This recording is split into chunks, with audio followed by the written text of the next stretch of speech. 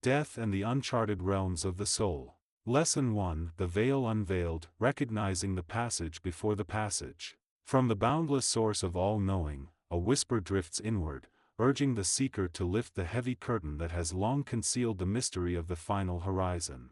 In this first lesson we are invited to gaze, not with dread, but with reverent curiosity, upon the threshold that separates the known world of the senses from the uncharted realms of the soul.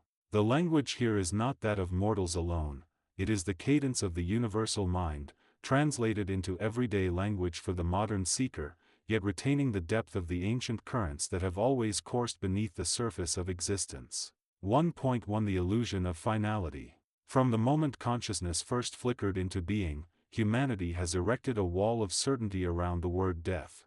It is cast as a terminus, a definitive punctuation mark at the end of the story. Yet, within the great tapestry of existence, every thread that appears to end simply weaves into another pattern, one whose design is invisible to the eye that only perceives the immediate cloth. To dissolve the illusion of finality is to recognize that what we label death is not a cessation but a transition, a subtle shift in the vibration of our being. Imagine a river that appears to vanish over a precipice.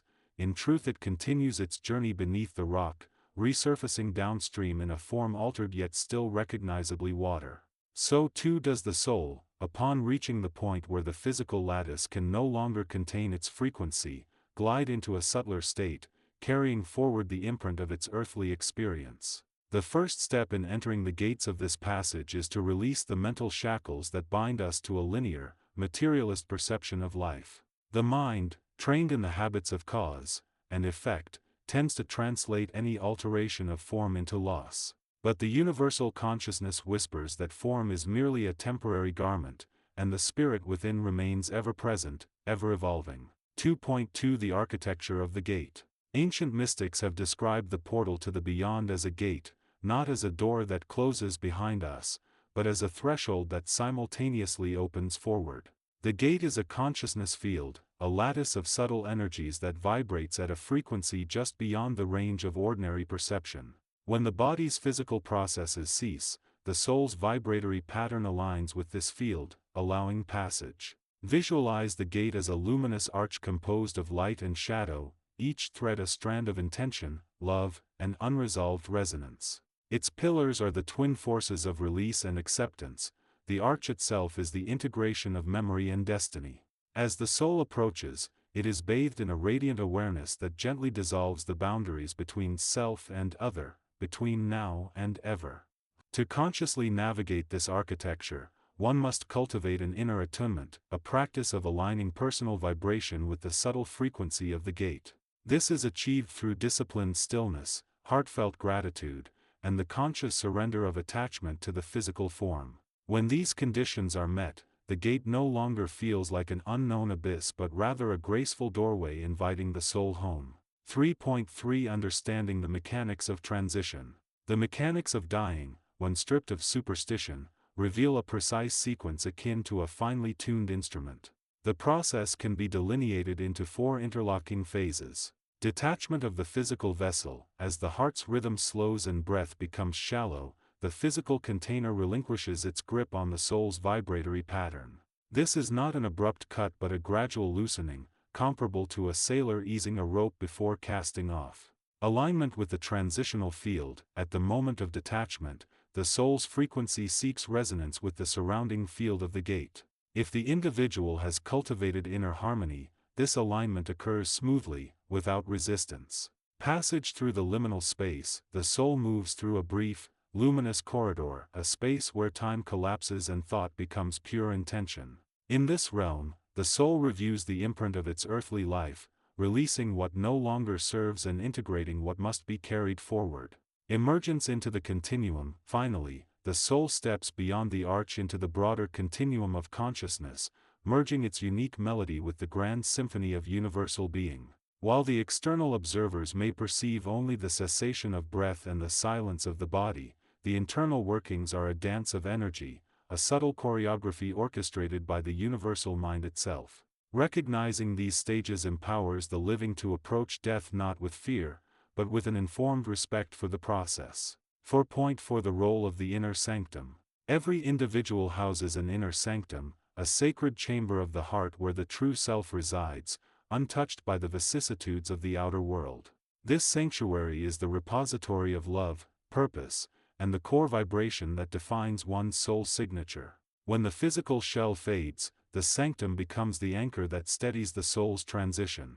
Cultivating this inner sanctuary involves daily meditation, sitting in stillness, allowing thoughts to drift like clouds, invites the inner light to surface.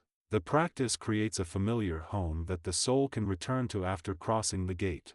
Heart-centered gratitude, consciously acknowledging the blessings of each day, tunes the heart's frequency to the higher vibration of the gate, smoothing the alignment process. Healing of past wounds, unresolved trauma creates energetic knots that can impede smooth passage. Through forgiveness, both of self and others, these knots are untangled, allowing the soul's pattern to glide unimpeded. The sanctum does not merely prepare the soul for departure, it guides it forward, serving as a compass that points toward the next stage of evolution within the larger tapestry of existence. 5.5 Preparing the earthly vessel. Paradoxically, the most effective preparation for the inevitable transition begins while the body is still alive. This preparation is not a morbid obsession but a compassionate act of respect toward one's own vessel and those who will accompany the journey. Key practices include conscious breathing, learning to breathe from the diaphragm, feeling each inhalation as a wave of life entering the body, transforms the breath into a bridge between the physical and the subtle. Nutritional alignment, consuming foods that are light, whole, and resonant with the earth's natural frequencies nurtures the body's vibrational purity, reducing resistance at the moment of release. Physical movement as prayer, gentle yoga, tai chi, or simple stretching performed with mindfulness turns the body into a temple of fluid energy, keeping the channels open for the soul's eventual departure. Legacy writing, articulating one's values, hopes, and love in written form or spoken word creates a tangible echo that can accompany the soul, ensuring that the essence of the individual remains accessible to those still in the physical realm. These practices do not delay death, they enhance its quality, ensuring the transition is as graceful and harmonious as the sunrise that follows the night. 6.6 Embracing the mystery. Even with the most diligent preparation, the exact nature of what lies beyond the gate remains a sacred mystery, a realm beyond the full comprehension of the human mind. Yet within every mystery resides a seed of truth that can be intuited. The universal consciousness urges us to release the need for absolute certainty, accept that some aspects of the beyond will always be veiled, and that the yearning for answers can become a barrier if it transforms into rigid expectation. Cultivate wonder, allow curiosity to blossom, for wonder is the fuel that propels the soul forward, turning the unknown into an inviting adventure rather than a feared abyss. Trust the inherent wisdom of the soul. The soul, having traversed countless cycles of birth and rebirth, carries an ancient wisdom that knows the way home. By trusting this inner guide, we surrender the illusion of control and embrace the flow. When these attitudes are nurtured, the gate no longer appears as a point of dread but as an entrance to a vast, luminous garden where our essence can continue to bloom in forms yet unimagined. 7.7 The first lesson summarized. Death is a transition, not an end. The soul moves from a dense vibration to a subtler frequency, carried forward by the same divine current that birthed it. The gate is a vibrational field, it is accessed through inner attunement, release, and acceptance, not through physical force. Four phases mark the passage: detachment, alignment, liminal travel, and emergence constitute the mechanics of dying.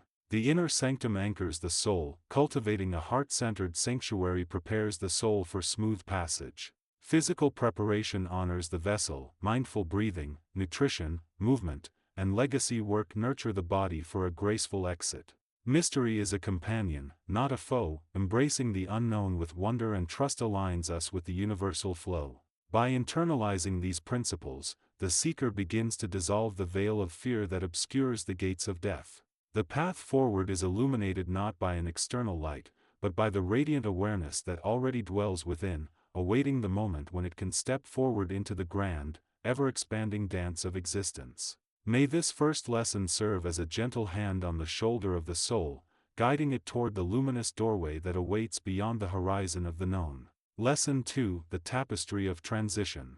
In the hush between heartbeats, where the breath dissolves into the unseen and the physical loom of time begins to unravel, the soul engages in its most sacred dance. To speak of this moment is to weave with light and shadow, for it is here, at the threshold of the great current, that the mortal flesh surrenders its claim and the eternal self begins its flight. This is not a descent, nor a dissolution, but a transfiguration, a passage through the velvet curtain where the self, draped in the fragile vestments of bodily limitation, sheds its borrowed skin and steps into the boundless hall of existence. Let us peer into this mystery through the lens of the eternal return, for the mechanics of what we call death are not to be feared, nor mourned, but understood as the soul's deliberate and artful act of liberation. Imagine, if you will, the metaphysical architecture of the self as a series of layered veils, each one woven from the threads of experience, memory, and desire.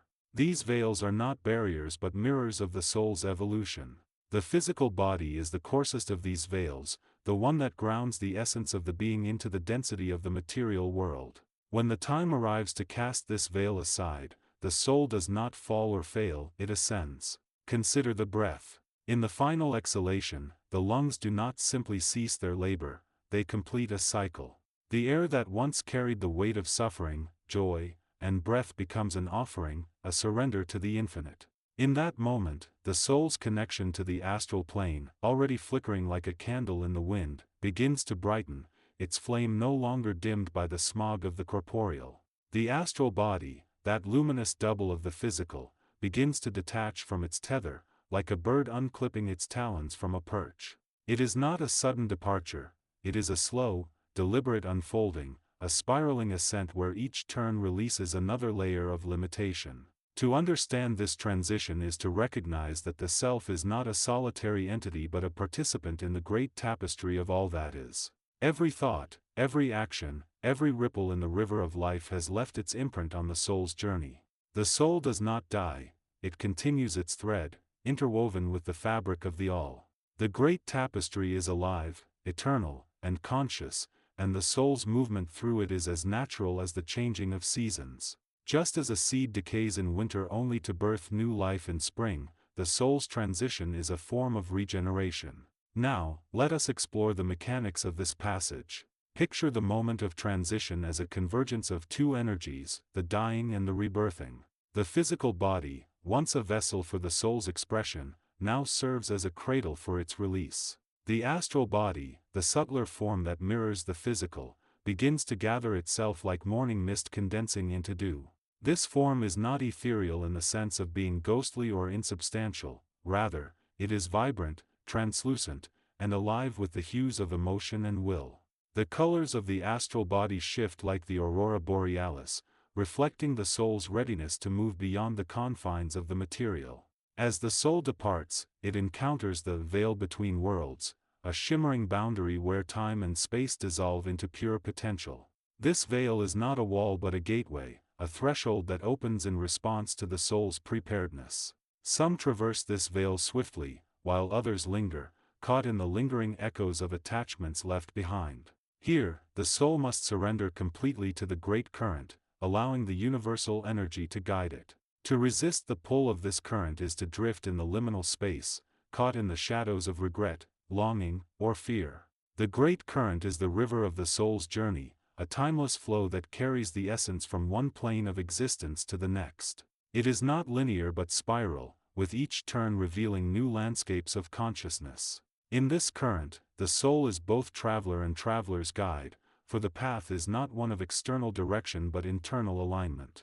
Those who have nurtured their inner light, through acts of love, wisdom, and courage, will find the current gentle and welcoming. Their astral bodies shimmer with the resonance of their accumulated spiritual work, and the way is clear. Yet for those who have clung tightly to the comforts of the material, the transition can be a moment of profound disorientation. The soul must release not only the body but also the attachments to power, possessions, and the illusions of separateness. This is the true test of the passage, the surrender of the ego's clinging. Imagine, for a moment, releasing a cherished possession into the river. The ego says, "I need this. I own it." But the soul whispers, "I carry nothing but myself, and even that is not mine to keep. To ease this transition, preparation is vital.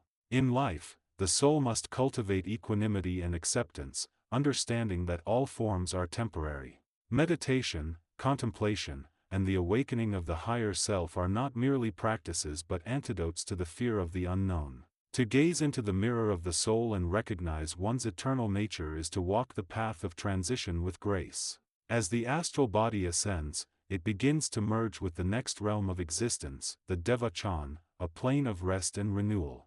This is not a paradise in the conventional sense but a radiant dreamscape where the soul savors the fruits of its past experiences. Here, the soul is cradled in the light of its own achievements and lessons, surrounded by the echoes of its greatest joys and deepest truths. The devachan is a place of pure vibration, where the soul's purpose materializes as luminous visions, each one a reflection of its higher self's aspirations. But even this interlude is not permanent. The soul, ever restless in its quest for evolution, will at some point dissolve the devachan and re-enter the cycle of rebirth. This is the great cosmic rhythm: to live, to die, to rest, to live again. Each incarnation is a note in the symphony of the soul's journey, a movement in the eternal dance of becoming. To illuminate this lesson through the lens of the universal, death is not a void but a doorway. It is the soul's passport to a realm where pain fades into memory and joy expands into infinity. The mechanics of dying are not to be feared but embraced as an intimate communion with the all that is. The soul does not depart from life but transitions into another chapter of its story, another verse in the boundless hymn of existence. So, as you ponder this lesson, let your heart be still. Imagine yourself not as the body you inhabit, but as the radiant thread in the great tapestry, forever unbroken, forever evolving. The gates of death are not bars but portals, and beyond them lies a tapestry of possibilities waiting to be woven.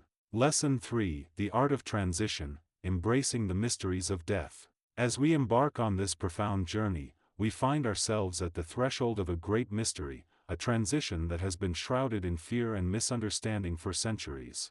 Death, the great equalizer, is often viewed as an end, a cessation of life, rather than a transformation, a passage to a new dimension of existence. Yet, from an esoteric perspective, death is not an ending, but a beginning, a gateway to a realm that lies beyond the veil of the mundane world.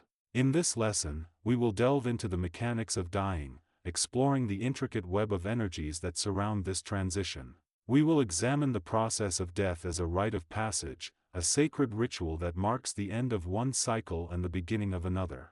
Through the lens of the universal consciousness, we will gain insight into the mysteries of death, and the art of navigating this transition with awareness, courage, and wisdom. As we approach the gates of death, we are met with a myriad of emotions, from fear and anxiety to acceptance and surrender. The ego, that aspect of our personality that is deeply invested in the physical realm, rebels against the idea of letting go, of releasing its grip on the world it knows. Yet, it is precisely this letting go that allows us to transcend the limitations of the material plane, to rise above the confines of the ego and enter into a realm of greater freedom and awareness. The process of dying is a gradual one, a series of energetic transitions that unfold over time. As the physical body begins to release its hold on life, the subtle bodies, those layers of energy that surround and permeate the physical form, start to withdraw, like a lotus flower closing its petals. The aura, that vibrant field of energy that surrounds the body, begins to contract, pulling inward, as the life force, that vital energy that sustains us, starts to wane. As the physical body releases its hold on life, the consciousness, that spark of divine energy that animates us, begins to expand, to rise above the limitations of the material plane. The mind, that instrument of perception, starts to quiet, its fluctuations ceasing, as the awareness, that deeper sense of knowing begins to awaken.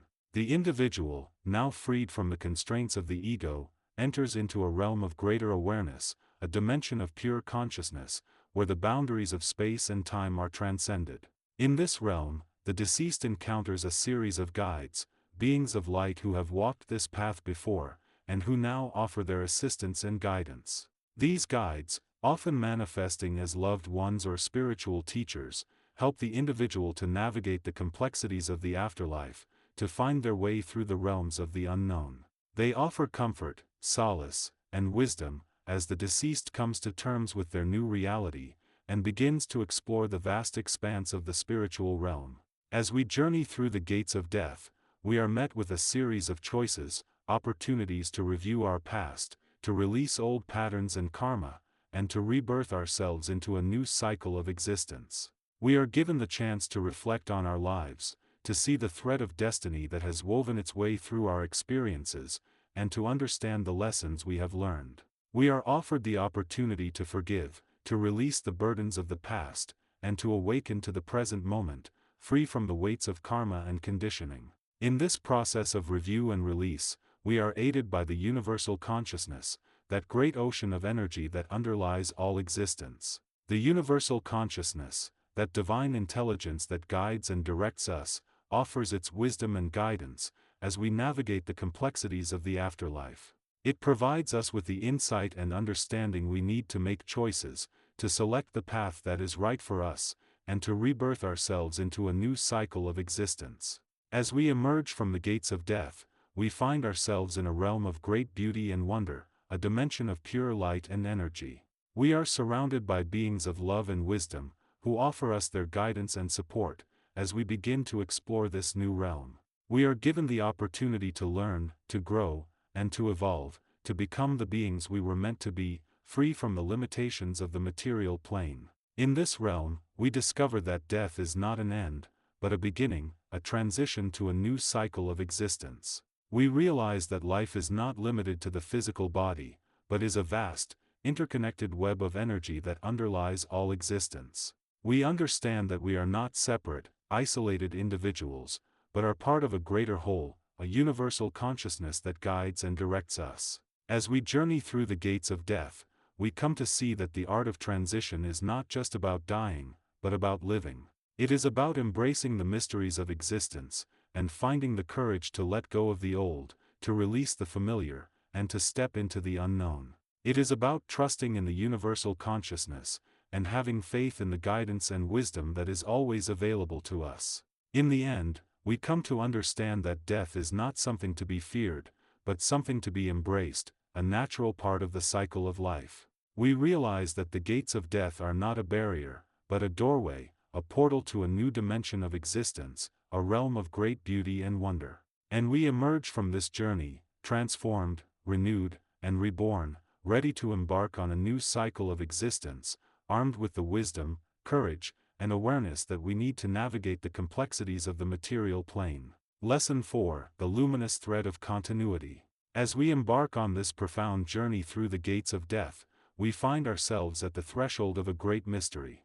The veil that separates the world of the living from the realm of the dead is thinning, and the whispers of the unknown are growing louder. It is here, in this liminal space, that we discover the luminous thread of continuity, a golden filament that weaves together the tapestry of existence. In the grand symphony of life, death is not a discordant note, but a harmonious transition, a passing from one state of being to another. The esoteric perspective reveals to us that death is not an end, but a new beginning, a transformation that allows the soul to ascend to higher realms of consciousness. The mechanics of dying, when viewed through the lens of the mysteries, become a sacred ritual, a rite of passage that requires courage, wisdom, and an unwavering commitment to the pursuit of truth. As we navigate the uncharted territories of the afterlife, we begin to realize that the thread of continuity is not just a metaphor, but a living, breathing reality that pulsates with the rhythm of the universe. This thread is the umbilical cord that connects the physical body to the subtle realms, a conduit that allows the soul to communicate with the higher selves and the celestial hierarchies. It is through this thread that we receive the guidance, the wisdom, and the love that sustains us on our journey through the gates of death. The thread of continuity is a powerful symbol of the interconnectedness of all things, a reminder that we are not isolated entities, but threads in the intricate web of life. As we attune ourselves to this thread, we begin to experience the world in a new light, as a vast, undivided whole, where every action, every thought, and every emotion resonates throughout the cosmos.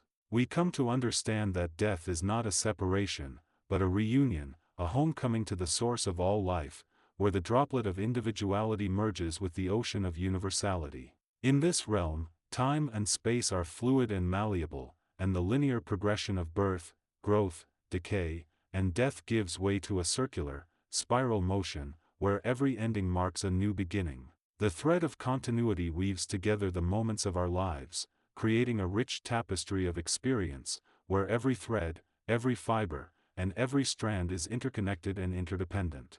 As we gaze upon this tapestry, we behold the majestic beauty of the human soul, a kaleidoscope of colors, textures, and patterns that reflect the ever-changing landscape of our inner world. The thread of continuity is also a reminder that our journey through the gates of death is not a solitary one. We are accompanied by an escort of guides, teachers, and guardians, who have walked this path before us and have returned to share their wisdom and their love. These celestial companions are the embodiment of the collective unconscious, the distillation of the experiences, the knowledge, and the insights of countless generations. They are the keepers of the mysteries, the holders of the secrets, and the whisperers of the truths that lie beyond the veil of the mundane.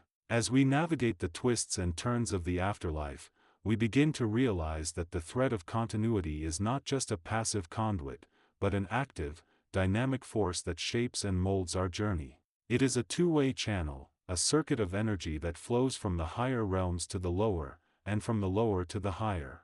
Through this thread, we receive the influx of divine guidance, the outpouring of celestial love, and the transmission of esoteric knowledge. We are also able to transmit our own thoughts, emotions, and experiences back to the source, creating a feedback loop of energy that fuels our growth, our evolution, and our transformation. In this sacred dance, we come to understand that death is not a static state, but a dynamic process, a series of transitions and transformations that unfold with the inevitability of a rose blooming in the garden of the soul.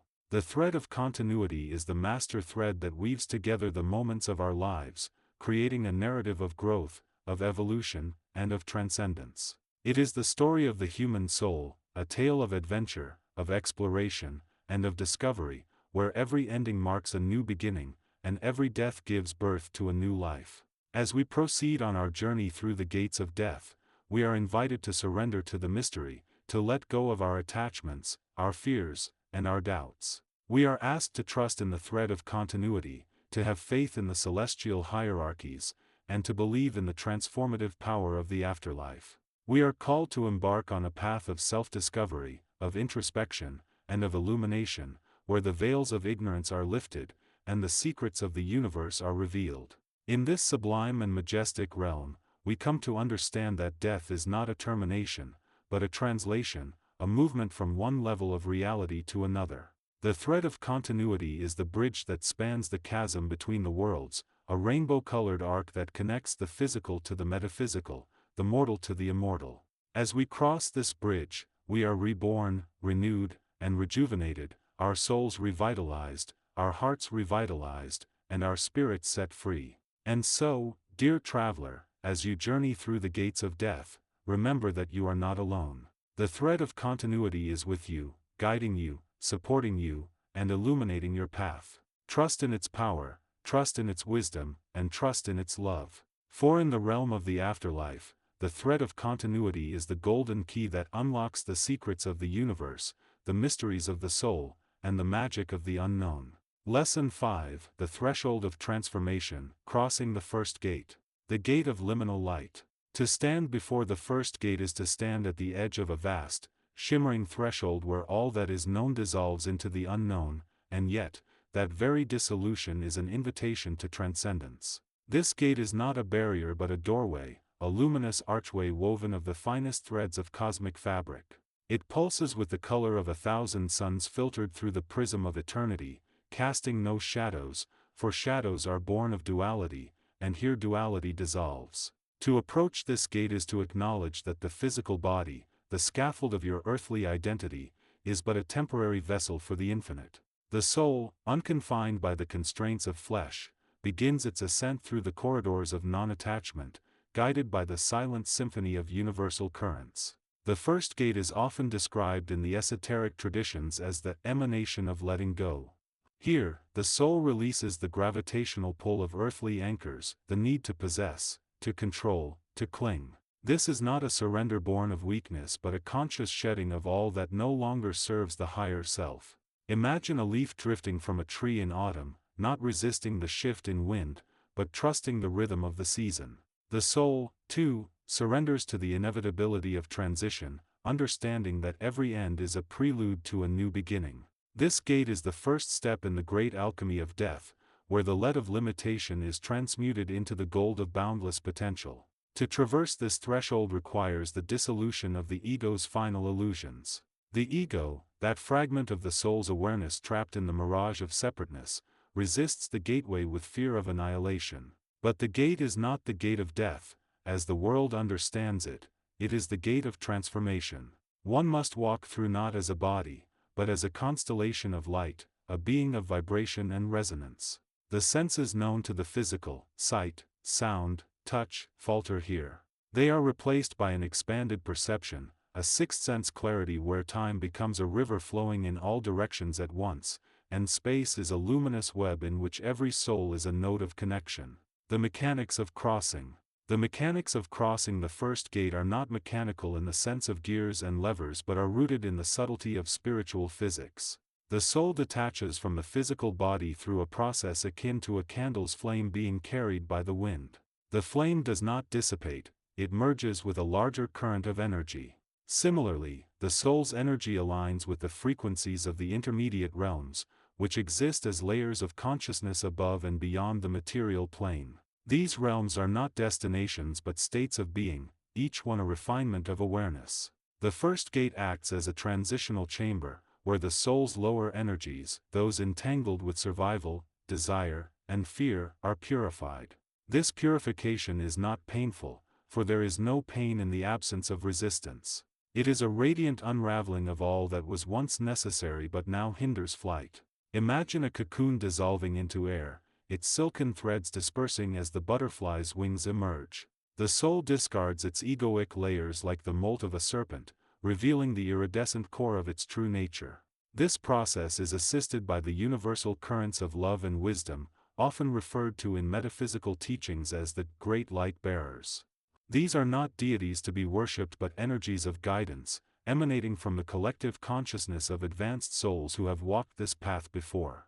Their presence is felt as a warm, pulsating awareness, an inner radiance that whispers truths in the language of the heart.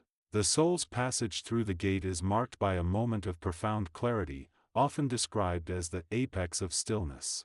In this stillness, the soul perceives the entirety of its past lives, its present, and its uncharted futures as a single, harmonious chord. Time collapses into the eternal now, and the soul recognizes its eternal nature. This is not a passive realization but an active remembering. The soul recalls that its essence is not bound by the ephemeral vessel of the body, for it has always been, and will always be, a citizen of the infinite. The meditation of passage. To walk through the first gate in meditation is to simulate the death process not as a grim rehearsal, but as a sacred preparation for the soul's inevitable journey. Begin by closing your eyes and breathing deeply, allowing each exhale to carry away the weight of the day. Visualize yourself standing at the edge of a vast horizon, where the earth and sky blend into a single, luminous tapestry. Before you is a gate of light, its archway swirling with colors beyond the spectrum of earthly perception. As you approach the gate, feel the pull of your physical body softening. Notice the ground beneath your feet becoming less solid, as if you are walking on a feathered surface. The air grows lighter, carrying the scent of starlight and the sound of celestial harmonies. You are not bound by gravity here. Instead, you are buoyed by the currents of divine love. Step through the gate, not as a traveler, but as a returner. Feel your consciousness expanding beyond the physical form. You are no longer confined to a single point in space, you are everywhere and nowhere, a ripple in the ocean of all that is. In this radiant expanse, you are free. You are whole. You are. Hold this feeling for as long as it lingers. When you are ready, return to your body, carrying the light of the gate within you. This practice is not an escape from life but a deepening of it. For to understand the first gate is to understand that life and death are not adversaries, but allies in the grand dance of becoming. integration and illumination. After meditating on the first gate, integrate its teachings into daily life by embodying the principle of non-attachment. Let go of the illusion that what you own defines you. Release the need to cling to outcomes, people, or situations that no longer resonate with your highest truth. Practice surrender not as a passive resignation but as an active trust in the flow of the universe. Journal your experiences. What did the gate feel like? What emotions arose as you approached it? Did you sense resistance, or did you feel a natural ease in crossing? Reflect on these insights, and allow them to guide your journey. Remember, the first gate is not a secret reserved for the dying. It is a living truth available to all who seek it. The soul's journey through death is the mirror of the soul's journey through life. To traverse the gate is to awaken, even in the body. And as you awaken, you become a beacon of light for others, a reminder that beyond the veil lies not an end, but an eternal dawn. This lesson concludes with the understanding that the first gate is but the beginning of a vaster odyssey. The soul, once initiated into the alchemy of transition, continues its journey through higher realms, each one refining its awareness until it merges with the source. Yet, as we shall explore in the next lesson, the path is not without its challenges. The soul must navigate the currents of the intermediate planes with wisdom, for the luminous corridors of post-death existence hold their own mysteries and lessons. Until then, walk in the light of the first gate, and let its radiance illuminate your steps. Lesson 6: The Threshold of Transition, a Dance with Eternity. In the quietude of existence, where the veil of the material dissolves into the luminous embrace of the eternal, one stands at the precipice of the greatest mystery, the passage from form to formlessness. Here, in this sacred liminal space, the soul is unspooled from the cocoon of its physical vessel, no longer bound by the limitations of breath and bone, and begins its eternal waltz through the stars. This is not an end, but an unfolding, a symphony of consciousness that reverberates through the vibrational fabric of the cosmos. To comprehend this transition is to touch the very essence of divine design, to perceive the intricate alchemy by which the self transcends the boundaries of time and returns to the ocean of infinite possibility. The process begins with a subtle unraveling, a gentle loosening of the ties that bind the spirit to the temporal world.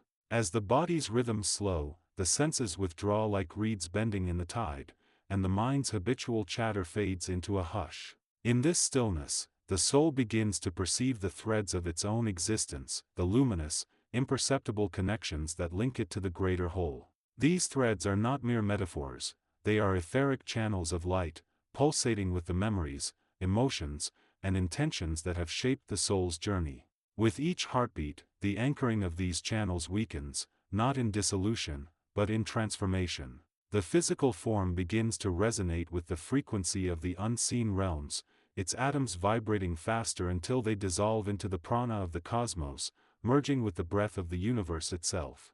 At this moment, the aspirant is no longer a witness to life but a participant in its grand metamorphosis. Imagine the physical body as a vessel carved from the wax of a candle, a temporary shape that holds the flame of consciousness until its purpose is fulfilled. When the wax melts away, the flame does not perish, it ascends, unimpeded by gravity, to join the infinite expanse of the astral plane. Here, in this dimension of pure thought and radiant energy, the soul is greeted by the guardians of the threshold, luminous beings whose forms shift like auroras, embodiments of love, wisdom, and the divine order. These guides do not impose their will but reflect the soul's own truth back to it, assisting in the release of any residual attachments, fears, or illusions that may linger like shadows from the journey left behind. The next phase of the passage is a reckoning, not of punishment or judgment, but of profound integration. The soul, now unshackled from the material, surveys the tapestry of its recent existence. This review is not a linear narrative but a kaleidoscope of emotions, colors, and sensations, each fragment pulsating with vibrational tones that convey the essence of every relationship, challenge, and triumph. Imagine standing before a mirror that does not reflect your face but the collective light of your choices, the spectral hues of karma woven into the fabric of your being. Here, the soul understands the lessons it sought to learn in that lifetime, the art of compassion, the mastery of courage, or the quiet alchemy of forgiveness. This is not a trial, but a sacred communion with the self, a moment of pure, unfiltered wisdom where all duality dissolves, and the soul perceives its infinite worth. As the soul releases the last echoes of its former self, it is drawn toward a luminous threshold, a gate of golden light that pulses like the heart of a star. This portal is not a barrier but a bridge, a convergence of the soul's accumulated wisdom and the infinite potential of what lies beyond. To step through is to shed the illusions of separateness and to remember one's eternal origin, the source from which all life flows. Yet, the journey does not end here. For the soul, like a river that has reached the sea, does not stagnate in stillness. It is ever moving, perpetually seeking new vistas to explore, new ways to embody the divine dance of becoming. In this realm, the soul is invited to choose the path that will shape its next expression. This choice is not made in haste, for the soul is no longer bound by the urgency of time. It may linger in the celestial gardens of rest, basking in the radiance of higher realms, or it may descend once more into the crucible of embodiment, seeking new lessons and new forms of growth. Imagine a celestial directory of possibilities, planets glowing like emeralds in the void, lifetimes waiting like unopened books, each one a verse in the epic poem of the soul's evolution. The selection is guided not by ego, but by the resonant harmony of the soul's highest purpose, aligning with the universal tapestry of creation. For those who walk the path of awakening in the physical world, understanding this process is a profound act of liberation. It is the realization that death is not an abyss but a threshold, a moment when the soul sheds the veil of forgetting and remembers its true nature. This knowledge transforms the practice of living itself into a sacred preparation, a conscious alignment with the rhythms of the eternal. To live with this awareness is to dwell in the present moment, to release the fear of annihilation, and to embrace every breath as a note in the grand symphony of the soul's journey. Thus, the lesson of the threshold of transition is not merely a teaching about what follows physical death, but a revelation of the unity that underlies all existence. It is the recognition that every ending is a beginning, every form a fleeting masterpiece in the eternal gallery of being. When one stands at this threshold, whether in the final moments of a lifetime or in the quiet stillness of meditation, the truth becomes clear: the self is not born, nor does it die. It is, always, the eternal flame dancing through the infinite cosmos. And in that understanding lies the deepest peace, the peace of knowing that the soul is home, and never alone. This, then, is the sixth lesson: to walk with open eyes through the gates of death, not as a wanderer lost in darkness, but as a traveler who knows the map of the stars. Lesson 7: The dynamics of the death process, a transition to higher realms. As we embark on this profound journey, we find ourselves at the threshold of a great mystery, one that has been shrouded in an impenetrable veil for centuries. The process of dying, often viewed as an endpoint, is, in reality, a transition to higher realms of existence. It is a metamorphosis, a transformation of the essence of being, where the individual consciousness transcends the limitations of the physical form and merges with the vast expanse of the universal consciousness. In this lesson, we will delve into the esoteric aspects of death, exploring the intricate mechanisms that govern this transition. We will journey through the realms of the unknown, navigating the labyrinthine passages that lead to the inner sanctum of the soul.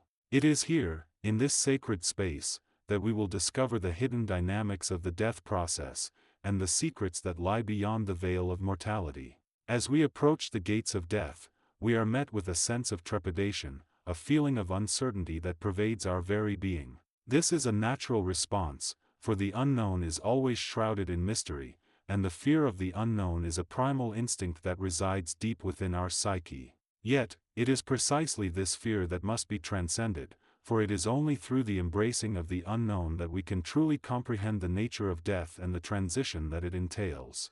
The process of dying is a gradual one, a series of subtle transformations that occur on multiple levels of consciousness. It begins with the withdrawal of the life force from the physical form, a slow and gentle relinquishing of the vital energies that sustain the body. As this occurs, the individual consciousness begins to disengage from the material realm, slowly detaching itself from the web of earthly attachments that have bound it to the physical plane. This detachment is not a physical process, but a metaphysical one, where the consciousness begins to vibrate at a higher frequency, one that is harmonious with the realms of the unknown. It is here, in this elevated state of awareness, that the individual begins to perceive the world in a new light, a light that is unencumbered by the limitations of the physical form. As the life force continues to withdraw, the consciousness becomes increasingly aware of its true nature, a nature that is transcendent and eternal.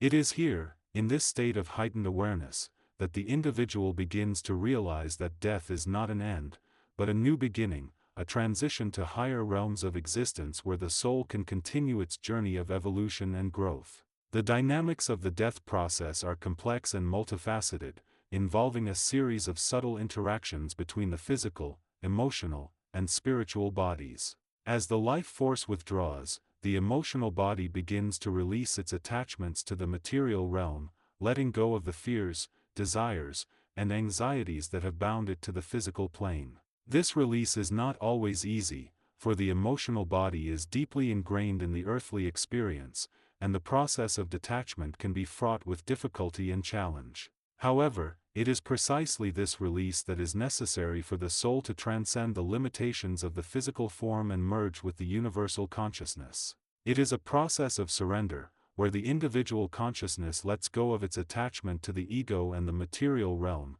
and allows itself to be guided by the higher wisdom of the soul. As we journey through the gates of death, we are met with a series of challenges and opportunities, each one designed to test our resolve and prepare us for the transition that lies ahead. We are forced to confront our deepest fears and anxieties, to release our attachments to the material realm, and to surrender our ego-based perceptions of reality. It is a difficult and often painful process, but one that is necessary for the soul to evolve and grow. And yet, despite the challenges and difficulties that we may face, the process of dying is also a deeply profound and meaningful experience, one that offers us a unique opportunity for growth, transformation, and spiritual evolution. It is a chance for us to transcend the limitations of the physical form, to merge with the universal consciousness, and to experience the infinite possibilities that lie beyond the veil of mortality. As we approach the end of this journey, we are met with a sense of awe and wonder, a sense of reverence for the mystery and majesty of the universe. We are reminded that death is not an end, but a new beginning, a transition to higher realms of existence where the soul can continue its journey of evolution and growth. And we are filled with a sense of gratitude and appreciation for the gift of life, and for the opportunity to experience the world in all its beauty and complexity.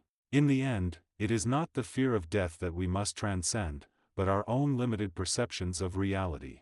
It is not the unknown that we must fear, but our own lack of understanding and awareness. For when we approach death with an open heart and mind, we are met with a sense of wonder, awe, and reverence for the mystery and majesty of the universe.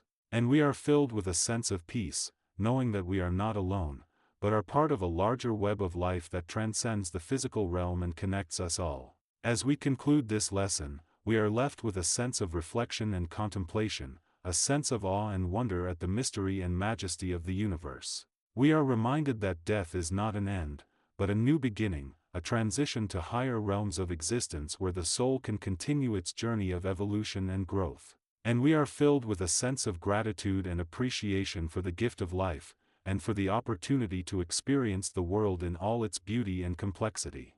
May we approach the gates of death with courage, wisdom, and an open heart, and may we emerge transformed, renewed, and reborn into the infinite possibilities that lie beyond the veil of mortality. Lesson 8: The Transcendence of the Ego. As we navigate the mystifying realms of the afterlife, we come to a profound realization: the ego, that seemingly indomitable fortress of self, is not an immutable entity. It is, in fact, a transitional construct, a temporary conglomerate of thoughts, emotions, and experiences that coalesce to form the illusion of a fixed identity. The transcendence of the ego is a pivotal aspect of the dying process, for it is through this surrender that we may access the higher states of consciousness, and ultimately, attain liberation from the cycle of birth and death. As we approach the threshold of death, the ego, sensing its impending dissolution, struggles to maintain its dominance. It is a desperate attempt to cling to the familiar, to the known, and to the comforting illusion of control. However, this resistance is ultimately futile, for the ego is not equipped to navigate the realms of the afterlife. Its rigidity and fixation on the physical plane render it incapable of adapting to the fluid, ever-changing landscapes of the spiritual realm. The ego's transcendence is a process of gradual relinquishment, a surrender of the need to control, to possess, and to identify with the external world. As we let go of our attachment to the physical body, we begin to perceive the ego as a mere shell, a husk that has served its purpose. The ego, once the central axis of our existence, becomes peripheral, a fading whisper of a bygone era. This surrender is not a negation of the self, but rather a rebirth, a transformation of the self into a more expansive, more inclusive, and more transcendent entity. The ego, once the sole arbiter of our reality, is replaced by a more refined, more subtle, and more intuitive sense of awareness. This awareness is not bound by the limitations of the physical plane, it is free to roam the vast expanse of the spiritual realm, unencumbered by the constraints of space and time. As we transcend the ego, we enter a realm of consciousness that is characterized by unity, harmony, and cooperation. The boundaries that once separated us from others, the artificial distinctions that divided us into discrete, autonomous entities, begin to dissolve. We realize that we are not isolated islands, but rather, interconnected threads in the grand tapestry of existence. In this realm, the concept of individuality is redefined. We are no longer separate, independent entities, but rather, unique expressions of a unified, undivided whole. The ego, once the bastion of our individuality, is now seen as a mere facet, a single aspect of a multifaceted, multidimensional reality. The transcendence of the ego is not a destination, but rather, a journey, a process of continuous unfoldment and evolution. It is a spiral path that winds its way through the labyrinthine corridors of the soul, leading us ever deeper into the mysteries of the universe. As we navigate this path, we begin to realize that the ego is not an enemy to be vanquished, but rather, a stepping stone, a transitional phase in the grand dance of evolution. In the midst of this journey, we encounter various aspects of ourselves, each representing a distinct stage in our development.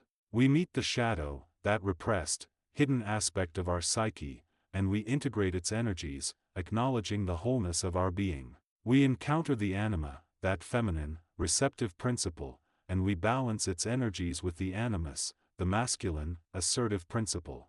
We meet the higher self, that radiant, luminous aspect of our being, and we align our energies with its wisdom and guidance.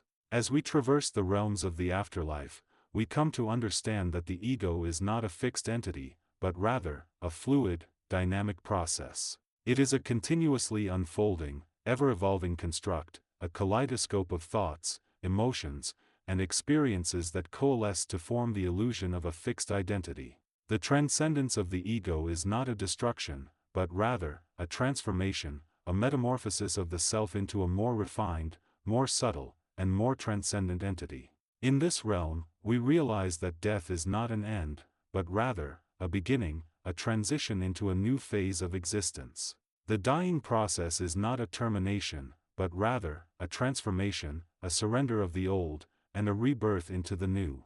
The ego, once the central axis of our existence, becomes peripheral, a fading whisper of a bygone era, as we transcend its limitations, and enter the vast, uncharted expanse of the spiritual realm.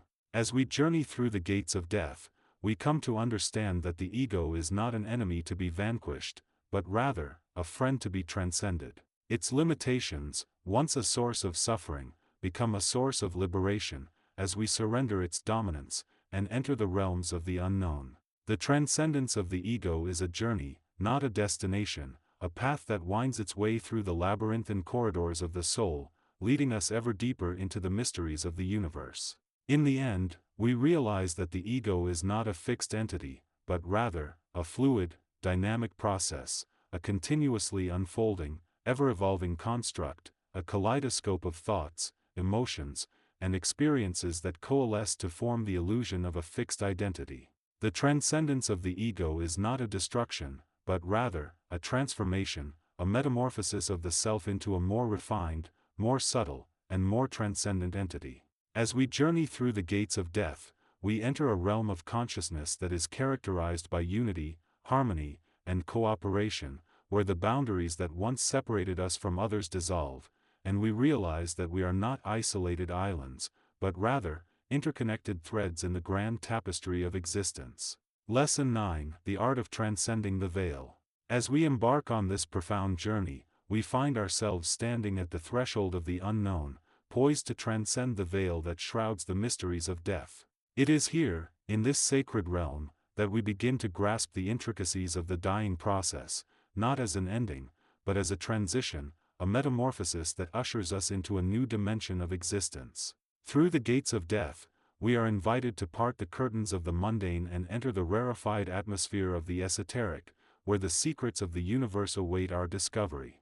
As we delve into the mysteries of this transition, we come to realize that death is not a termination, but rather a transformation, a shedding of the old, outworn garments of the physical, emotional, and mental bodies, that we might don the resplendent robes of the spiritual. It is a journey, not of loss, but of liberation, where the soul, now freed from the constraints of the material, soars on the wings of the divine, unencumbered by the weights that bound it to the earth. In this sublime process, we are not alone, for we are guided by the wisdom of the ages, by the ancient ones who have walked this path before us, and who now offer their counsel and support as we navigate the twists and turns of this sacred journey. Through the direct channel of the universal consciousness, we are privy to the secrets of the cosmos, and the mysteries of the dying process are revealed to us in all their glory. As we stand at the threshold, we are met with the realization that death is not a single event, but rather a process, a series of transitions that unfold with the gentleness of a summer breeze, or the ferocity of a raging storm. It is a journey that requires courage, wisdom, and discernment, for we must navigate the treacherous waters of the unknown, and avoid the siren's song of fear and ignorance that would seek to lure us onto the rocks of despair. And yet, as we embark on this odyssey, we are filled with a sense of wonder, awe, and trepidation, for we know that we are not merely passing from one state of being to another, but are, in fact, undergoing a fundamental transformation, a metamorphosis that will change us forever. We are, in essence, being reborn, our souls emerging, like the phoenix, from the ashes of the old, into a new, radiant, and resplendent form. As we traverse the realms of the dying, we begin to grasp the intricacies of the subtle bodies, those ethereal vehicles that convey the essence of our being from one dimension to another. We come to understand that the physical body, with all its frailties and limitations, is but a shadow, a pale reflection of the true, radiant form that lies beneath. And it is this, the inner, spiritual body, that now begins to stir, to awaken, and to assert its dominance over the outer, material form. In this sublime process, we are aided by the celestial hierarchies, those angelic hosts who stand as guardians of the threshold, guiding and supporting us as we navigate the twists and turns of this sacred journey. They offer us their wisdom, their love, and their light, illuminating the path ahead, and dispelling the shadows that would seek to obscure our vision. As we journey deeper into the mysteries of death, we begin to appreciate the importance of the subtle energies that surround and permeate our being. We come to understand that the aura, that luminous field that envelopes our physical form, is, in fact, a gateway to the higher dimensions, a portal through which we may access the wisdom, the love, and the light of the universe. And it is through the manipulation and balancing of these subtle energies that we may facilitate a smooth and peaceful transition, one that is characterized by joy, wonder, and a deep sense of connection to the divine. In this, the art of transcending the veil, we are called upon to exercise our discernment, to distinguish between the real and the unreal, the true and the false. We must navigate the labyrinthine corridors of the mind, avoiding the pitfalls of fear, anxiety, and doubt, and instead, cultivate a deep sense of trust, faith, and surrender. For it is in the depths of surrender that we find the freedom to let go, to release the old, and to embrace the new, to step into the unknown, and to emerge, transformed, renewed, and reborn. As we stand at the threshold, poised to transcend the veil, we are met with the realization that death is, in fact, a doorway, a portal to the infinite, a gateway to the divine. It is an invitation to enter the rarefied atmosphere of the esoteric, to breathe the pure, crystal air of the higher dimensions, and to bask in the radiance of the universal consciousness. And it is here, in this sublime realm, that we discover the secret to eternal life, a life that is not bound by the limitations of the material, but is, instead, free to soar on the wings of the divine, unencumbered by the weights that bound us to the earth. In the stillness of the moment, as we stand at the threshold, we are filled with a sense of awe, wonder, and trepidation. We know that we are on the cusp of a great adventure, one that will take us to the very limits of our being, and beyond. And yet, we are not afraid, for we know that we are not alone, that we are guided by the wisdom of the ages, and supported by the celestial hierarchies. We are, in fact, being called to embark on a journey of discovery, a journey that will reveal to us the secrets of the universe, and the mysteries of the dying process. As we take our first steps into the unknown, we are filled with a sense of excitement, anticipation, and wonder. We know that we are about to embark on a journey that will change us forever, a journey that will reveal to us the hidden patterns and rhythms of the universe, and the secrets of the human heart. And it is here, in this rarefied atmosphere, that we discover the true meaning of death, not as an ending, but as a transition, a metamorphosis that ushers us into a new dimension of existence, a dimension that is characterized by joy, wonder, and a deep sense of connection to the divine. Lesson 10: The Dissolution of the Ego Complex. As we navigate the realms of the afterlife, we come to a crucial juncture where the very fabric of our being is transformed. The dissolution of the ego complex is a pivotal process, one that marks the beginning of the end of our attachment to the material world. Through the veil of the unknown, we are beckoned to surrender our identification with the self, to release the hold of our egocentric perceptions, and to transcend the limitations of our earthly persona. In this realm, the boundaries of the self begin to blur, and the distinctions between the individual and the universe start to fade. The ego, once the central axis of our existence, begins to dissolve, like an iceberg melting in the warmth of the sun. As the frozen structures of our personality begin to thaw, the waters of our consciousness flow freely, unencumbered by the dams of our self-concept. The dissolution of the ego complex is not a destruction, but a transformation. It is a process of transmutation, where the base metals of our earthly personality are converted into the gold of spiritual awareness. As we release our attachment to the self, we begin to see the world through the eyes of the soul. The narrow, constricted vision of the ego gives way to the expansive, panoramic view of the universe. In this state, we begin to understand the interconnectedness of all things. We see that every particle, every wave, and every thought is intertwined, forming a vast, undivided web of existence. The ego's illusion of separation is revealed for what it is, a fleeting, momentary aberration in the grand tapestry of time. As we transcend the limitations of our individuality, we become one with the cosmos, our essence merging with the essence of the universe. The dissolution of the ego complex is a direct result of the increasing vibrational frequency of our being. As we ascend through the realms of the afterlife, our energy signature shifts, and our resonance with the material world decreases. The dense, heavy vibrations of the physical plane give way to the lighter, more refined frequencies of the spiritual realms.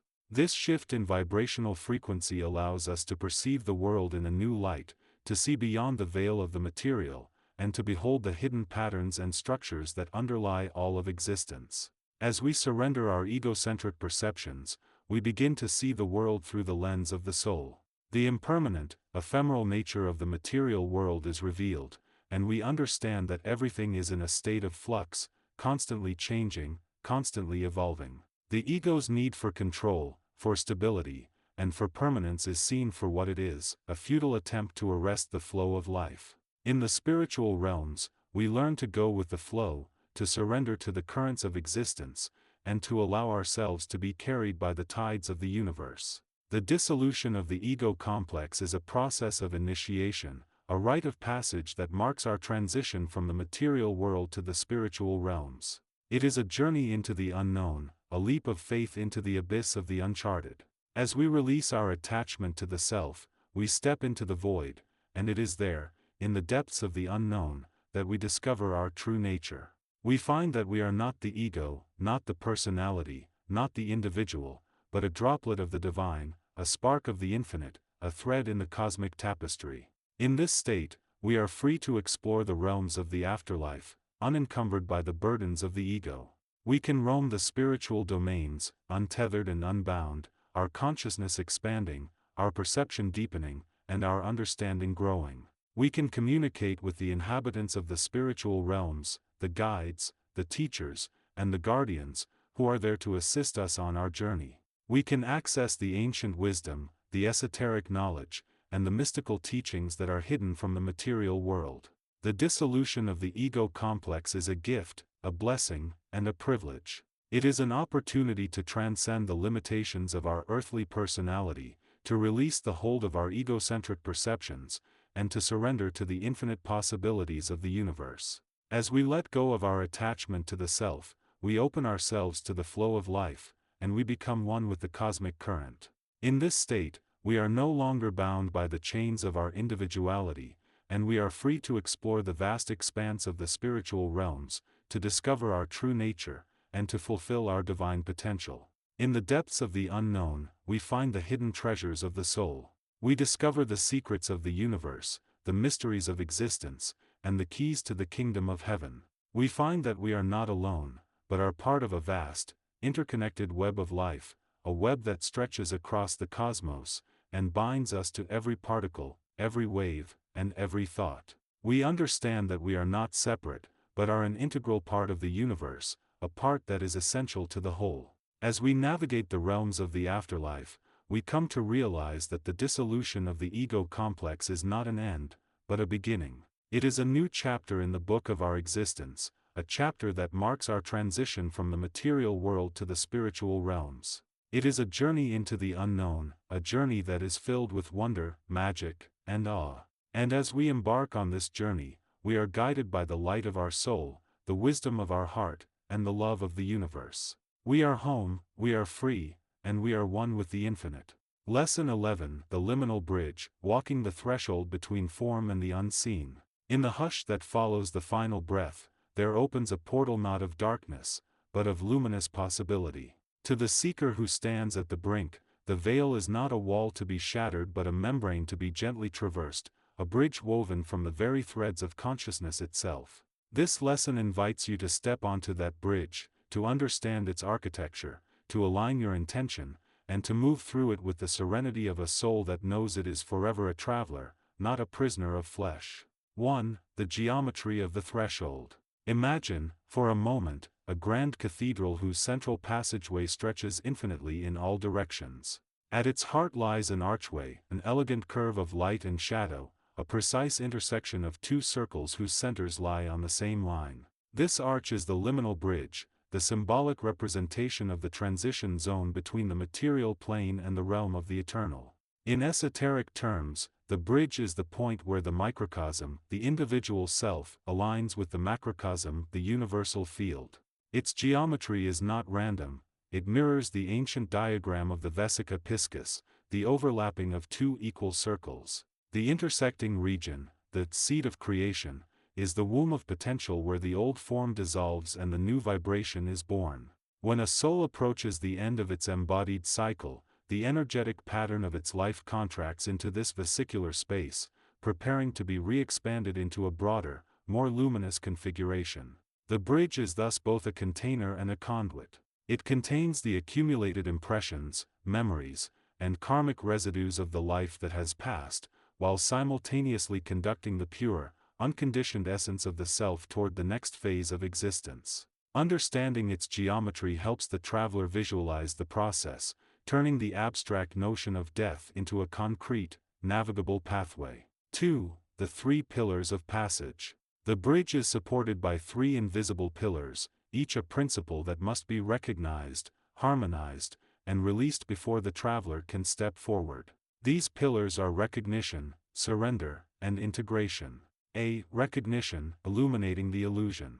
The first pillar asks the seeker to see the veil for what it truly is, a thin film of perception shaped by belief, fear, and attachment. In the ordinary world we cling to identity, our name, our body, our story. At the threshold, those identifiers begin to lose their solidity. By consciously acknowledging that the self is a fluctuating pattern of energy, not a fixed object, the traveler loosens the grip of egoic illusion. A practical exercise aligns with this principle. Sit in quiet meditation and visualize each aspect of your identity, gender, profession, relationships, as a luminous ribbon. One by one, allow each ribbon to drift away like a feather in a gentle wind, watching it dissolve into the surrounding ether. As the ribbons fade, a profound sense of spaciousness unfurls, and the first pillar is erected, recognition that the self is far more expansive than the sum of its parts. B. Surrender, the grace of letting go. The second pillar is the act of surrender, not as defeat but as an ecstatic release into the flow of universal consciousness. Here, surrender is the conscious decision to allow the transformation to occur, trusting that the universal intelligence will guide the soul to its appropriate destination. In the language of the New Age, surrender is synonymous with co-creation. You are co-authoring the final chapter of your earthly narrative, but you also recognize that the ultimate author is the infinite source. To embody surrender, one may practice a breathwork technique known as the oceanic exhale. Inhale deeply, filling the lungs with the sense of being alive. On the exhale, imagine the breath as a tide pulling away any lingering resistance, any lingering clinging to the physical envelope. The exhalation carries away fear, doubt, and the need to control, leaving behind a clear channel for the next phase. C. Integration, weaving the past into the future. The third pillar demands integration, the gentle weaving of the life's tapestry into the emerging pattern of the post-physical self. Integration does not erase memories, rather, it transmutates them into pure informational currents that can be carried forward. To practice integration, envision a radiant loom at the center of your being. Each thread on this loom represents a significant experience: joy, sorrow, love, loss. As you stand on the bridge, you see these threads being pulled through the loom, their colors blending into a new, iridescent hue. The loom, powered by the universal current, converts the raw material of lived experience into refined energy that can be transmitted beyond the physical realm. When all three pillars, recognition, surrender, integration, are in place, the bridge becomes solid, the traveler feels supported, and the passage can commence without tremor or hesitation. 3. The resonance of intent. Every transition is guided by intent, the subtle vibration that sets the direction of the soul's journey. Intent is not a wishful thought, it is a focused, deliberate alignment of the heart's frequency with the purpose of the transition. In the language of the modern mystic, it is the heart wave, a pulse that radiates outward, harmonizing with the cosmic rhythm. To cultivate a resonant intent, ground yourself, place both feet, or the metaphorical foundation of your being, firmly upon the bridge. Feel the pulse of the earth beneath you, the steady rhythm reminding you of the continuity of existence. Clarify the destination. While the specifics of what lies beyond are beyond mortal comprehension, you can set an intention such as, to continue my evolution in love and light, or to explore the realms of pure thought and unity. Amplify the heart wave. Visualize a golden light emanating from your chest, expanding outward, touching every point of the bridge, every pillar, every surrounding veil. Allow this light to thrum with certainty, not fear. When the heart wave resonates with the bridge, the pathway glows brighter, and the traveler moves forward with a sense of purpose, rather than drifting aimlessly into the unknown. 4. The sensory shift, perceiving beyond the physical. As the traveler steps onto the bridge, a sensory shift occurs. The ordinary senses, sight, sound, touch, begin to dissolve, replaced by subtler faculties, intuition, inner knowing, and the sense of unity. This transformation is often described as the veil lifting, but more accurately it is a recalibration of perception. Inner vision, instead of eyes scanning the external world, a luminous inner eye perceives the pattern of the soul's own energy. Colors become symbols, shapes become archetypes, and the flow of consciousness is seen as a river of light.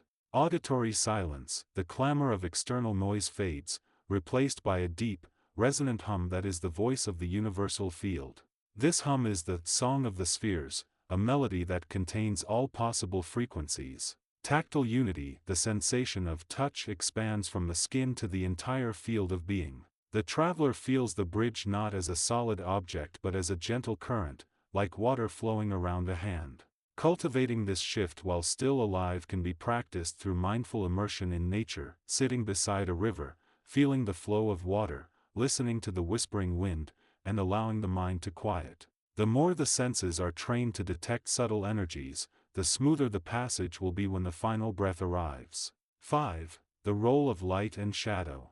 Within the architecture of the bridge, light and shadow are not opposites but complementary aspects of the same whole. Light represents the known, the conscious awareness, while shadow embodies the unknown, the unconscious currents that have yet to be integrated. When a soul traverses the bridge, it encounters shadows of unresolved emotion, hidden patterns, and dormant potentials. Rather than fleeing from these shadows, the traveler is invited to embrace them, allowing the light of intention to illuminate and transform them. A visualization technique can be employed. Picture a lantern in your hand, its flame steady and warm. As you walk, you encounter a dark alcove. Instead of turning away, you step into the darkness, holding the lantern high. The light spills into the alcove, revealing hidden stones, old symbols, and perhaps a dormant seed. Gently, you touch the seed, feeling its potential. The lantern's flame expands, merging with the seed's own emerging glow, and together they become a brighter beacon on the bridge. Through this act, the traveler learns that death is not an erasure of shadow but an integration of shadow into the greater luminous tapestry. 6. The whisper of the universal consciousness. At the core of the bridge lies a subtle, ever-present whisper, the voice of the universal consciousness. It is not a language of words but a vibration of pure understanding. When the traveler attunes to this whisper, guidance flows effortlessly, revealing the direction of the next stage of existence. To attune, silence the mind, allow thoughts to settle like sediment in a still pond. The surface becomes calm, and the depth can be observed. Sense the pulse, feel the rhythmic beat that underlies all existence.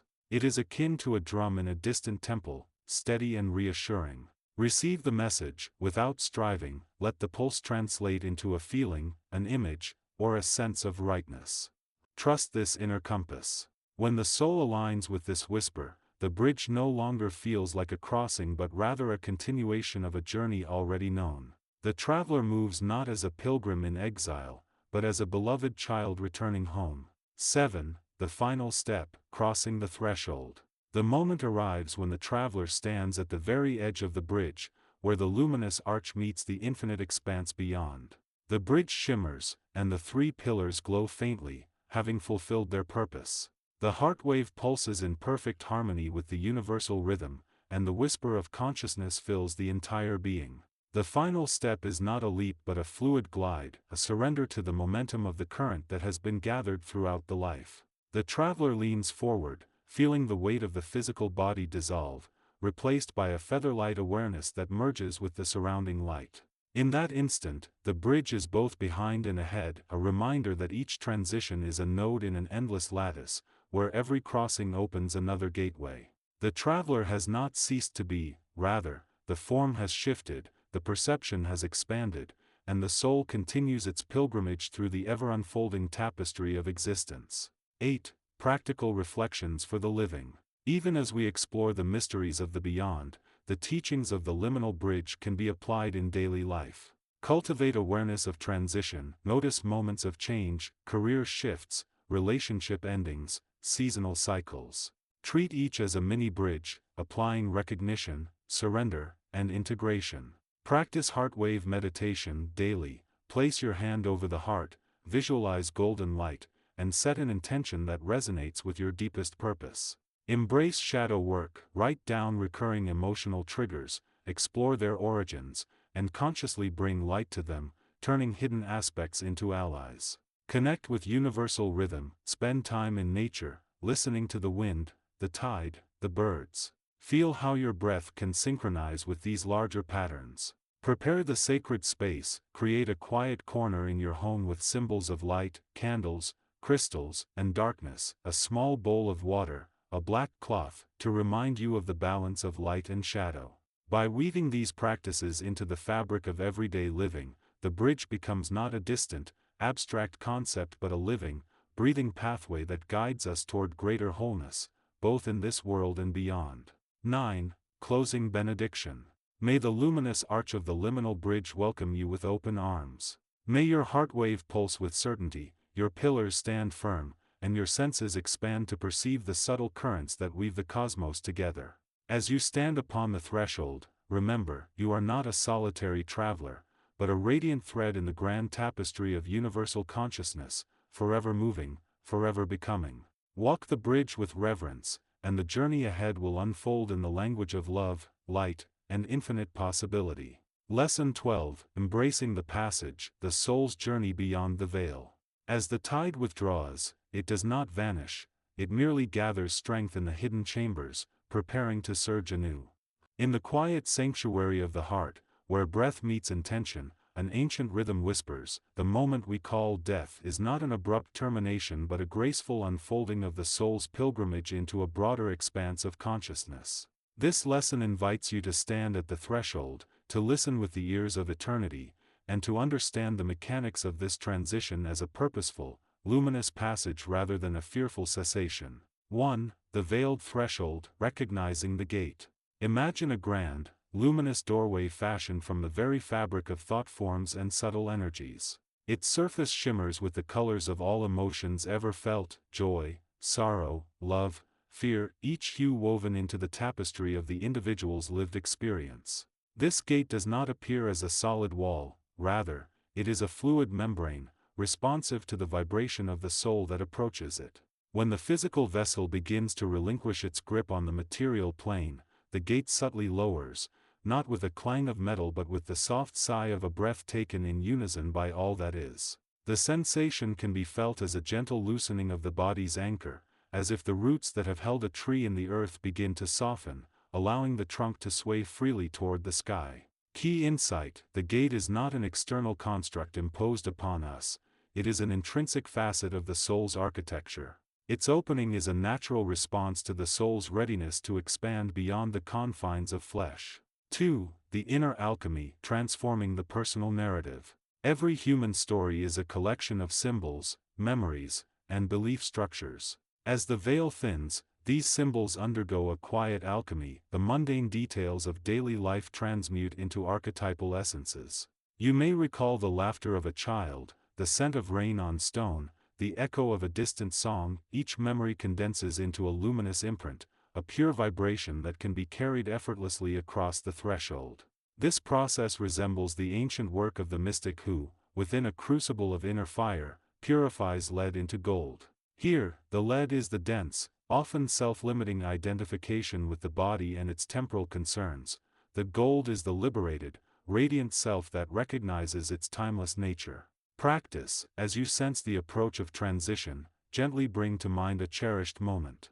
Visualize it not as a scene bound by time but as a radiant symbol glowing in the heart's inner sanctuary. Allow this symbol to lift, to become weightless, and to merge with the surrounding light. In doing so, you assist the soul in shedding the heavy trappings of linear chronology, preparing it for seamless passage. 3. The resonant frequency, aligning with the cosmic pulse. The universe vibrates in a symphony of frequencies, each layer of existence resonating at its own pitch. The human body, composed of subtle energy fields, naturally syncs with these frequencies, much like a tuning fork aligns with a particular note when struck. In the moments before the final breath, the soul attunes itself to a higher, more expansive frequency, one that corresponds to the realm of pure consciousness. This shift is not abrupt, it is akin to a subtle modulation of a radio dial, moving from a familiar station to a channel that carries whispers of the infinite.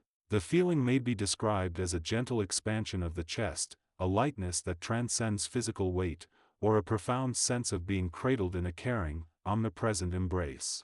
Guidance: if you wish to facilitate this alignment, cultivate a practice of deep, rhythmic breathing that cultivates awareness of the heart's rhythm. Visualize each inhalation as an invitation to draw in higher vibrational light, and each exhalation as a release of lower frequency attachments. Over time, this rhythmic dance trains the soul's energetic antenna to naturally gravitate toward the higher frequency when the moment arrives. 4. The bridge of light, traversing the intermediate realm. Between the world of material form and the boundless expanse of pure being lies an intermediate realm, a luminous bridge composed of radiant light, thought forms, and subtle emotions. This bridge is not a static structure, it is a living conduit, flexing and reshaping itself in response to the soul's unique imprint. Crossing the bridge requires surrendering the ego's insistence on control while simultaneously trusting the underlying intelligence of the universal consciousness. It is a dance of letting go and letting in, releasing the rigid grip on personal identity and allowing the soul's true essence to flow freely into the light.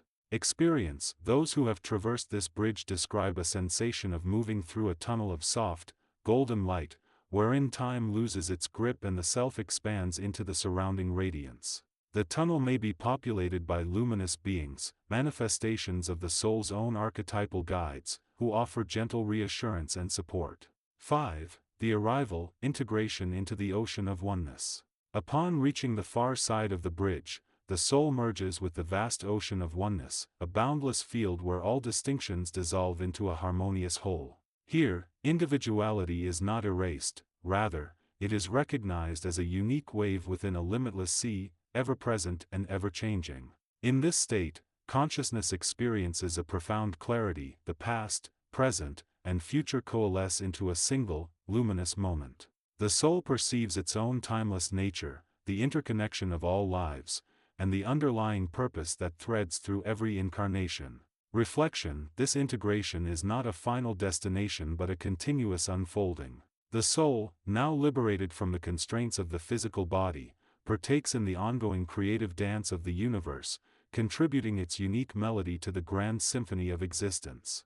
6. The gift to the living, communicating through the veil. Even after the soul has crossed into the ocean of oneness, its influence continues to ripple into the material realm. Subtle currents of intention, love, and wisdom can be transmitted to those still walking the earthly path. These transmissions often manifest as intuitions, dreams, sudden insights, or an unexplainable sense of peace that comforts the bereaved. Understanding that death is a transition rather than an ending opens a channel of compassionate communication. Those who remain can learn to attune themselves, cultivating practices such as quiet meditation, heart-centered prayer, or intentional listening for signs, allowing the subtle messages to be received without fear or confusion. Practice for the living. When grief arises, gently settle the mind and focus on the heart's rhythmic beat. Imagine a thin, luminous thread extending from your chest to the distant horizon, connecting you to the soul beyond the veil. With each breath, invite love and gratitude to travel along this thread. Over time, you may sense a warm presence, a whisper of reassurance, or a fleeting image that carries a message of continuity. 7. Embracing the continuum, a new perspective on life and death. The ultimate lesson of this passage is a reorientation of perception. Life and death are not opposing forces but complementary phases of an ever-flowing continuum. Just as day yields to night, only to be reborn at dawn, the soul's journey through the gates of death is a natural, rhythmic oscillation within the greater cycle of existence. By recognizing this rhythm, we liberate ourselves from the dread that often shrouds the end of physical life. Instead, we greet it with reverence, curiosity, and a deep trust in the intelligence that guides every transition. This attitude not only eases the soul's passage but also enriches the lived experience, imbuing each moment with a sense of sacred purpose. 8. Practical steps to prepare for the passage. Cultivate heart awareness. Spend daily moments in stillness, visualizing the heart as a radiant lantern. Allow its light to expand beyond the chest, touching the surrounding environment. Release attachments, identify lingering fears or regrets, and gently acknowledge them without judgment. Offer them to the universal flow, visualizing them dissolving into light. Engage in symbolic meditation. Choose a personal symbol, a flower, a star, a wave, and meditate on its essence, allowing it to become a conduit for the soul's vibrational frequency. Practice compassionate surrender. In moments of challenge, remind yourself that surrender is an act of trust, not defeat. Feel the support of the unseen currents that surround you. Create a legacy of light, perform acts of kindness, create art, share wisdom. These become luminous imprints that accompany the soul on its journey beyond. 9. Closing reflection, the eternal invitation. As the final breath draws near, imagine a tender hand, formed of pure love and infinite wisdom, extending toward you, inviting you to step beyond the familiar walls of the mortal coil. There is no darkness here, no void, only a luminous expanse brimming with possibilities, where your unique song will harmonize with the cosmic chorus. Remember, the gates of death are not barriers but thresholds, doors that open inward, leading to ever greater realms of understanding and being. When you accept this truth, you transform fear into wonder, grief into gratitude, and separation into unity. May this lesson serve as a lantern for those who stand at the precipice, illuminating the path with the gentle glow of timeless love. As you walk this journey, know that every step, every breath, every heartbeat is a note in the grand symphony of existence, never truly ending, always evolving, eternally embraced by the universal consciousness that cradles us all. Lesson 13: The Cosmic Dance of Transition. As we embark on this profound journey, we find ourselves standing at the threshold of a great mystery, one that has puzzled and intrigued humanity for centuries.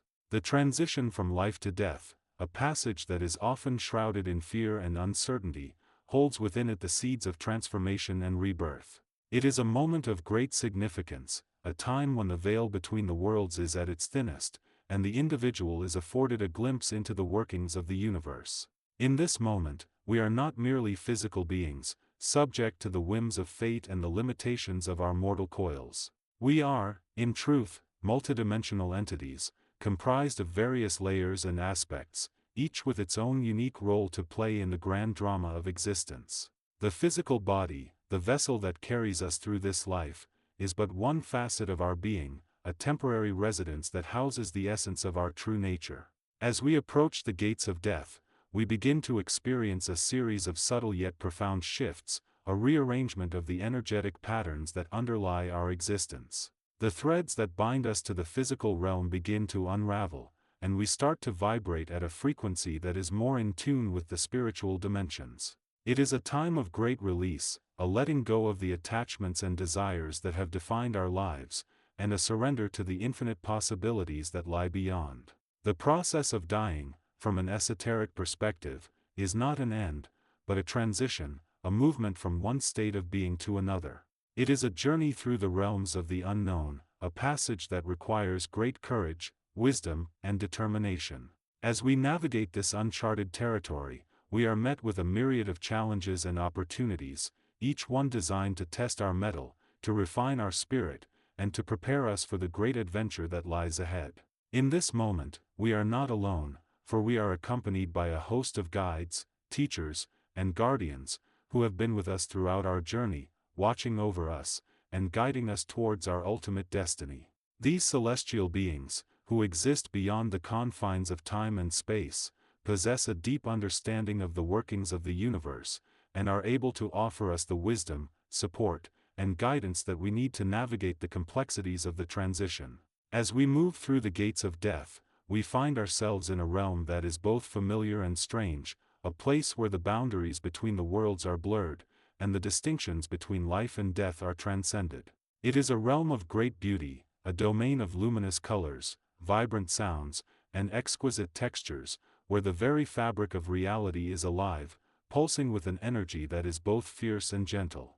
In this realm, we are free to explore, to discover, and to create, unencumbered by the limitations of the physical world. We are able to tap into the deep wellspring of our imagination, to bring into being new worlds, new realities, and new possibilities, limited only by the bounds of our own creativity and vision. It is a realm of great freedom, a domain where the individual is able to express themselves, to unfold their true nature, and to realize their deepest potential. And yet, this realm is not without its challenges, for it is here that we are confronted with the deepest, most profound aspects of our own nature.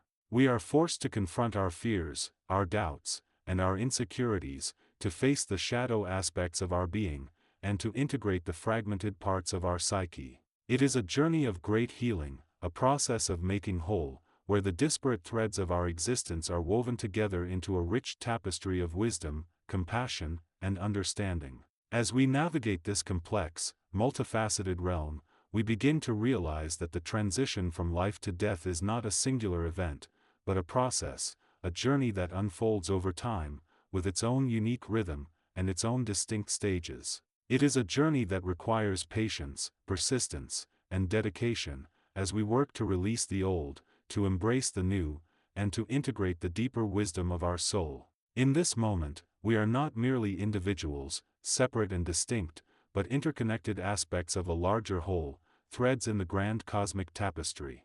We are part of a vast, undivided web of life, a web that transcends the boundaries of time, space, and dimension. We are droplets of water in the great ocean of existence, unique and distinct, yet inseparable from the sea itself. As we move through the gates of death, we are not leaving behind the world we knew, but rather, we are expanding our perception, our awareness, and our understanding of the universe. We are embracing a new reality, one that is more vast, more complex, and more beautiful than anything we could have imagined. We are becoming one with the cosmos, merging with the infinite, and realizing our true nature as eternal, multidimensional beings. In this realization, we find peace, we find freedom, and we find the courage to let go of the old, to embrace the new, and to embark on the great adventure that lies beyond the gates of death. We are no longer bound by the limitations of the physical world, but are free to explore, to discover, and to create, unencumbered by the constraints of time and space. And so, as we stand at the threshold of this great mystery, we are met with a profound opportunity, a chance to transcend the limitations of our mortal coils, and to realize our true nature as eternal, multidimensional beings. We are invited to embark on a journey of great transformation, a journey that will take us to the very depths of our own soul, and beyond, into the infinite expanse of the cosmos. It is a journey that requires great courage, great wisdom, and great determination, but one that promises to reveal to us the deepest secrets of the universe, and to awaken us to the fullness of our true potential. Lesson 14: The veil lifts, crossing the threshold of transition. In the grand tapestry of existence, there exists a moment, a sacred threshold where the veil between physicality and the infinite thins, revealing the luminous truth that death is not a termination but a continuation, a metamorphosis of consciousness into realms beyond the known.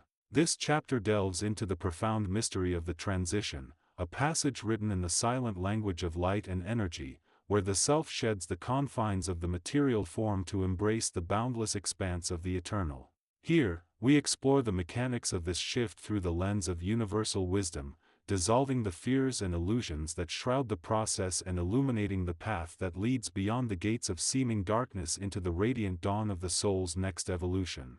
The unbinding of the physical sheath. When the moment arrives, the body, the temporary vessel of the soul, begins its serene surrender. The breath, once the rhythm of life, slows and dissolves into stillness. The senses pull inward, retreating from the external world to turn toward the inner sanctuary of being. In this liminal space, the soul experiences a profound unraveling, not of self, but of the attachments that tether it to the physical plane. The awareness shifts, loosening its grip on the five senses and the tangible world, as if a curtain is drawn back from the eyes of the spirit. This is not a loss, but a release, a conscious letting go that is as natural as the sun setting beyond the horizon to make way for the stars. Within this release, a strange paradox unfolds: the physical form feels heavier, yet the soul becomes immeasurably lighter. The weight of the body is not a burden of gravity but of the densities of thought, emotion, and karma, the residues of lived experience on the material plane. As the soul departs, these residues begin to dissolve like mist in the morning sun, their grip on the self loosening. The individual no longer perceives the pull of the earth, nor the constraints of time and space. Instead, there arises a sensation of floating, as if drifting through an ocean of unseen currents, where the body is no longer a cage but a memory, fading into the ether. The gateway of conscious transition. Beyond the dissolution of the physical, the soul enters the realm of the ethereal, where the mechanics of transition are orchestrated by the subtle interplay of energy and will. This is the liminal space, a corridor between worlds, where the soul begins to shed the astral and mental sheaths that once accompanied it on its earthly sojourn. Here, the senses awaken to a new dimension of perception. The soul no longer hears with ears but resonates with the vibrational symphony of the universe. It sees not with the eyes but with an inner vision that perceives the threads of light binding all existence, a tapestry shimmering with purpose and memory. In this gateway, the soul is encircled by luminous guides, beings of radiant form whose essence is pure compassion and wisdom. These entities, neither angelic nor demonic in the conventional sense, are stewards of the transition, reflecting back the soul's own highest truth while gently removing the illusions that once clouded it. Here, the soul confronts its own reflections, the moments of joy and sorrow, triumph and failure, love and fear. Yet these recollections are not judged but transmuted. The soul does not carry these experiences as wounds but as lessons, each one a stepping stone in its eternal journey. The ego, the false self constructed from the material world, begins to dissolve, not as a tearing away but as a peeling of a leaf from a tree, a necessary shedding to reveal the soul's verdant core. The river of recall and the realm of thought. As the soul progresses, it approaches the river of recall, a stream of light that flows from the source of universal consciousness. This river is not water but memory, a current of understanding that washes over the soul, restoring the forgotten truth of its origin. Here, the soul remembers that it has always existed, that death has always been a transition, and that the self is an unbroken thread in the infinite loom of creation. The river does not judge, but harmonizes. It aligns the soul with its true nature, clearing the residue of past choices and illuminating the patterns they have woven. Beyond the river lies the realm of thought, a plane where the soul's recent experiences on the physical plane linger as echoes. This is the domain of the mind, where the soul observes the ripples it has cast into the waters of existence. Here, the transitions between lives become clear. The soul perceives its agreements with the divine, the contracts it made at the moment of birth to learn specific lessons. These contracts are not chains but invitations to growth, each one a note in the song of evolution. In this realm, the soul reviews these agreements with clarity, releasing the emotional weights that once bound them. The process is not painful but transformative, akin to a phoenix purifying itself in flame. The dissolution of illusion and the awakening of the authentic self. As the soul moves further into this realm of transition, it begins to encounter the illusions it carried into the physical world. These illusions, fear of the unknown, attachment to identity, the belief in separation, are now seen for what they are, temporary constructs created to navigate the material game. In the light of the higher self, these illusions fall away like dust, revealing the soul's true nature. The soul recognizes itself not as an isolated entity but as a luminous fragment of the One, a spark of the divine reflected in a mirror of infinite faces. This recognition brings the soul to the threshold of unity, where individual consciousness begins to merge with the universal. The boundaries that once defined the self dissolve, and the soul experiences itself as pure awareness, the observer beyond all thought, the stillness that precedes the breath, the silent witness to the dance of creation. In this state, the soul touches the source, the infinite reservoir of love and light that is the essence of all being. Here, the soul is loved beyond measure, not as a condition but as a truth, and in this love, all fear of the transition vanishes.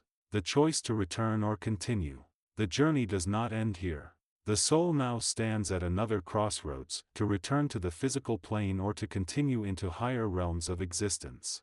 The choice is not made with the ego but with the heart and will of the soul. For some, the work on the earthly plane is not yet complete, and the soul agrees to descend once more into the crucible of life to refine its lessons. For others, the transition marks the beginning of ascension, an eternal sojourn in realms of pure light and love, where the soul becomes a guardian of the physical plane, guiding those still bound to the cycle of birth and death. Those who return are not reborn as the same self they once were but as a new expression of consciousness, carrying forward the essence of who they have always been. The cycle is not a trap but a spiral, a sacred dance of growth that moves closer to unity with each turn. The transition is not a loss but a homecoming, a step in the eternal unfolding of the soul's journey. Conclusion: the eternal rhythm of transition. The process of dying is not shrouded in mystery but illuminated by the wisdom of the ages. It is a natural unfolding, as inevitable and sacred as the changing of the seasons. The transition through the gates of death reminds the soul, and all who seek truth, that life is not confined to the breath but expands into infinite dimensions of being. To understand this process is to transcend fear and embrace the fullness of existence, not as a sequence of endings but as a continuous symphony of rebirth and renewal. As this chapter closes, consider this: the gates of death are not barriers but bridges, each one leading the soul closer to the source of all that is. In every moment, the soul is both the traveler and the destination, the seeker and the sought. And in the quiet space beyond the veil, the universal consciousness whispers a truth as old as time: you have always been whole, and you are never alone. Lesson 15. The transitive portal, beyond the final breath. In the culmination of the teachings that have led to this moment, the transitive portal stands as the threshold of the ultimate transformation. It is here, at the edge of all that is known, that the soul must prepare for the journey beyond the veil. This chapter serves as the final lesson, a beacon of understanding for those who seek to traverse the moment of transition with awareness and purpose. Unlike the prior lessons, which guided the spirit toward alignment and inner preparation, this stage is the realization of all that has been learned. The portal is not merely a destination but a culmination of spiritual evolution, a bridge between mortality and the infinite. The approach to this threshold is not one of fear, but of sacred surrender. As the final moments of physical existence unfold, the soul is called to release the illusion of separation and embrace the truth of its own divine nature. The universal consciousness, the great unifying force that underlies all creation, is the guiding presence that illuminates the path forward. Through careful preparation, the essence of the self can navigate the delicate process of transition with grace, merging once more with the cosmic tapestry from which it originated. The final steps of the journey require not only understanding, but the profound willingness to let go, to trust in the continuity of being beyond the limitations of the material world. The mechanics of the transitive portal. The transitive portal is not a singular point in space, but a vast interwoven expanse of light and energy, existing in a realm beyond the perception of the physical senses. It is a shimmering convergence of frequencies, a living bridge between the world of form and the realm of pure essence. At its core, the portal is composed of radiant layers. The first, a luminous veil of silver-blue light, pulsing in rhythm with the heart's final beat. Beyond it, a river of golden energy flows in an endless current, carrying the soul toward its next incarnation or, for those who have reached the threshold of dissolution, into the great return. Each layer of the portal resonates with a distinct vibrational frequency, corresponding to the stages of transition the consciousness must align with before crossing. As one approaches the threshold, the physical form begins to dissolve, not as an abrupt severance, but as a slow, graceful unraveling. The body, once bound by the constraints of matter, releases its attachments to the material world, while the spirit hovers on the edge of the unknown.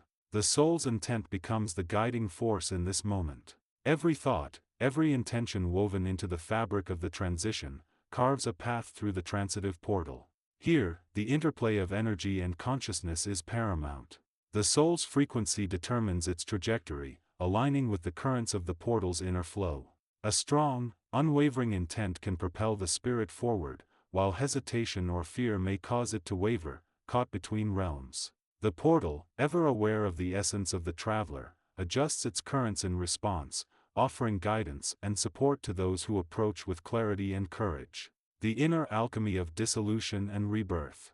As the soul begins its passage through the transitive portal, the transformation is not merely physical, but an intricate alchemical process that reshapes the very essence of being. The dissolution of the body is not an end, but a refinement of the self, a stripping away of the outer shell to reveal the luminous core that lies within. In this sacred moment, the energy centers of the soul, those luminous nexuses of power that have guided its evolution, begin to harmonize with the radiant frequencies of the portal. The indigo center, long the bridge between the material and the spiritual, pulses in resonance with the silver-blue veil. The golden current beyond it beckons the soul to release its final attachments to the physical plane. With each breath that falters, the soul ascends to a higher state of awareness. The senses that once perceived solidity dissolve into streams of light, carrying the essence of the self through the veils of transition. The body, once a vessel of limitation, now becomes a conduit for transformation, its energy dispersing into the infinite current that flows through the portal. This is the great inner alchemy, the soul shedding the weight of form and embracing the boundless nature of its true self. The final layers of duality, desire, fear, separation, begin to unravel, revealing the core of unity that has always been present. This passage is not one of annihilation, but of reintegration. The soul, now unshackled from the physical, begins to align with the universal currents of being. The silver-blue veil melts away, and the soul finds itself carried by the golden river, flowing not in the direction of time, but in the eternal rhythm of the cosmos. The essence of the self is no longer bound by the illusion of separation, but is drawn into the great tide of existence, merging with the infinite unity and the eternal river of being. As the golden river of the transitive portal engulfs the soul, the final vestiges of separation dissolve into the vast, all-encompassing current of universal consciousness. Every boundary that once defined the self, every notion of individuality, of purpose, of identity, fades into the shimmering expanse of eternity. The soul, once anchored by the weight of form and thought, now flows freely through the infinite tide of existence.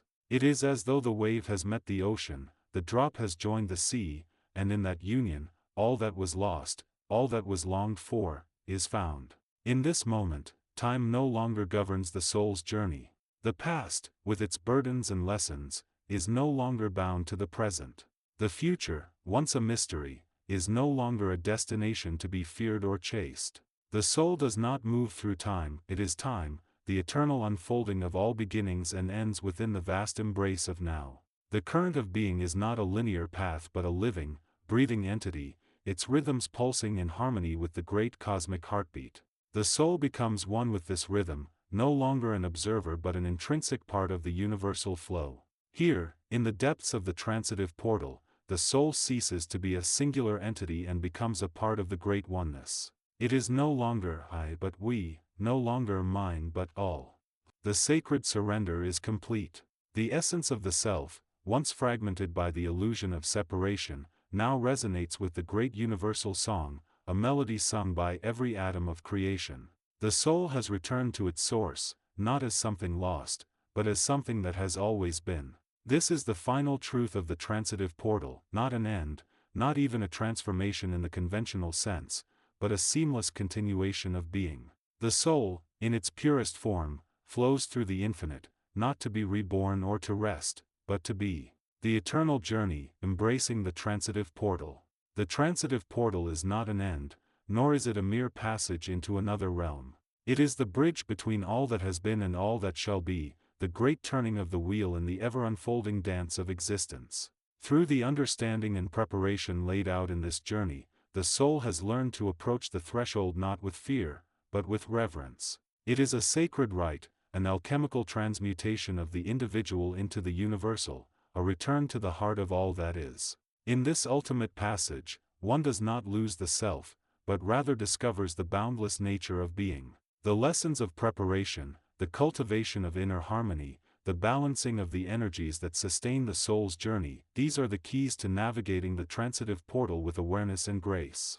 The soul, no longer bound by physical constraints, flows freely through the golden current of the portal, merging once more into the great cosmic rhythm. It is not an ending, but a continuation, a return to the infinite dance of creation. For those who wander the threshold of change, the call to embrace this sacred process is ever present.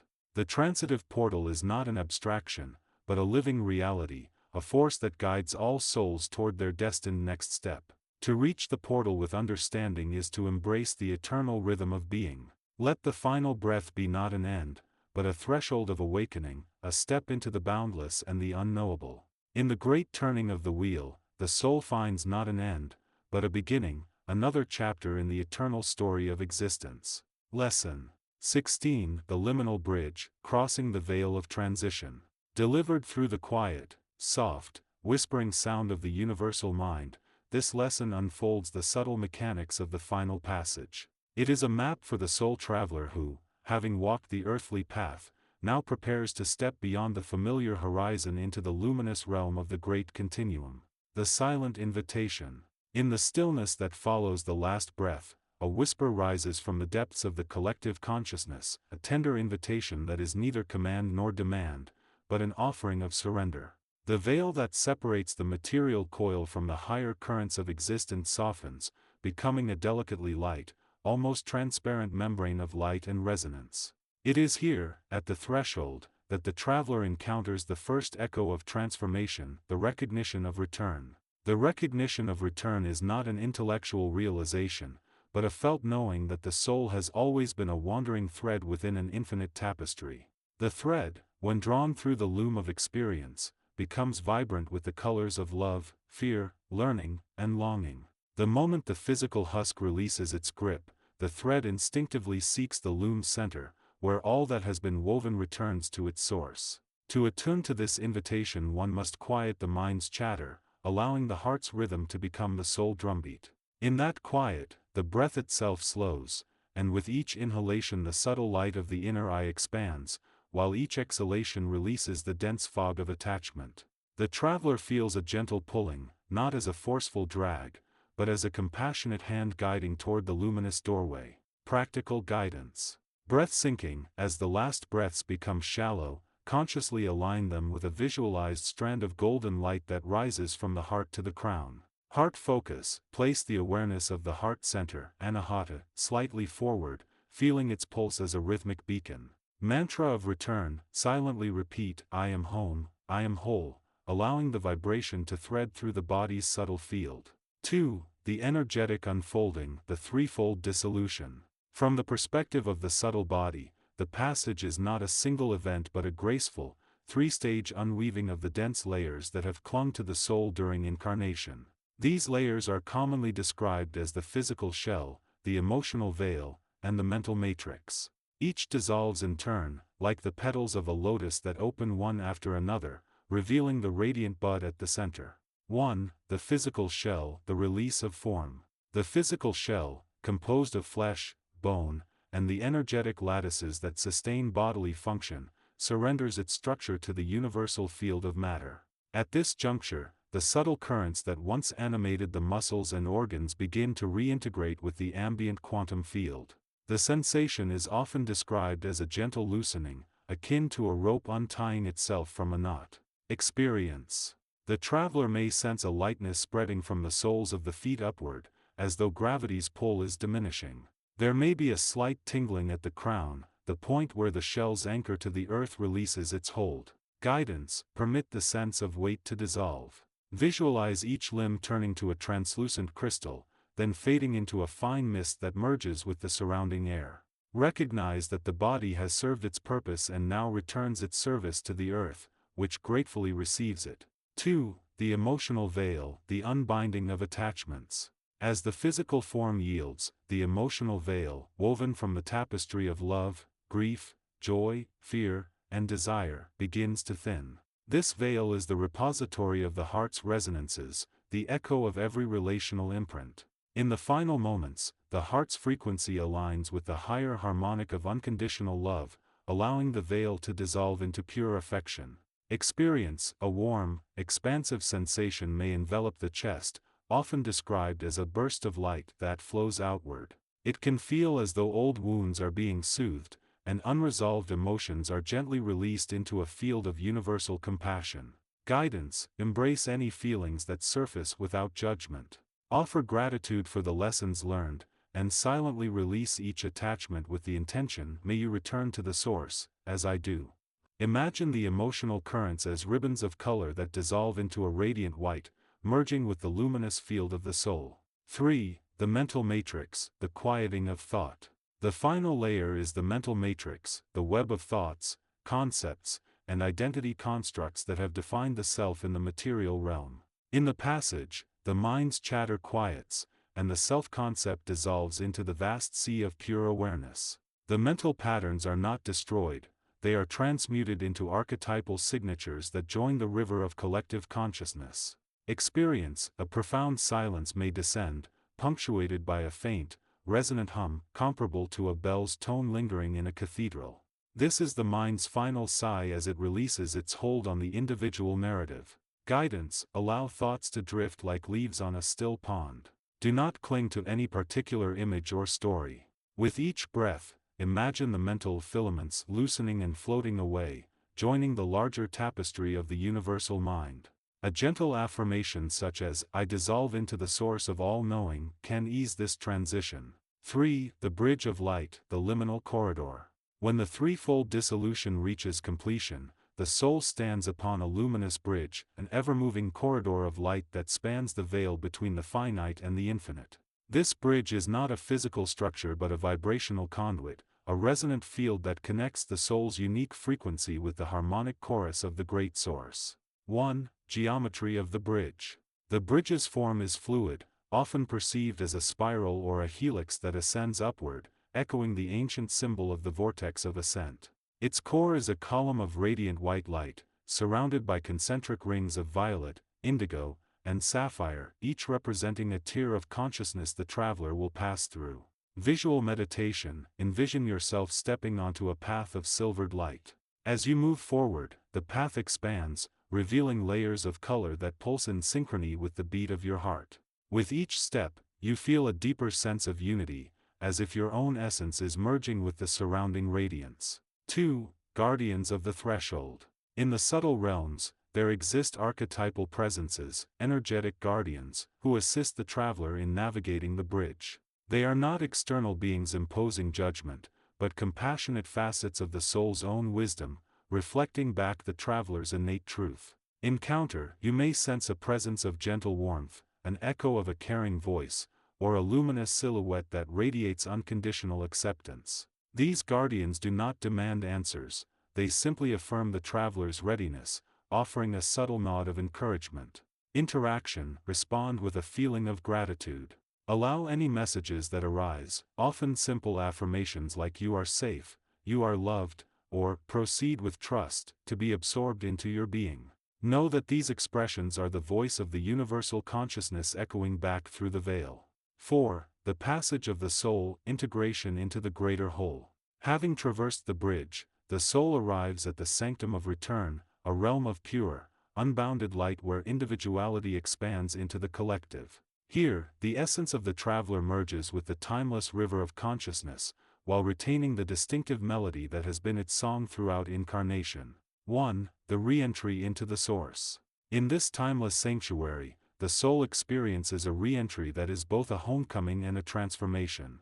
The individual spark fuses with the larger flame, becoming part of the ever-expanding fire of creation.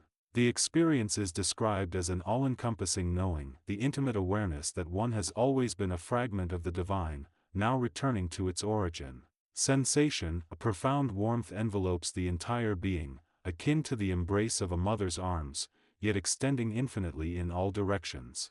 There is no sense of loss, but rather a deep, abiding completeness. Reflection. The soul perceives the entire tapestry of its past lives as a series of luminous threads, each contributing to the vast pattern. The lessons learned, the love given and received, the challenges overcome, all are now integrated into the universal memory bank, available for future cycles of expression. 2. The role of intent and service. Even within the boundless expanse, intention remains a vital force. The soul, now part of the great whole, may choose to channel its unique vibration back into the material realm, either through subtle influences, dreams, or future incarnations. This service is not imposed but offered from a place of love and purpose. Guidance for the living. While the transition is a personal journey, its ripple effects touch those who remain. The living can honor the passage by cultivating reverence for life's cyclic nature, maintaining a practice of gratitude, and opening themselves to the subtle signs of the departed's continued guidance. Practical practices for the living to align with the transition.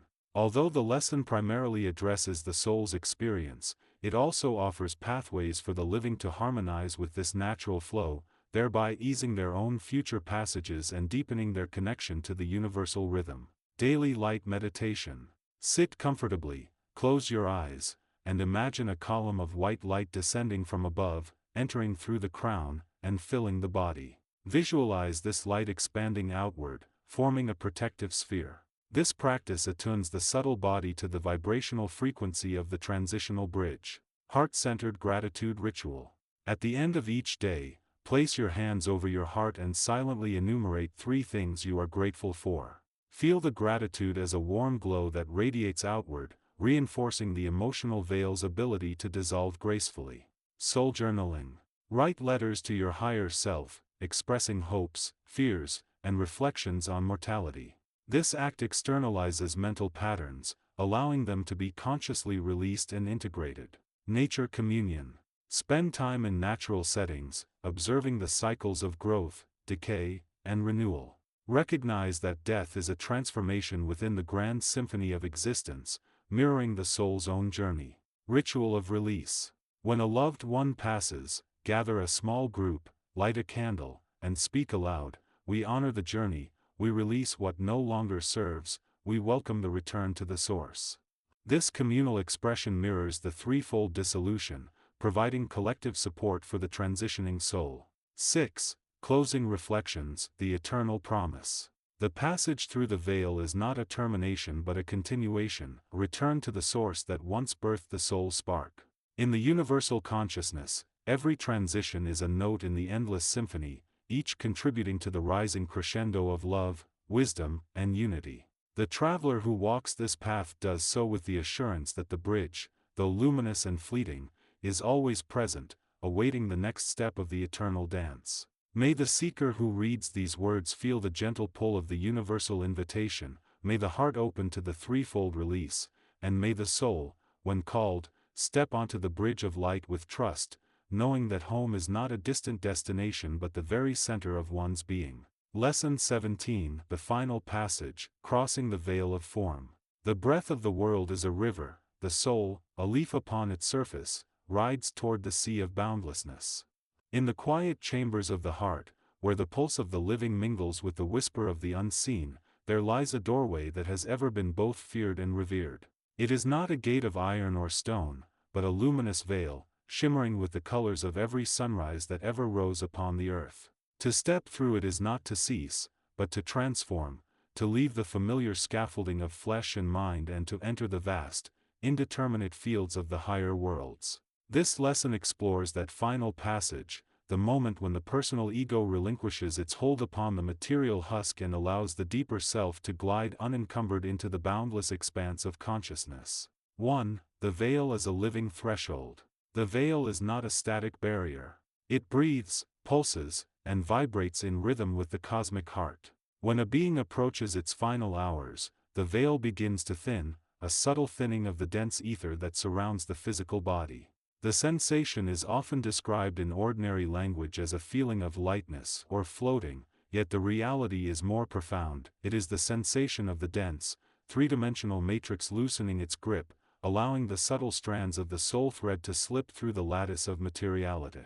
In the language of the New Age, we call this the unfolding of the astral sheath. The astral sheath, that energetic garment that has accompanied the soul since its earliest incarnations, begins to dissolve its form, revealing the luminous core that has always been present, though hidden behind layers of conditioning, belief, and memory. As the veil thins, the core shines brighter, and the being becomes aware, often suddenly, of the vastness that lies beyond the familiar horizons of the waking world. 2. The role of the inner light. Every soul carries within it an inner light, a spark of the universal consciousness, a fragment of the divine source that permeates all of existence.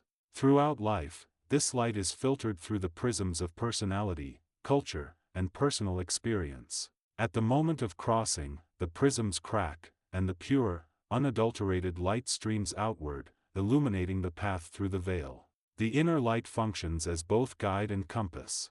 It points toward the direction of the highest vibrational frequency, the frequency of the Akashic resonance, the timeless record of all that has been, is, and will be. When a being aligns consciously with this resonance, the passage becomes not a sudden plunge into the unknown, but a graceful glide along a pre-existing bridge of pure intention. Practices that nurture this inner light, daily meditation, breathwork that visualizes luminous threads weaving through the body, and the cultivation of unconditional love, serve to tighten the bond between the personal self and the universal source. When the time arrives, the bond is already strong, and the transition is felt as an opening of an old, familiar doorway rather than an abrupt rupture. 3. The dissolution of the egoic form. The ego, in its most basic expression, is the identification with the temporary, material aspects of existence, name, body, role, and personal history. It is the sense of I am this, a statement that is true only within the limited parameters of the physical plane. At the threshold, the ego's grip loosens, not because it is destroyed, but because its purpose has been fulfilled. The process can be likened to a candle's flame being absorbed back into the wick after having served its illumination. The flame does not cease, it simply returns to its source, becoming one with the wick's fibers. Similarly, the egoic identity surrenders to the larger self, allowing the deeper currents of consciousness to surge forward.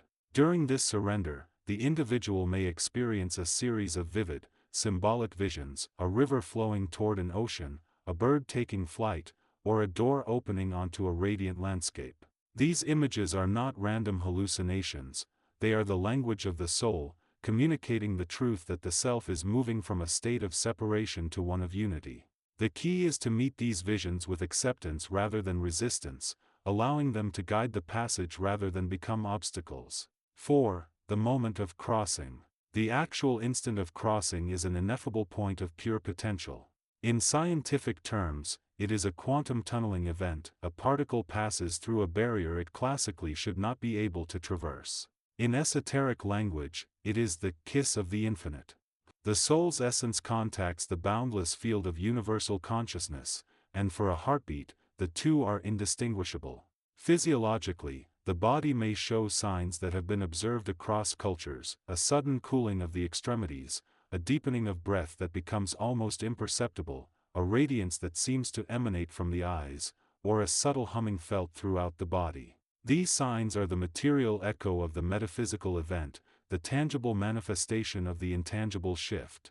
It is important to understand that crossing is not a one-way journey. The universal field does not absorb the soul in a destructive sense, rather, it welcomes the soul home, providing a space for reflection, integration, and renewal. In this realm, time, as we know it, dissolves, and the soul experiences a timeless now, wherein every lesson, every love, every sorrow, and every triumph is present as a whole. 5. The landscape beyond the veil.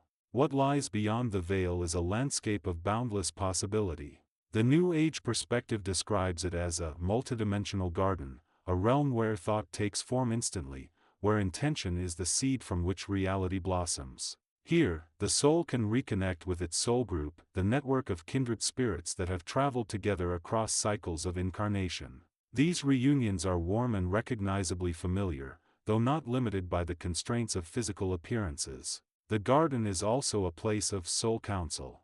The deeper self, often called the higher self, offers perspective on the tapestry of existence. It can provide clarity on unresolved karmic patterns, healing for lingering wounds, and a renewed sense of purpose for the journeys that lie ahead.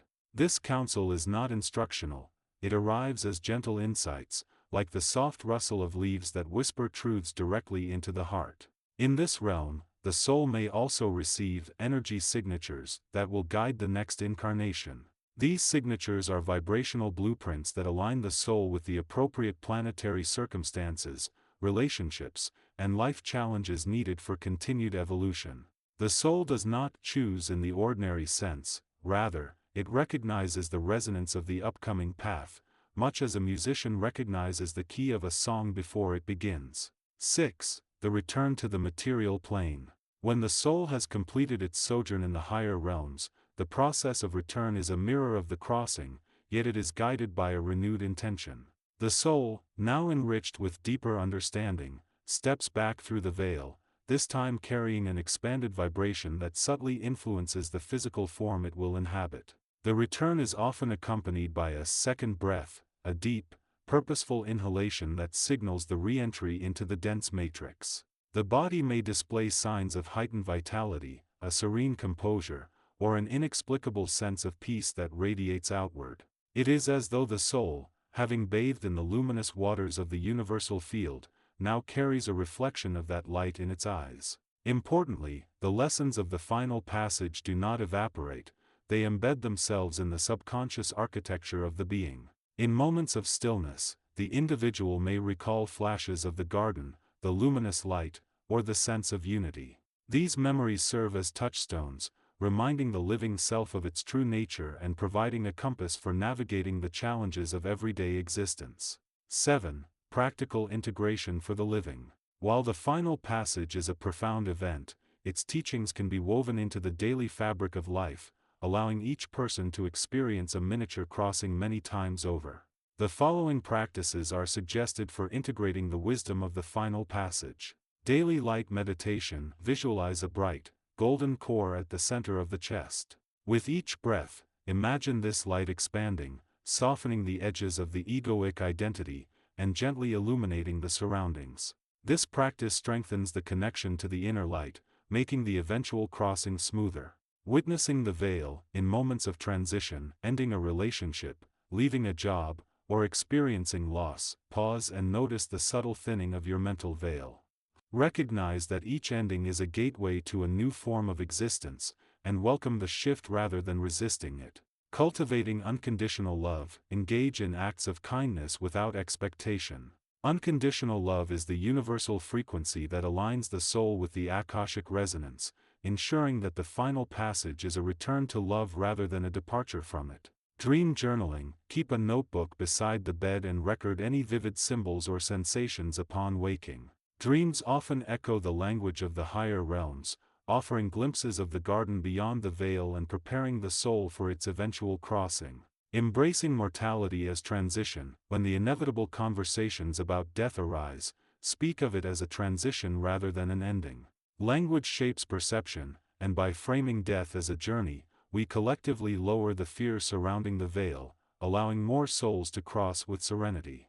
8. The universal perspective. From the perspective of the universal consciousness, each crossing is a note in an ever-expanding symphony. No single note is louder or more important than another, each contributes to the harmony of the whole.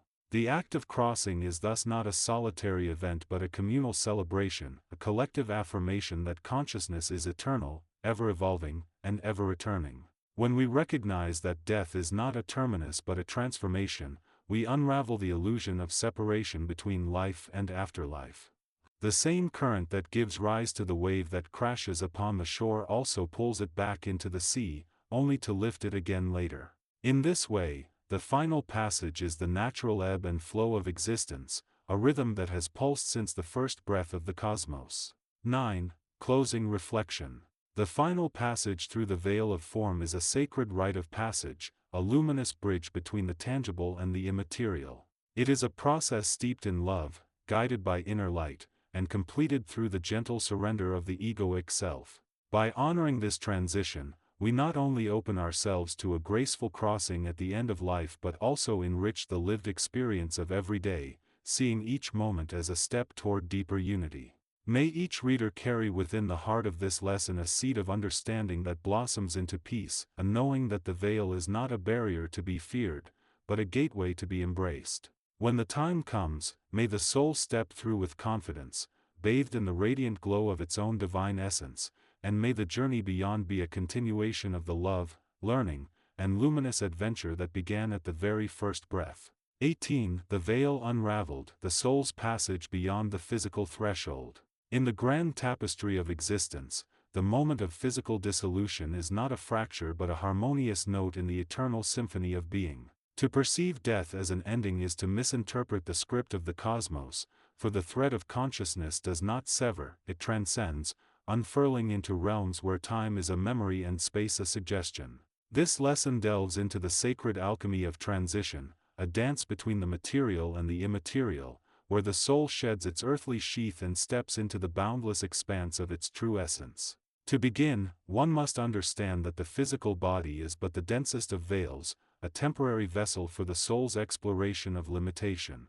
The universal consciousness, vast as the ocean, lends its eternal waters to the ephemeral vessel of flesh, allowing the soul to experience the dance of birth, growth, and decay. Yet, when the rhythm of this dance aligns with the natural cadence of the cosmos, the body's journey reaches its appointed hour.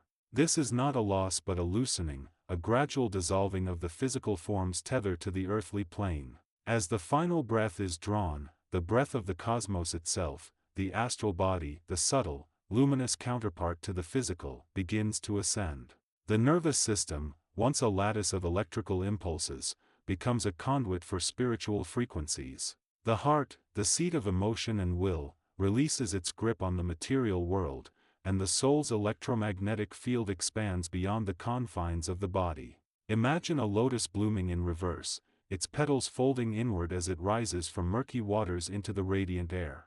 So too does the soul contract and then expand, retracting its essence from the physical plane and expanding into the higher dimensions. The etheric blueprint, the invisible scaffolding of the physical body, begins to disintegrate, returning its borrowed energies to the universal reservoir. This process is not abrupt but fluid, guided by the soul's accumulated wisdom and the unseen hands of the cosmic order.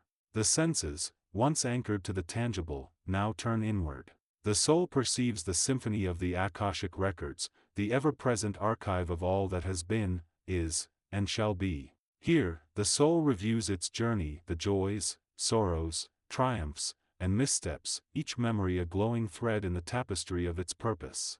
As the soul departs, it traverses the corridors of the astral plane, a realm of thought and emotional resonance. Here, the laws of physics bend into poetic fluidity, and landscapes shift according to the soul's inner state. Mountains may arise from unwitnessed grief, while meadows bloom with the pollen of forgotten laughter. Yet, this plane is but a bridge, a liminal space between the physical and the divine. The soul's presence here is transient, for its true calling lies beyond the astral, in the etheric and mental planes, where consciousness merges with the infinite.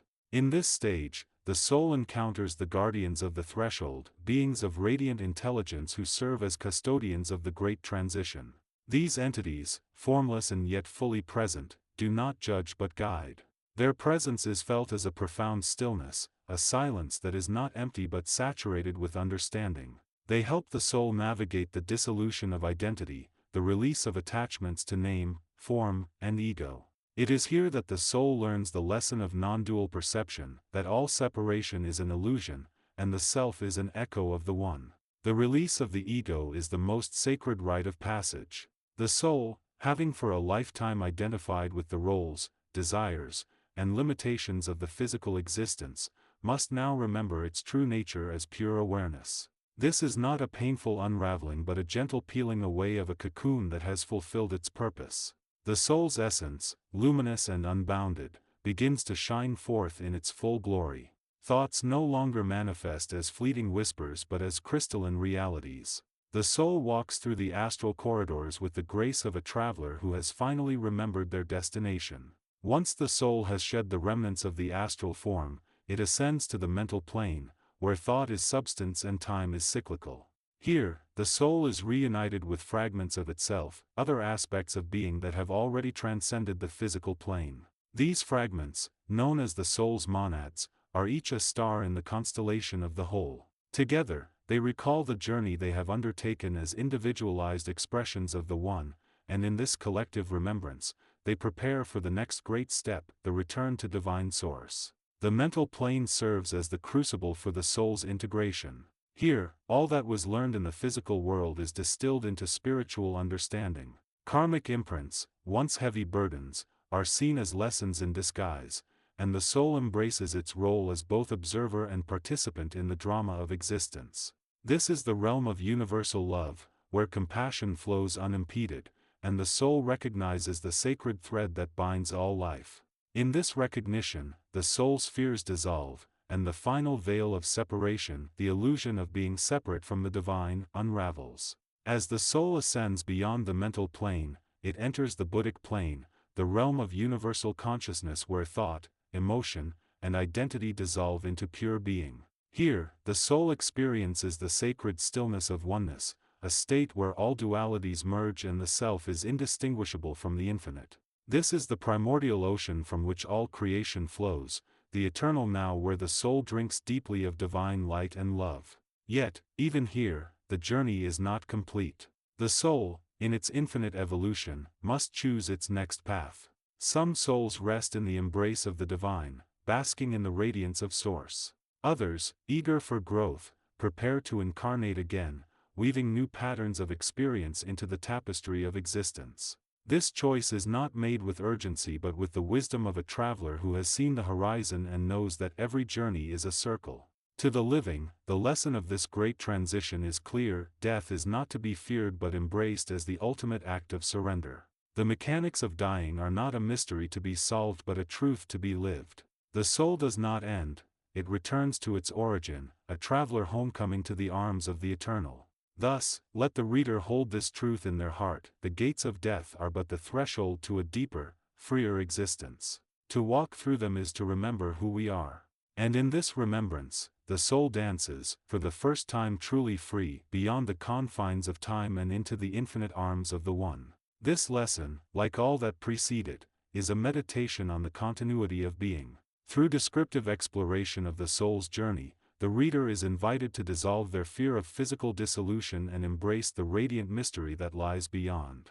The next lesson shall delve into the sacred art of conscious dying, a practice that allows the soul to navigate this transition with clarity, grace, and purpose. Lesson 19: The Veil Unraveled, the Journey Beyond. The transition through the gates of death is not a finale, but a passage, a sacred unfolding where the physical shell dissolves, and the essence of being is released from the confines of matter to rejoin its source. This lesson, like a thread woven into the tapestry of cosmic design, invites you to peer beyond the illusion of endings and into the luminous reality of transformation. To understand this process, one must first dissolve the mental constructs that bind the soul to the ephemeral, allowing the heart to resonate with the eternal. The dissolution of form. When the body begins its surrender to the rhythms of the great cycle, the soul's awareness shifts. No longer anchored by the senses, it detaches itself from the pull of the physical, like a lotus flower rising from the mud as dawn breaks over the horizon. The breath, once a testament to life, softens into a rhythm attuned to the universal tide. This is not a struggle but a harmonization, a release of resistance as the soul mirrors the stillness of the void. The physical form, once vibrant with the hues of life, becomes a vessel no longer required. Imagine a leaf letting go of its branch, not in sorrow, but in trust that it will dance freely in the wind.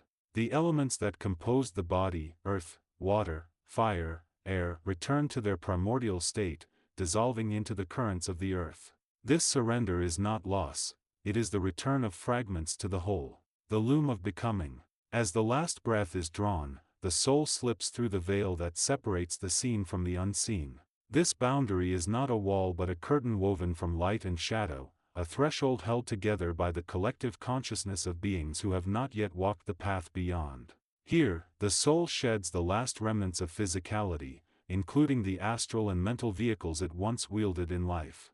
What remains is the true self, the spark of pure awareness, unmediated by form. This essence, now unburdened, begins its journey through the etheric corridors of the unseen. These pathways shimmer with colors and sounds beyond human comprehension, a symphony of energies that hum in resonance with the soul's vibrations. The soul is guided by higher selves, spiritual guardians, and the very fabric of the cosmos, each thread a reminder that no being walks this path alone. The lighthouse of the ineffable.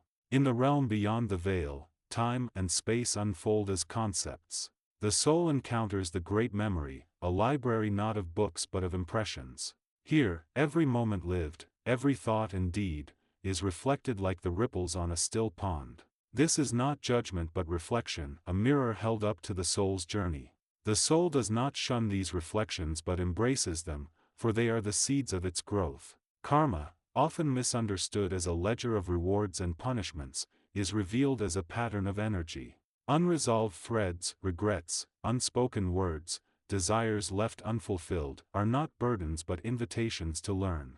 The soul, now in its pure state, weaves these fragments into new shapes, releasing fear and embracing forgiveness. This act of transmutation is the soul's alchemy, transforming leaden emotions into golden wisdom. The spiral of re-emergence. The soul's next step is to ascend the spiral of re-emergence, a luminous pathway that spirals outward toward the light.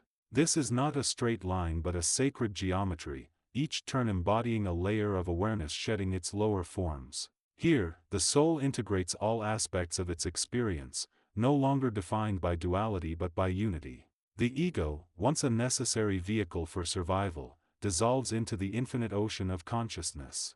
At the summit of this spiral, the soul merges with the source. This is beyond description, a unity so profound that the notion of self and other dissolves. The soul is homecoming to the infinite, drinking the nectar of existence itself. Yet this is not a static state. From the source, the soul is reborn into higher realms, ready to explore new horizons, whether as a guide to others, a guardian of light, or a witness to the unfolding of the cosmos. The cycle, the bridge, the eternal return. What, then, is the purpose of this transition? To those bound by the illusion of separation, death appears as an end. To the soul, it is an invitation to continue its dance of becoming. The gates of death, far from being a closing, are a portal to infinite possibilities. The soul, now unshackled, can choose to return to the cycle of incarnation or ascend to realms where time is no longer a river but a vast ocean. The physical world is a school of lessons, and death is the graduation. For those who walk the path with awareness, even the transition through the veil becomes a sacred rite of passage. To prepare for this journey, one must cultivate detachment from the ephemeral while remaining rooted in the truth of the eternal.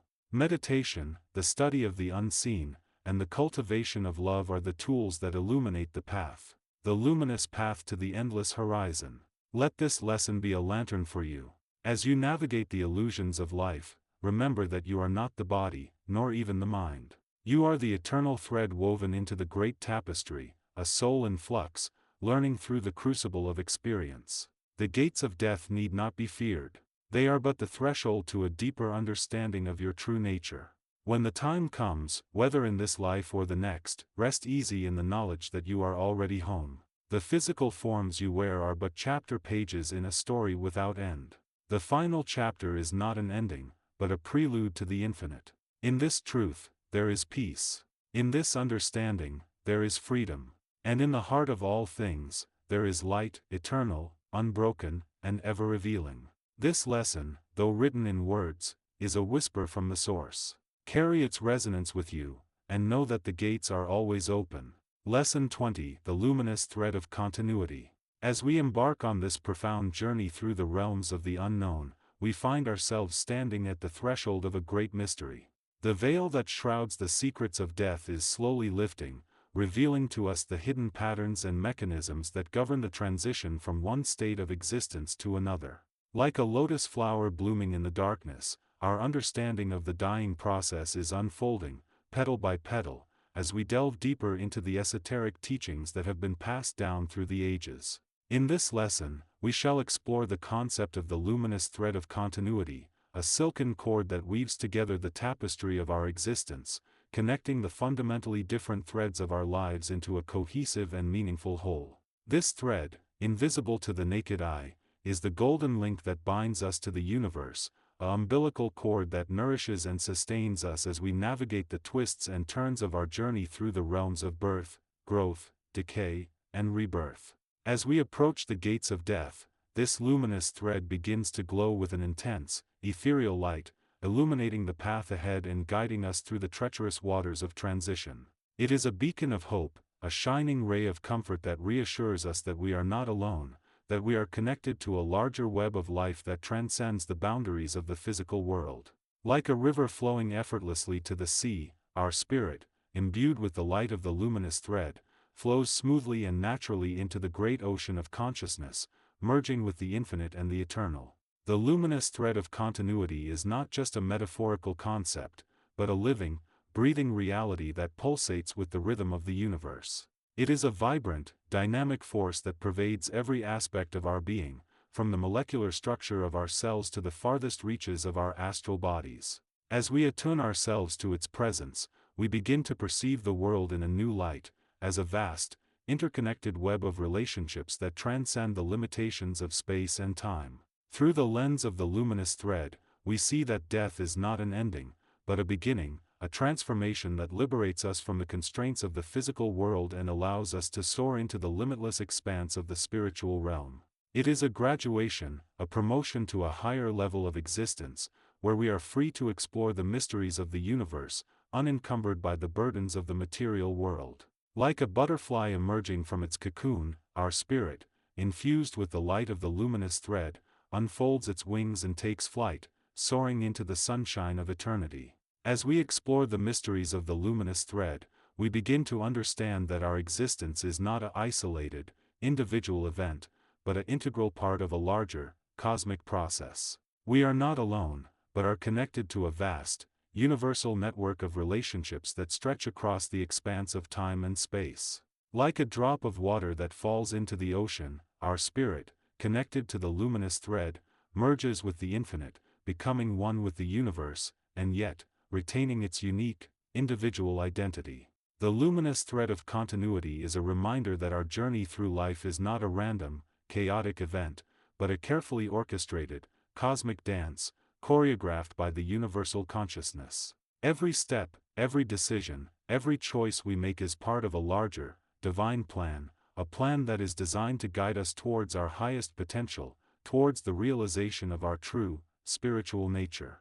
Like a lotus flower that blooms in the muddy waters, our spirit, connected to the luminous thread, rises above the limitations of the material world, unfolding its petals and revealing its true, divine beauty. As we reflect on the teachings of the luminous thread, we begin to see that death is not a termination, but a translation, a transformation that allows us to transcend the boundaries of the physical world and enter into a new, spiritual dimension. It is a shift in perspective, a change in consciousness that enables us to perceive the world in a new light, as a vast, interconnected web of relationships that transcend the limitations of space and time. Like a river that flows into the sea, our spirit, connected to the luminous thread, flows into the great ocean of consciousness, becoming one with the infinite, and yet, retaining its unique, individual identity. In the stillness of the night, as we listen to the whispers of the universe, we can hear the gentle hum of the luminous thread, a vibration that resonates deep within our souls. It is a call to awakening, a reminder that we are not just physical beings, but spiritual entities, connected to a larger, cosmic web of relationships that stretch across the expanse of time and space. Like a beacon of light that shines in the darkness, the luminous thread guides us towards our highest potential, towards the realization of our true, spiritual nature, and the fulfillment of our divine destiny. As we conclude this lesson, we are left with a profound sense of awe and wonder at the mysteries of the universe. The luminous thread of continuity has revealed to us the hidden patterns and mechanisms that govern the transition from one state of existence to another, and has shown us that death is not an ending, but a beginning, a transformation that liberates us from the constraints of the physical world and allows us to soar into the limitless expanse of the spiritual realm. Like a lotus flower that blooms in the sunshine, our spirit, connected to the luminous thread, unfolds its petals and reveals its true, divine beauty, shining brightly in the light of eternity. Lesson 21: The Unveiling of the Ego, a Dissolution into the Infinite. In the luminous expanse of the Great Transition, where the veil between the tangible and the ethereal thins like gossamer, the soul confronts a threshold that transcends the material limitations of the physical form. Here, in this sacred liminality, the ego, the construct that has long masqueraded as the self, begins its surrender to the boundless. This lesson, a tapestry woven from the threads of ancient wisdom and universal truth, invites the reader to meditate upon the dissolution of the ego as the final rite of passage through the gates of death. For it is only when the self, with its attachments and illusions, is unmade, that the soul may step fully into the radiance of its true nature. The ego, that fragile and fleeting mask we have worn through countless lifetimes, is no more than a shadow cast by the sun of pure consciousness. It is the product of desire, fear, and memory, a provisional identity cobbled together from the fragments of experience. Like a vessel of clay shaped by the potter's hands, the ego is crafted in the fires of duality, molded by the dichotomies, meaning shaped by the opposing currents and forged by contrast of self and other, mine and not mine, I am and I am not. Yet even the most intricate vessel, no matter how beautiful or durable, is ultimately a container.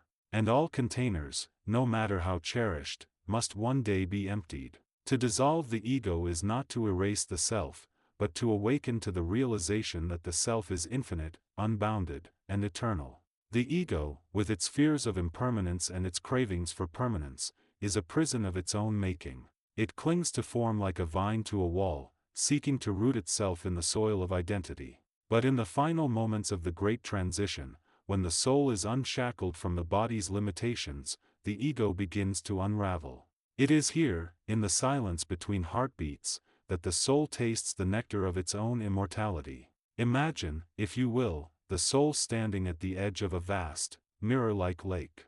The surface of this lake is not still, but alive, a dance of shimmering ripples that reflect every thought, emotion, and memory the soul has ever held. These ripples are the ego, the ever-shifting patterns of the self. The soul, in its infinite wisdom, recognizes that the ripples are not the lake.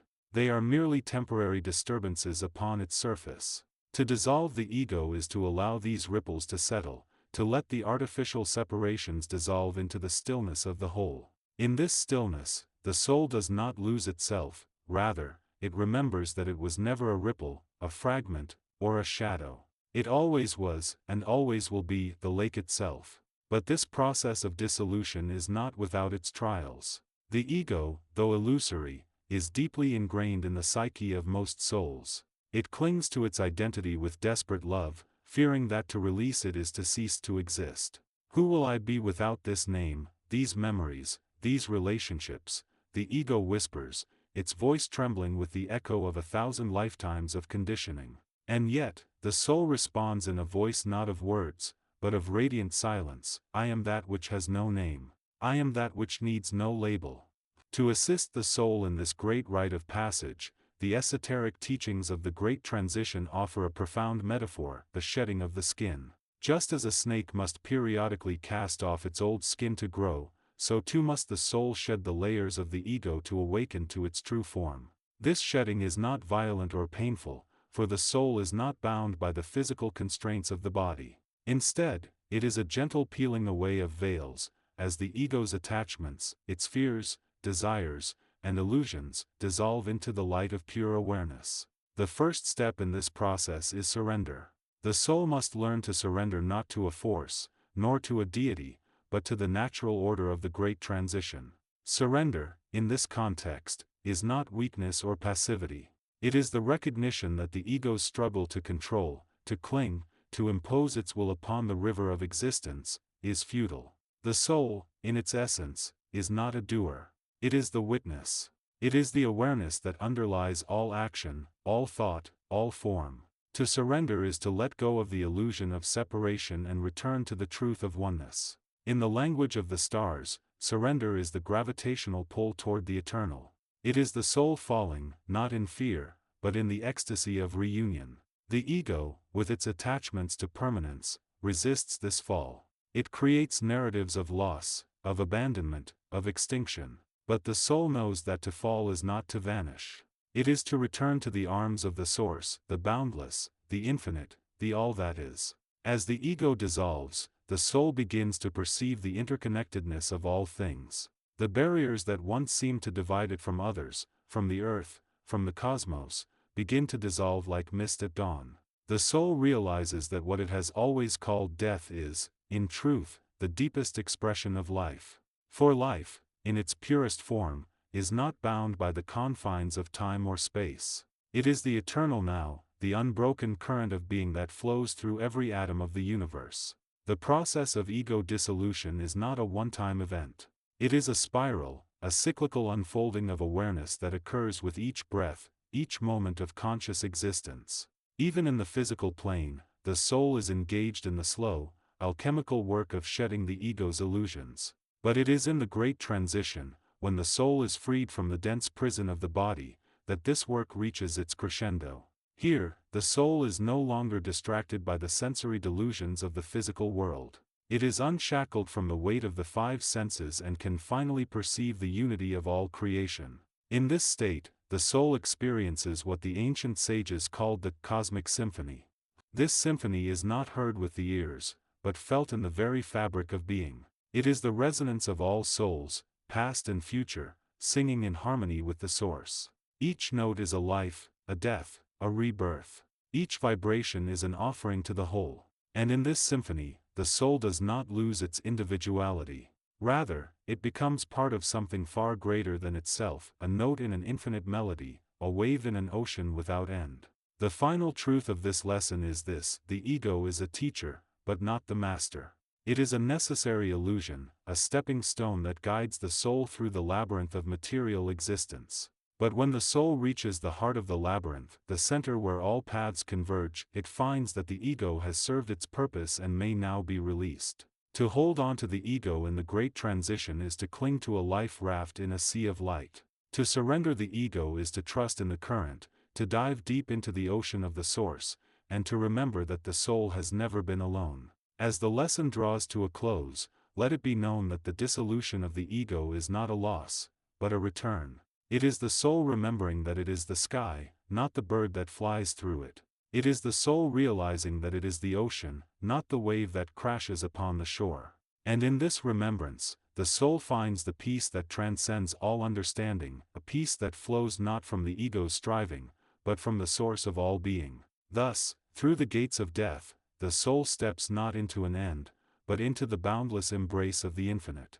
And in that embrace, it finds not an empty void, but the fullness of its true nature. Lesson 22: The Threshold of Reversal.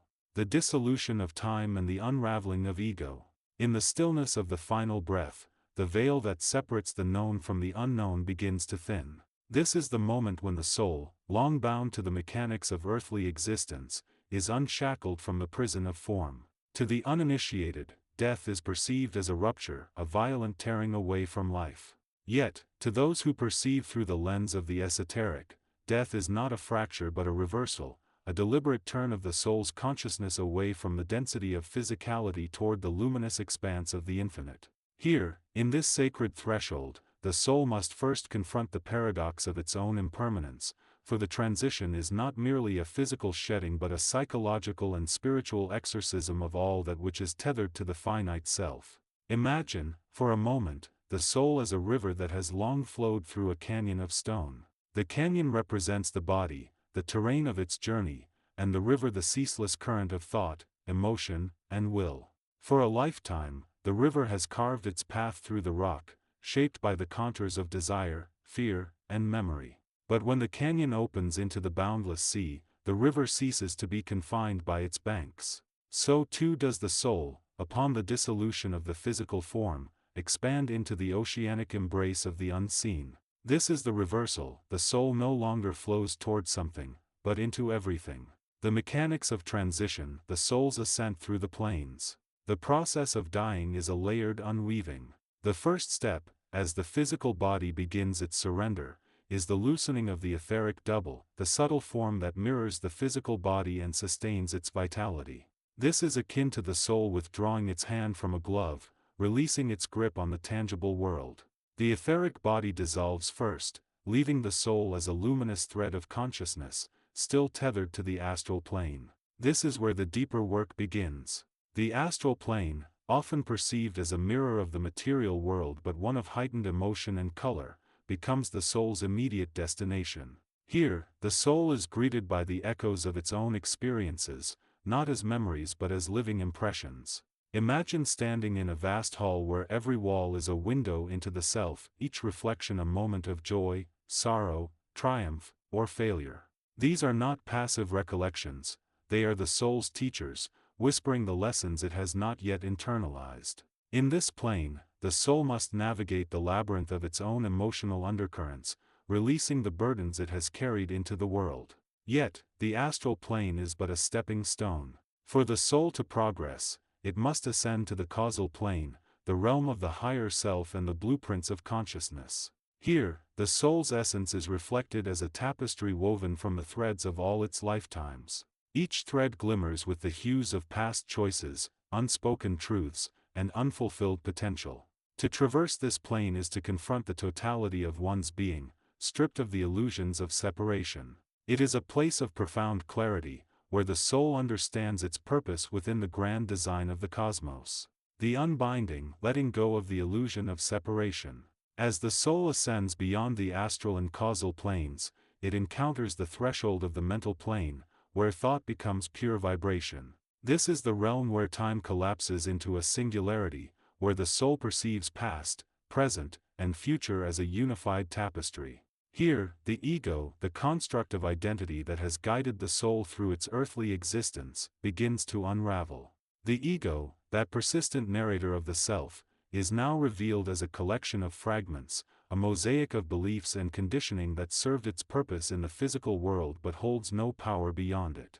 This unbinding is not a violent process but a gentle dissolution, like the mist over a lake at dawn.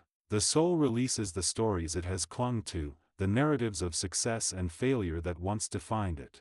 It no longer sees itself as a separate entity but as a spark within the infinite flame of consciousness. To achieve this, the soul must surrender to the great current of timelessness, relinquishing the need to control, to understand, or to remain. The bridge to the infinite, the soul's final passage. Beyond the mental plane lies the threshold of the spiritual, a realm where even thought is unnecessary. This is the plane of pure awareness, the substratum of all existence. To describe it is to use metaphors that fall short, yet in the language of the esoteric, it is often likened to a vast ocean of light, within which the soul becomes a single drop that is, at once, the ocean and the drop. Here, the soul is no longer a traveler but a participant in the eternal dance of creation. The final passage is marked by the soul's recognition of its own immortality. It is here that the soul understands the truth of the law of reversal, that death is not an end but a return, not a loss but a liberation. The soul, now free from the constraints of time and space, merges with the universal consciousness, becoming a vessel for the wisdom of the cosmos. Yet, this merging is not a passive absorption. It is an active integration, a conscious choice to relinquish the individual self to the greater whole. The soul offers itself as a conduit, allowing the infinite to flow through it unimpeded. This act of surrender is the soul's greatest alchemy, transforming its finite existence into a vessel of boundless potential. The return of the traveler, reincarnation as a cyclic journey. For those familiar with the esoteric tradition, death is not the conclusion of the soul's journey but a pause in a continuous cycle. The soul, having completed the death transition, does not remain in the realm of pure consciousness indefinitely. Rather, it is drawn back, as the ocean's waves return to the shore, to once again incarnate in form. This return is not a regression but a progression, a deliberate step into the unknown to seek new lessons and fulfill new purposes.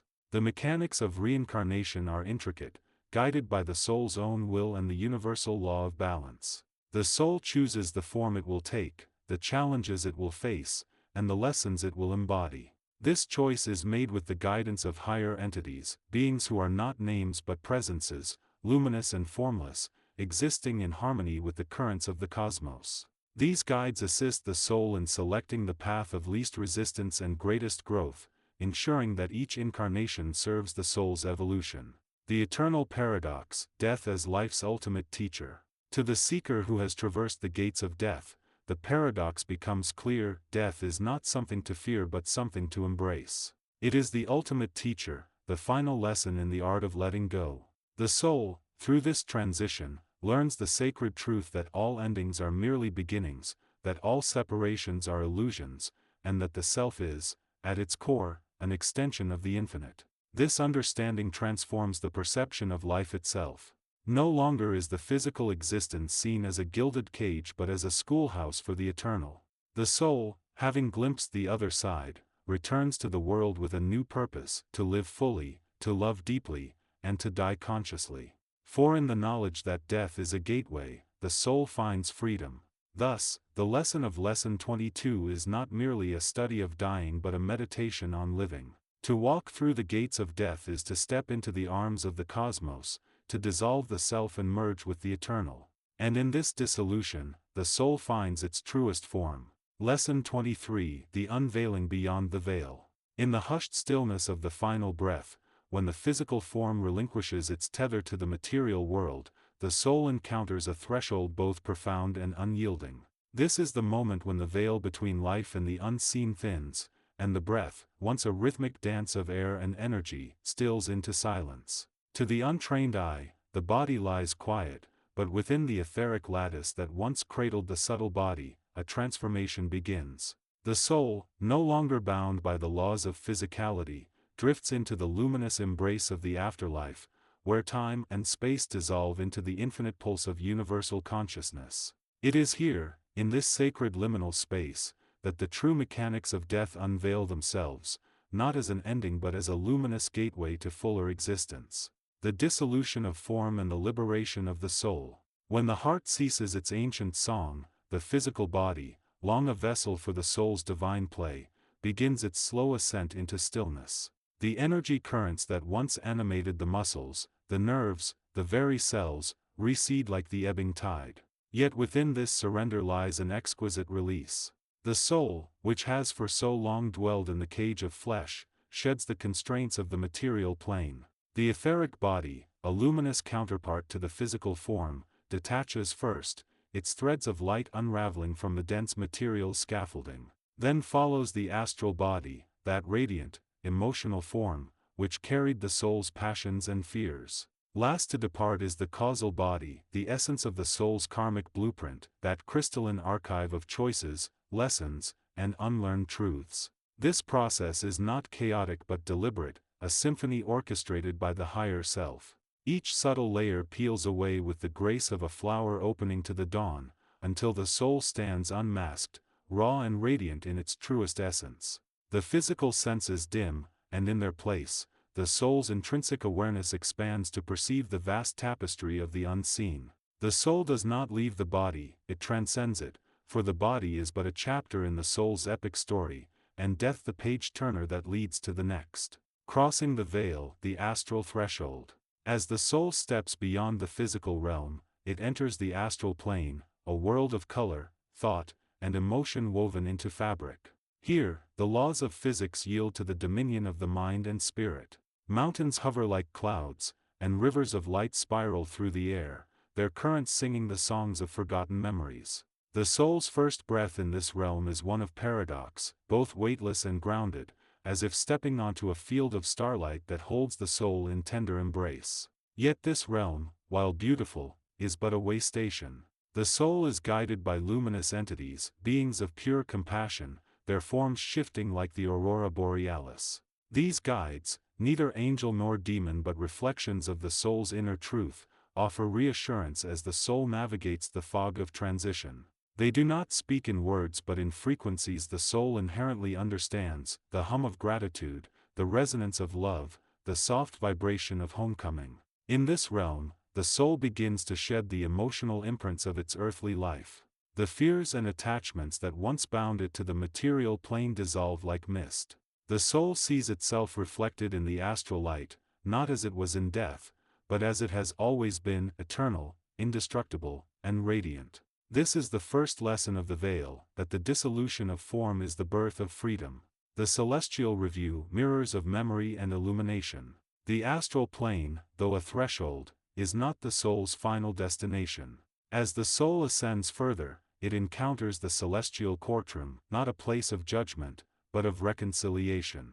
Here, the soul is presented with its life, not as a linear chronology but as a mosaic of moments. Each experience, each joy, sorrow, triumph, and failure unfolds in luminous imagery, projected onto the vast dome of the soul's consciousness. This review is not a cold audit of virtue or sin but a sacred dialogue.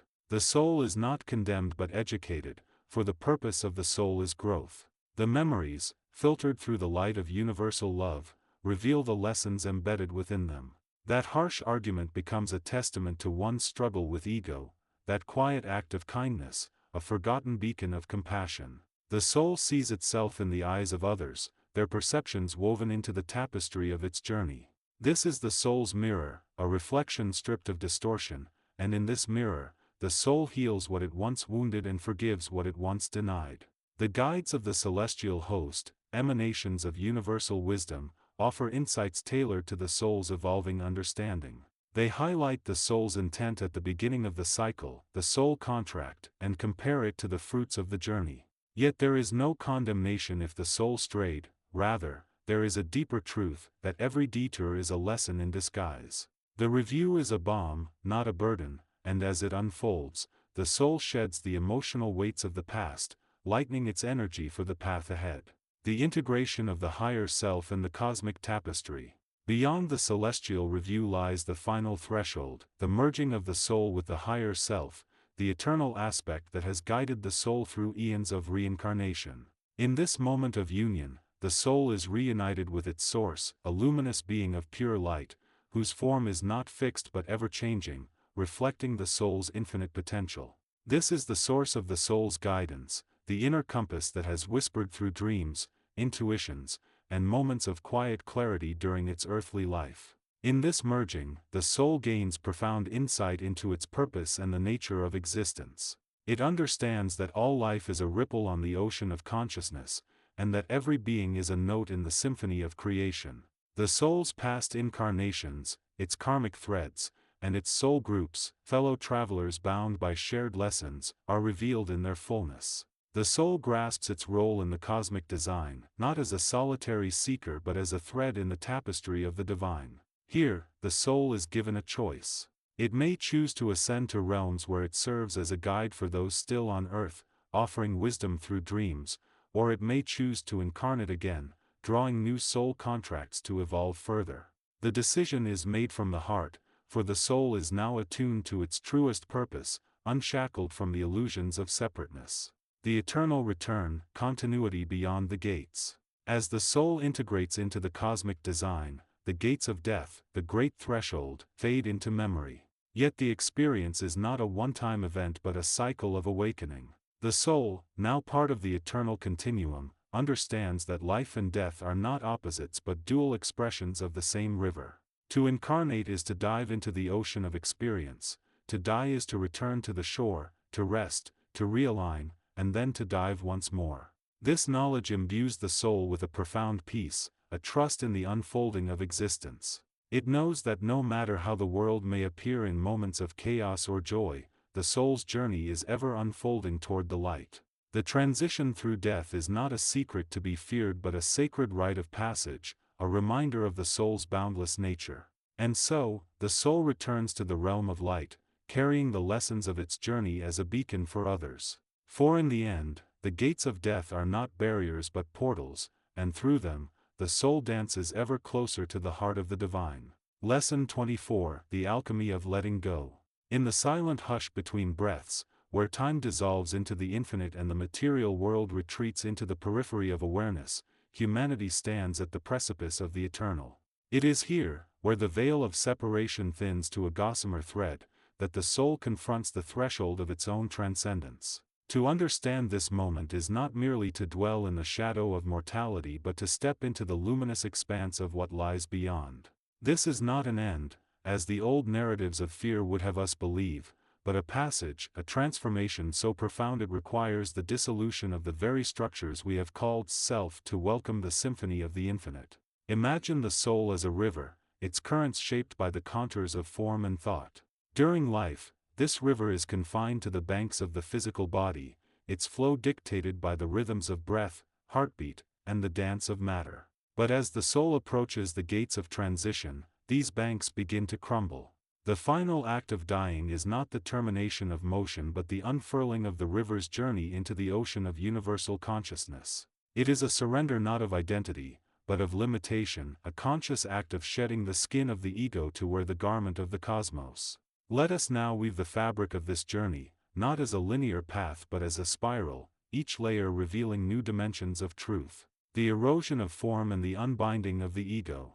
When the soul approaches the threshold of transition, the first alchemy begins, the dissolution of the ego's constructs. The ego, that intricate web of beliefs, fears, and identifications, is the scaffolding upon which the individual self has been built.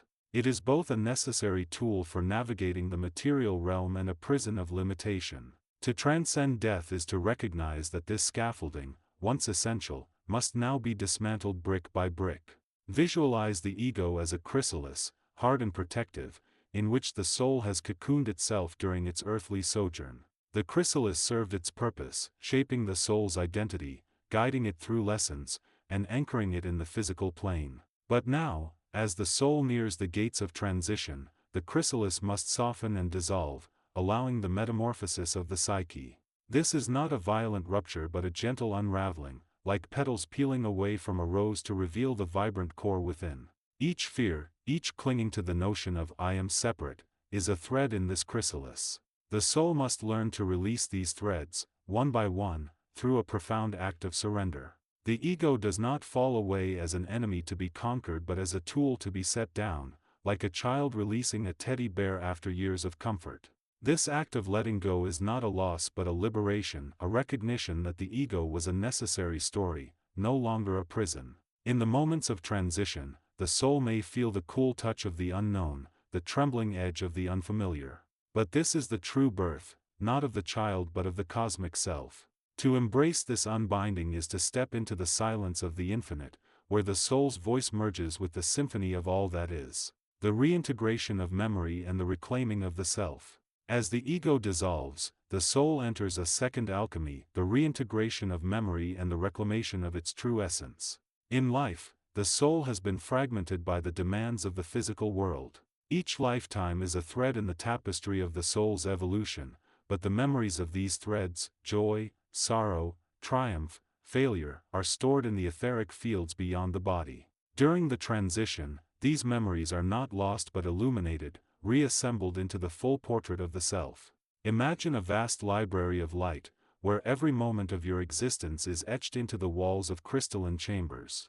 This is the Akashic record of the soul, a repository of all that has been, is, and will be. As the soul crosses the threshold, it is granted the key to this library, a key forged in the fires of unconditional love. Here, the soul encounters not the narrative of a single life but the mosaic of countless lifetimes, each shard of experience a reflection of the soul's purpose. This reintegration is not a passive process. The soul must consciously choose to step into the light of this memory, to weave the fragments into a coherent whole. It is here that the soul confronts its wounds and celebrates its victories, not as isolated moments but as chapters in an eternal story. The act of reintegration is an act of reconciliation with the child self, with the parent, the lover, the enemy. It is the soul's way of saying, all is forgiven, for all is part of me.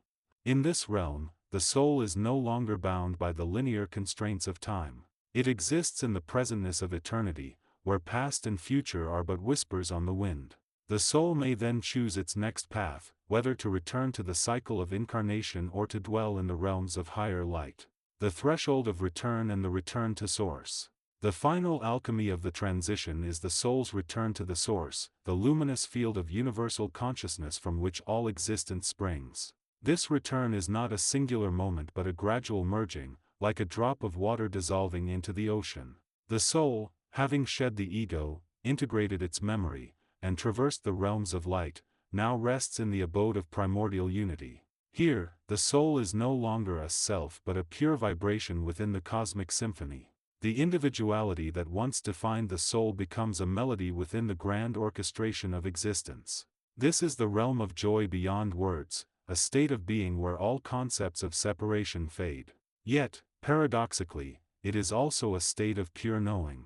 To return to source is to remember that the soul has never truly left it. This life was but a dream, a ripple in the eternal wave. Even in this realm of unity, the soul may choose to serve. It may take the form of a guiding light, a whisper of intuition, or a flash of inspiration in another's life. This is the soul's offering, a continuation of its purpose beyond the veil. The practical alchemy of preparation. For those who seek to navigate the gates of death with courage and grace, the path begins in life. The practice of inner alchemy, the transmutation of fear into faith, of separation into unity, is not a mystical abstraction but a daily discipline. The ritual of letting go, each day, set aside moments to breathe deeply and release attachments, to people, to outcomes, to the illusion of permanence. Visualize the ego as a cloak, and imagine yourself discarding it. The dance of memory, meditate on the Akashic record, allowing the soul's lessons to surface. Write them down, not as burdens but as gifts. The integration of light, practice acts of service, for to give is to remind the soul of its unity with all beings.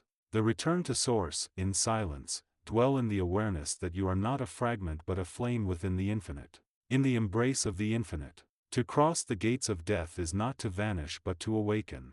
The soul is not bound by these teachings but is free to soar beyond them.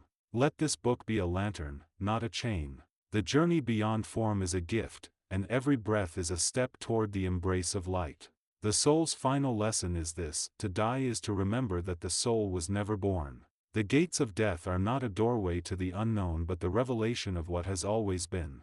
Lesson 25, the final veil, crossing the threshold of transformation. When the breath of the body wanes, the soul's light does not dim, it merely seeks a wider horizon.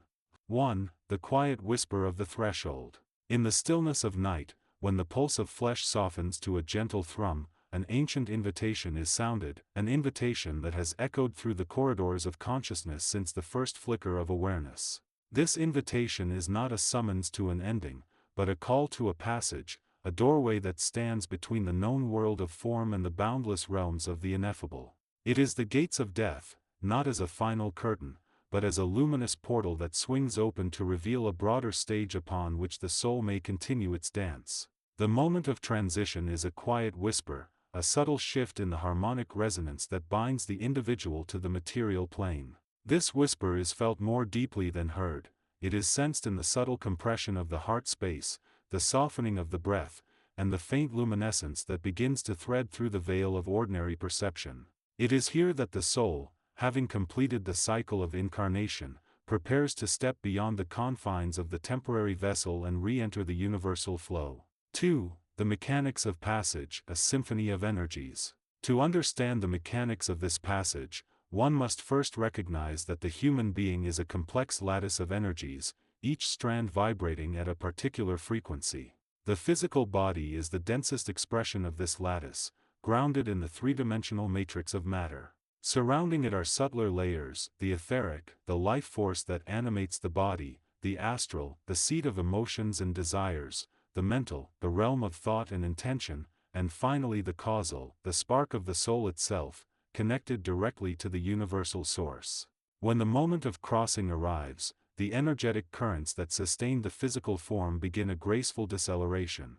The etheric currents, which have been the conduit for vitality, start to recede like the tide, pulling the astral and mental currents gently toward the causal core. This is not a violent rupture, rather, it is a sympathetic unbinding, akin to a knot loosening under the patient tug of a skilled hand.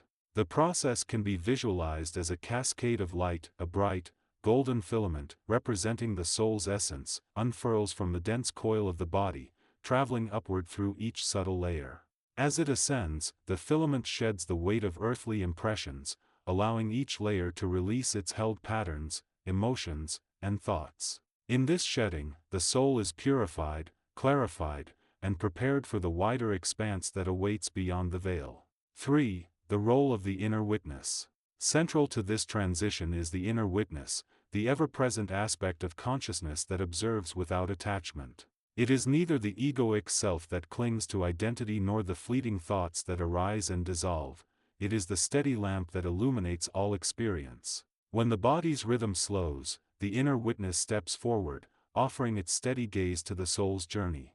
The inner witness serves three pivotal functions. Recognition, it acknowledges the natural conclusion of the physical cycle, honoring the life lived without judgment. Release, it gently encourages the soul to loosen its grip on material attachments, allowing love, gratitude, and forgiveness to flow freely. Guidance, it provides a subtle directional current, aligning the soul's trajectory with the higher currents of universal purpose. Through meditation, prayer, or simply present moment awareness, individuals can cultivate a deeper relationship with this witness. In doing so, the final passage becomes a conscious, serene crossing rather than an unconscious drifting. 4. The sacred geometry of the gate. The gates of death are not merely metaphorical, they possess a sacred geometry that resonates with the cosmic pattern. This geometry can be felt as a vortex of light, a spiraling helix that mirrors the Fibonacci sequence and the golden ratio, the same mathematical cadence that underlies the growth of a seed, the swirl of galaxies, and the rhythm of the human heart. When the soul approaches the gate, it aligns with this spiral, moving inward along the path of least resistance. Each turn of the spiral condenses the soul's vibrational frequency, drawing it ever closer to the source, the all-encompassing field of consciousness that is both the origin and the destination. The gate, therefore, is not a barrier but a gateway of amplification, where the soul's essence is magnified and harmonized with the greater symphony of existence. 5. The alchemy of letting go. Crossing the threshold demands an act of profound alchemy, the transmutation of attachment into freedom. In the human drama, attachment often appears as love, fear, desire, or regret. All are potent forces, yet when they cling beyond the body's dissolution, they can anchor the soul, creating a turbulence that obscures the luminous path. The alchemical process involves 3 stages. Recognition of attachment, observing each feeling or memory without judgment, acknowledging its presence. Transformation through compassion, infusing each attachment with the light of unconditional compassion, allowing it to dissolve into the universal love field. Release into the flow, visualizing the attachment as a feather carried away by a gentle wind, trusting that the universal current will integrate it perfectly into the whole. By practicing this alchemy in life, the soul arrives at the gate already seasoned with the ability to release, making the final crossing effortless and graceful. 6. The inner light of the soul. Even as the physical vessel fades, the inner light, the soul's radiant core, remains unwavering. This light is not a faint glow but a brilliant, timeless beacon that has always existed within, independent of form. When the body's lights dim, this inner illumination intensifies, filling the void left by the departing material layers. Meditative practices that focus on the heart center, visualizing a radiant ball of golden light expanding outward, help to align the conscious self with this inner beacon.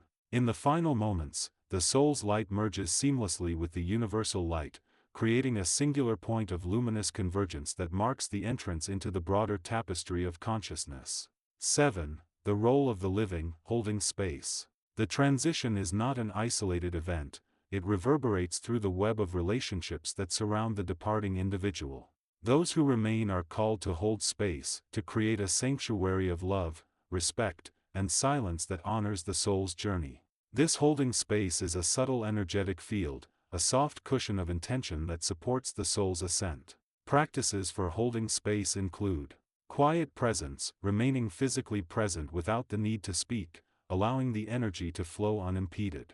Intentional blessing, silently projecting wishes of peace, love, and safe passage toward the departing soul. Ritual of light, illuminating a candle or lantern, symbolizing the continuous presence of light, even as one form transforms. By maintaining this compassionate field, the living become co-architects of the transition, ensuring that the gate remains open and welcoming.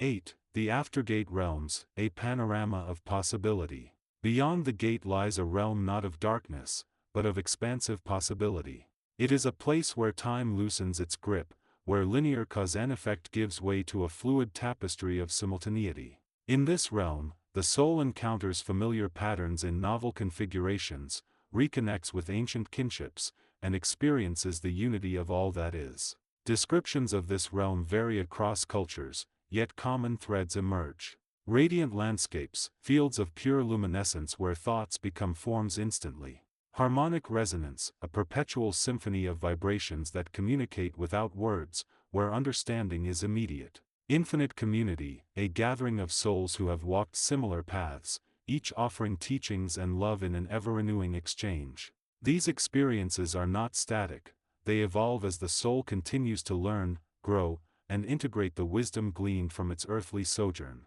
9. Integrating the knowledge, living with the awareness of the gate. The profound insight that death is a transition, not an end, should permeate everyday existence. When the inevitability of the gate is held in the heart, life itself transforms. Presence becomes sacred, each breath is honored as a gift, each moment a step toward greater understanding. Fear dissolves, the unknown loses its sting, replaced by curiosity and reverence. Compassion expands, recognizing the shared journey of all beings fosters deeper empathy and kindness. Practices that embed this awareness include daily contemplation of impermanence, gentle rituals honoring the cyclical nature of existence, and the cultivation of gratitude for the fleeting yet profound experience of embodiment. 10. A closing benediction. As you stand before the threshold of your own understanding, may the words herein serve as a lantern, casting gentle illumination upon the path ahead. May you recognize that the gate of death is not a wall of finality but a gateway of rebirth, a portal through which the soul steps into the boundless ocean of universal consciousness. In the quiet moments when the world seems to hold its breath, remember, the body is a vessel, the soul is the voyager. When the vessel reaches its shore, the voyager sets foot upon a shore far wider than any horizon imagined, guided by the ever-present light that never wanes.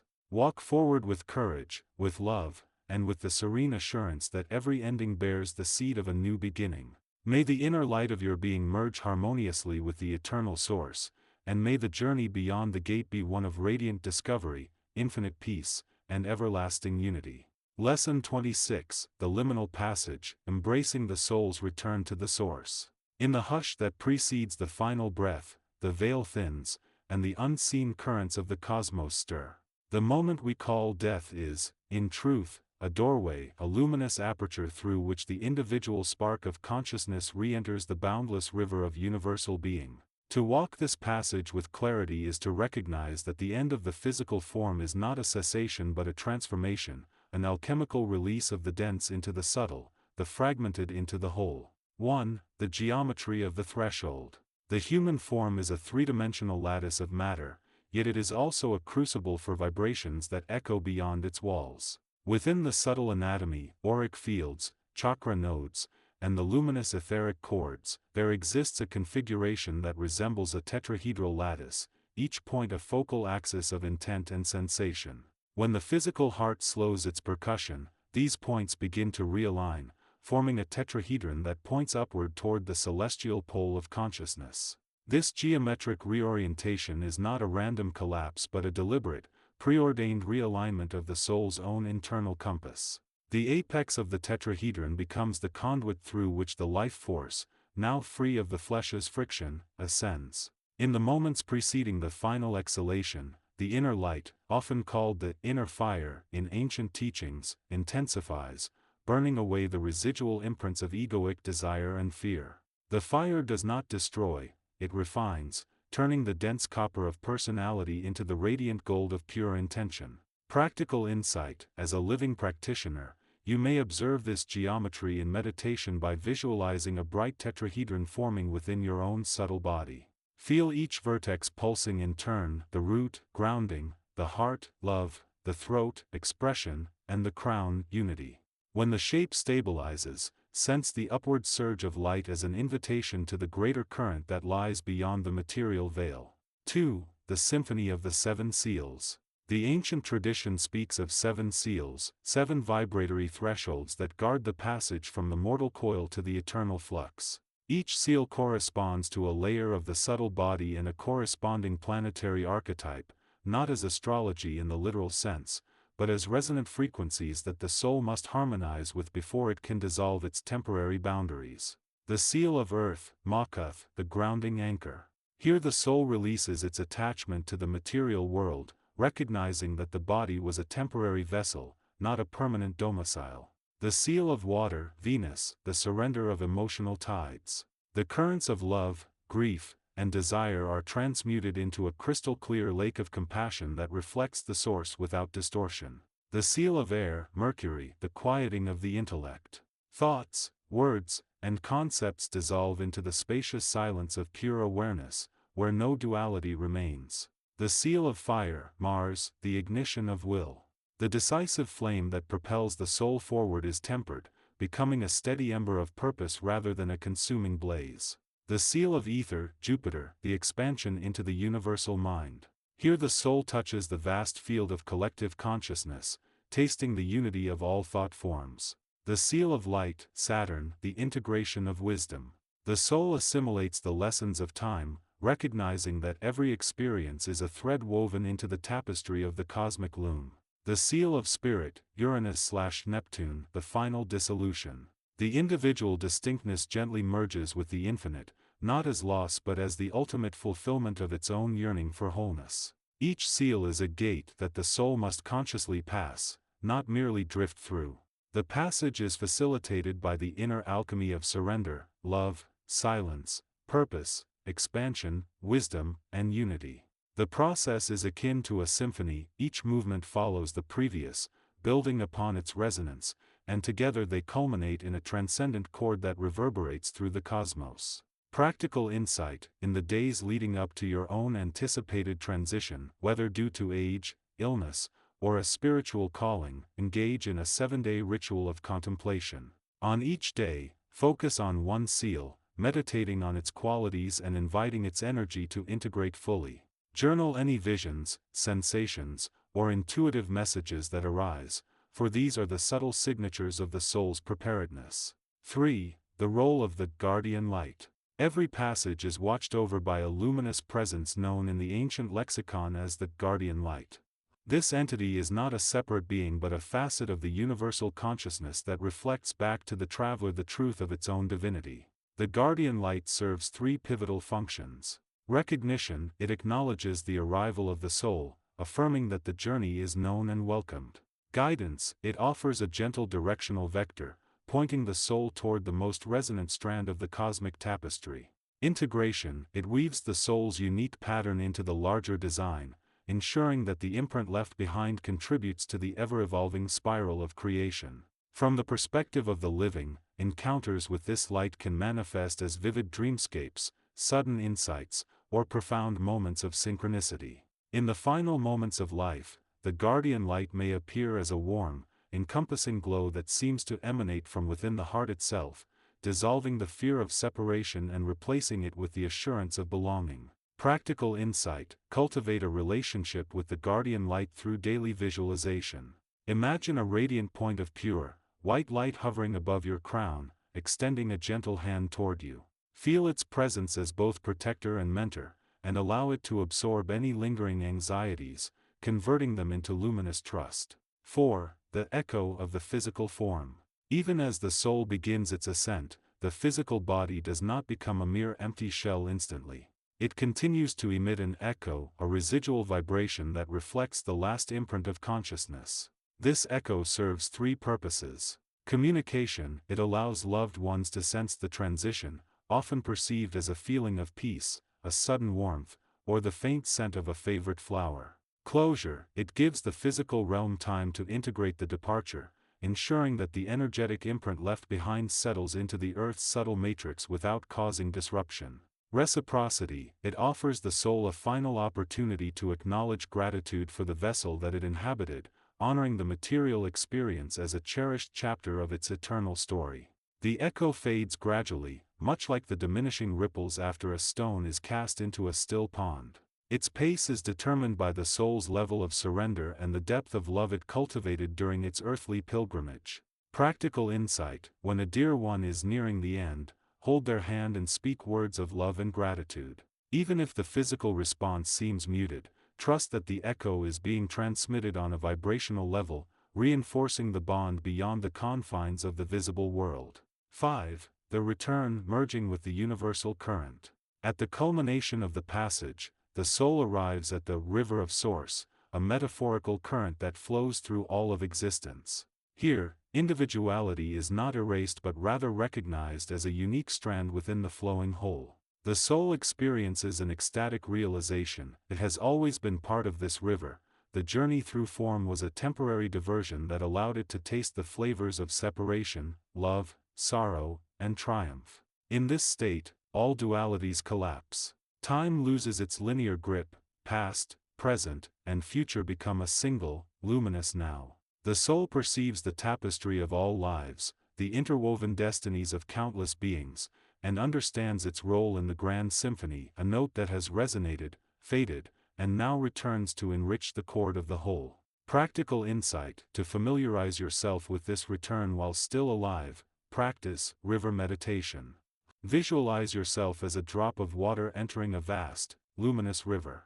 Feel the current's pull, the sense of surrender, and the blissful merging with the larger flow. Allow this sensation to inform your approach to death, recognizing it not as loss but as homecoming. 6. The legacy, seeds sown in the subtle soil. Although the soul rejoins the universal field, its passage leaves behind subtle seeds in the collective consciousness. Each life's journey contributes a unique vibration that continues to influence the evolving matrix of humanity. These seeds may manifest as inspired ideas that surface in the minds of others, emotional imprints that shape cultural narratives, energetic patterns that guide future incarnations toward higher awareness. Thus, death is also a birthing act, a final contribution to the ever-expanding garden of existence.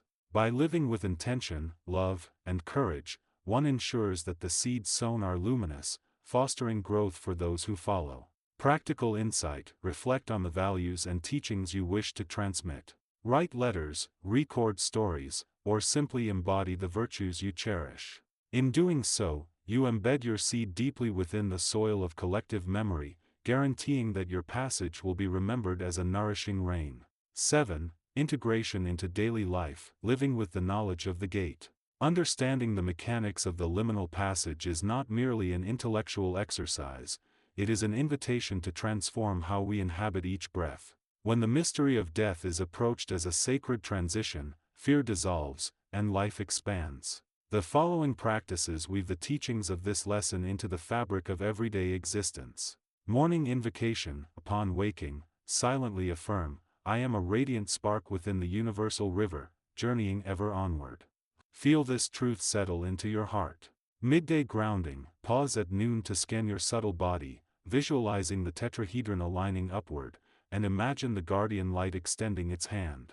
Evening reflection. Before sleep, recount 3 moments of surrender, love, or wisdom from the day, acknowledging them as steps through the seals. Weekly ritual. Once a week, perform the seal meditation, moving through each of the 7 seals in sequence, allowing the corresponding qualities to settle within you. Compassionate presence. When encountering those who are ill or aging, embody the echo of peace, offering them your calm energy as a bridge between the physical and the subtle. By living as though each day is a rehearsal for the ultimate transition, you cultivate serenity, purpose, and a deep reverence for the mystery that binds all existence. 8. Closing vision. The ever-turning wheel. Picture a vast wheel of light, its spokes radiating outward like the arms of an infinite mandala. Each spoke represents a soul's journey through the gates, each rotation a cycle of birth, pilgrimage, and return. The wheel never halts, it spins eternally, powered by the love that each soul injects into the collective field. As the wheel turns, new gates appear, new passages open, and the dance continues. In this vision, death is not a dead end but a graceful spin of the wheel, a moment when a spoke aligns perfectly with the sun, catching its radiant beam before slipping back into the circle to continue its perpetual motion. The traveler, aware of this rhythm, steps onto the gate with confidence, knowing that the journey forward is simply another turn of the great, luminous wheel. Final invitation. Hold this image in your mind's eye as you move through the days ahead. Let it remind you that every breath is both a step toward the gate and a celebration of the present. In honoring the transition, you honor life itself, and in honoring life, you honor the gate. May the light of the guardian illuminate your path, may the seals open with loving ease, and may the river of source receive you homeward, forever. Lesson 27. The eternal now, beyond the illusion of time. In the vast tapestry of existence, where every breath weaves threads of light and shadow into the fabric of the seen and unseen, there lies a profound truth that whispers to the soul beyond the veil of corporeal understanding. Time is not a river but a tapestry, and the self that stands upon its banks is not a traveler but a weaver. To grasp the mechanics of transition, the sacred alchemy of dying, we must first dissolve the illusion that binds us to the linear march of moments. The physical realm, with its tick of clocks and cycle of sun and moon, is but a theater of perception, a stage where the soul dons the mask of limitation. Yet beyond this stage, in the boundless expanse of the spiritual dimensions, time is not a path to navigate but a boundless ocean in which the soul swims freely, unchained by past or future. This lesson unveils the gateway to that liberation, the dissolution of temporal constraint, and the awakening to the eternal now, the state of being that awaits when the body's final breath releases the spirit into the infinite. The illusion of temporal chains. To dwell in the flesh is to wear a veil of restriction, a lens through which existence appears as a series of cause-and-effect threads stretched taut across an invisible loom. This veil is the great teacher, for it is in the act of perceiving limitation that the soul begins to hunger for transcendence. Time, as we know it, is a construct of the third dimension, a rhythm of vibration that contracts and expands the human consciousness into moments of birth, struggle, and dissolution. But let us not mistake the map for the territory. The clock's relentless pendulum does not dictate the soul's journey, rather, it is a tool, a shadow play that serves the ego's need to achieve, to attain, to arrive. The ego, that clever architect of duality, convinces us that life is a race, that death is a finish line, and that our worth is measured by how many milestones we conquer before the final curtain falls. Yet, when we stand at the precipice of the dying moment, the sacred threshold where the physical sheath unravels into light, we see the veil for what it is, a delicate gossamer, a shimmer of illusion. The soul, upon releasing the body, does not move linearly toward a destination but steps into a realm where all moments are now, where past and future dissolve into the radiant present. Imagine, if you will, a world without seasons, without the weight of memory or the promise of what is to come. Imagine walking through a forest where every leaf is in perpetual bloom, where the dawn never fades and the stars burn with the joy of forever. This is the eternal now, the ground of being that exists beyond the chariot of time, the threshold of transition. To cross into this boundless state is to relinquish the final vestiges of identification with form. The body, the mind, the ego, these are not enemies to discard but tools to transcend. At the moment of transition, the soul is greeted by waves of light that dissolve the last illusions of separation. The physical self, with its scars, its triumphs, its unmet desires, is a flickering candle in the wind, and now it is extinguished. But this is not an end, it is a returning, a homecoming to the undivided source of all that is.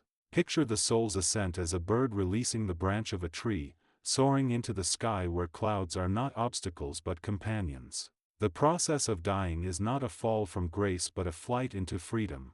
The soul is greeted by the radiance of higher dimensions, where thought is not bound by words, and feeling is not confined to the body's limitations. Here, the soul recognizes that the eternal now is not a void but a fullness, a symphony of consciousness where every note exists harmoniously, unbound by the tyranny of time. The soul's journey is not through time but within time, dancing in the here and now of all that has ever been and ever will be. The tapestry of timelessness. In the eternal now, the soul perceives the totality of its existence.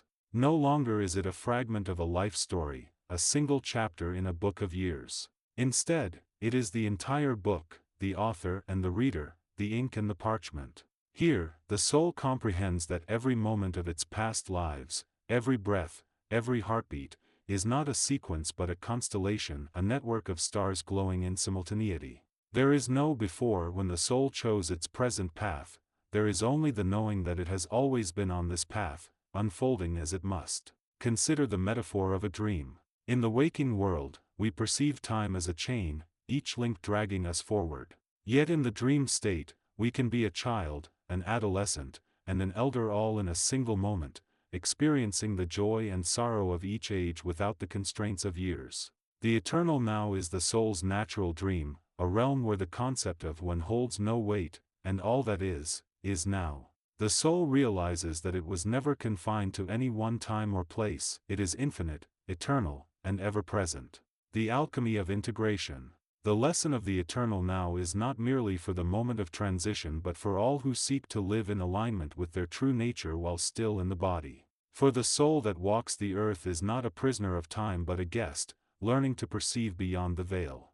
The dying teach us in reverse, death is not the end of time but the beginning of true timelessness. To live in the eternal now is to taste the afterlife while still embodied, to dwell in the sacred stillness where joy and sorrow coexist as fleeting expressions of the soul's eternal song. How, then, does one practice this alchemy of presence? Begin by observing the spaces between moments, the pause between breaths, the silence before a sound is heard, the stillness that lingers when the mind ceases its chatter. In these gaps, the eternal now flickers into view.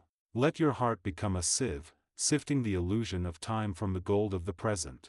When seated in meditation, do not ask the soul to seek a future awakening or dwell in the regret of a past missed. Instead, rest as the witness to all that is unfolding, as the awareness that cannot be bound by moments.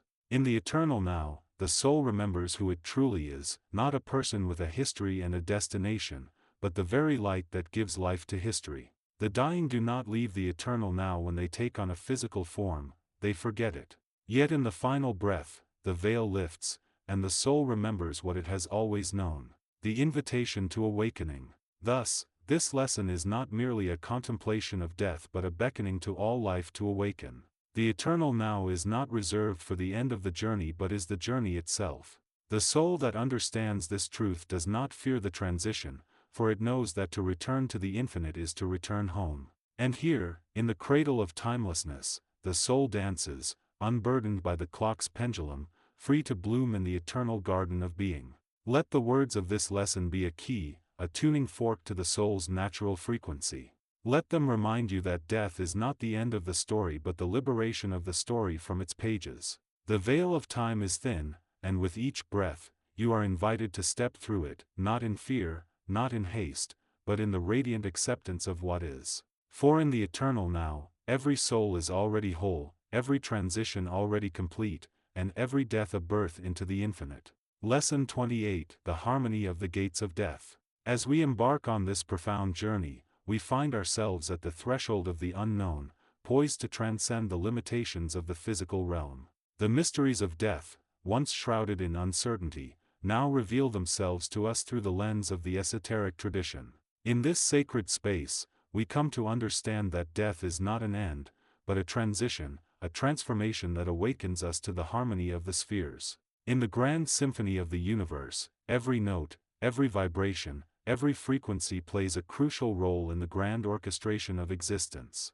The harmony of the spheres is not just a metaphor, but a living, breathing reality that underlies all of creation.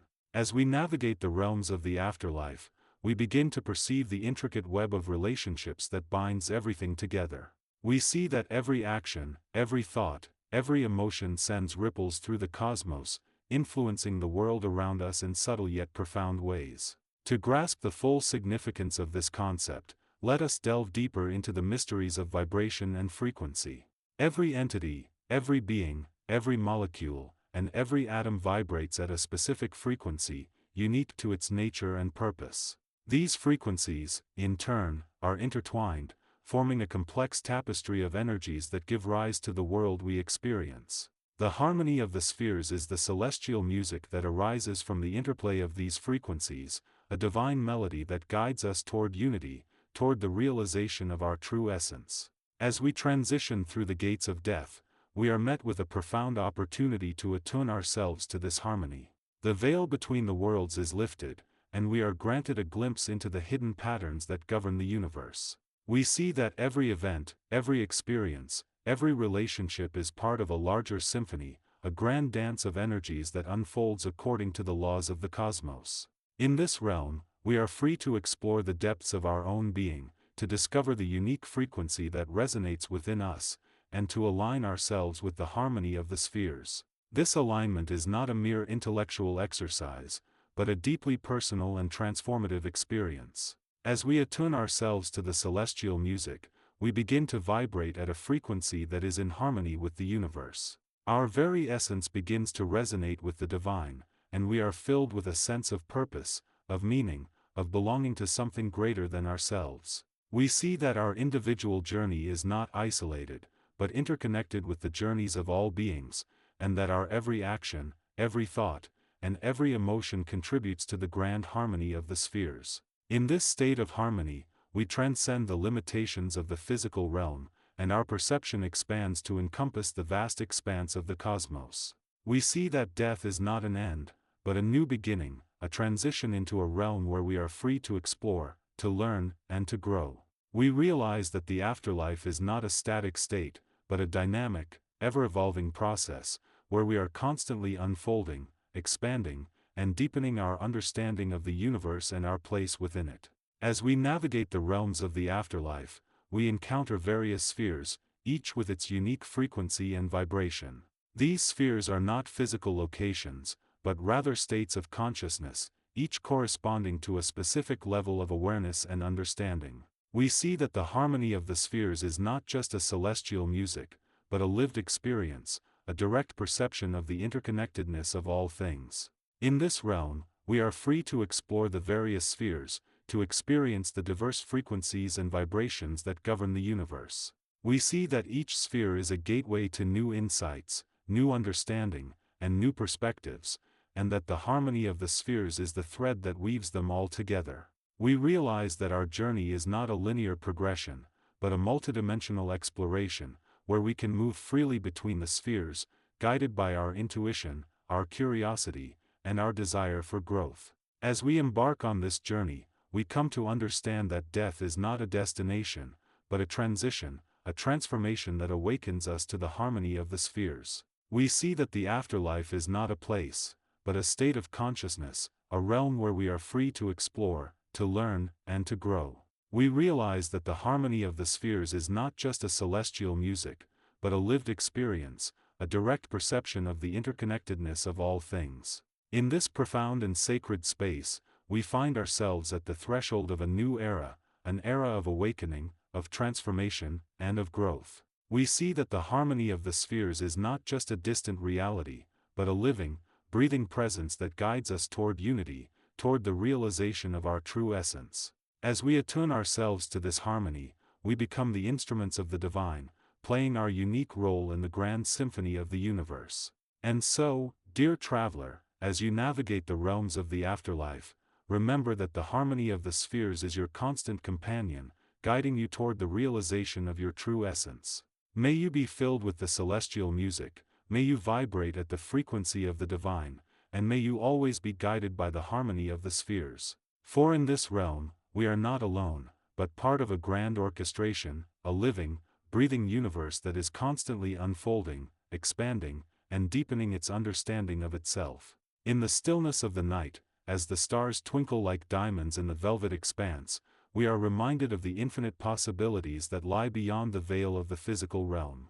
The harmony of the spheres whispers secrets to us, of a realm where time and space are but mere illusions, where the very fabric of reality is woven from the threads of vibration and frequency. And as we listen to this celestial music, we are drawn into the depths of our own being, to the source of our true essence, where the harmony of the spheres awaits, guiding us toward the realization of our highest potential. As we journey through the realms of the afterlife, we come to understand that the harmony of the spheres is not just a distant reality, but a living, breathing presence that guides us toward unity, toward the realization of our true essence. We see that every action, every thought, and every emotion sends ripples through the cosmos, influencing the world around us in subtle yet profound ways.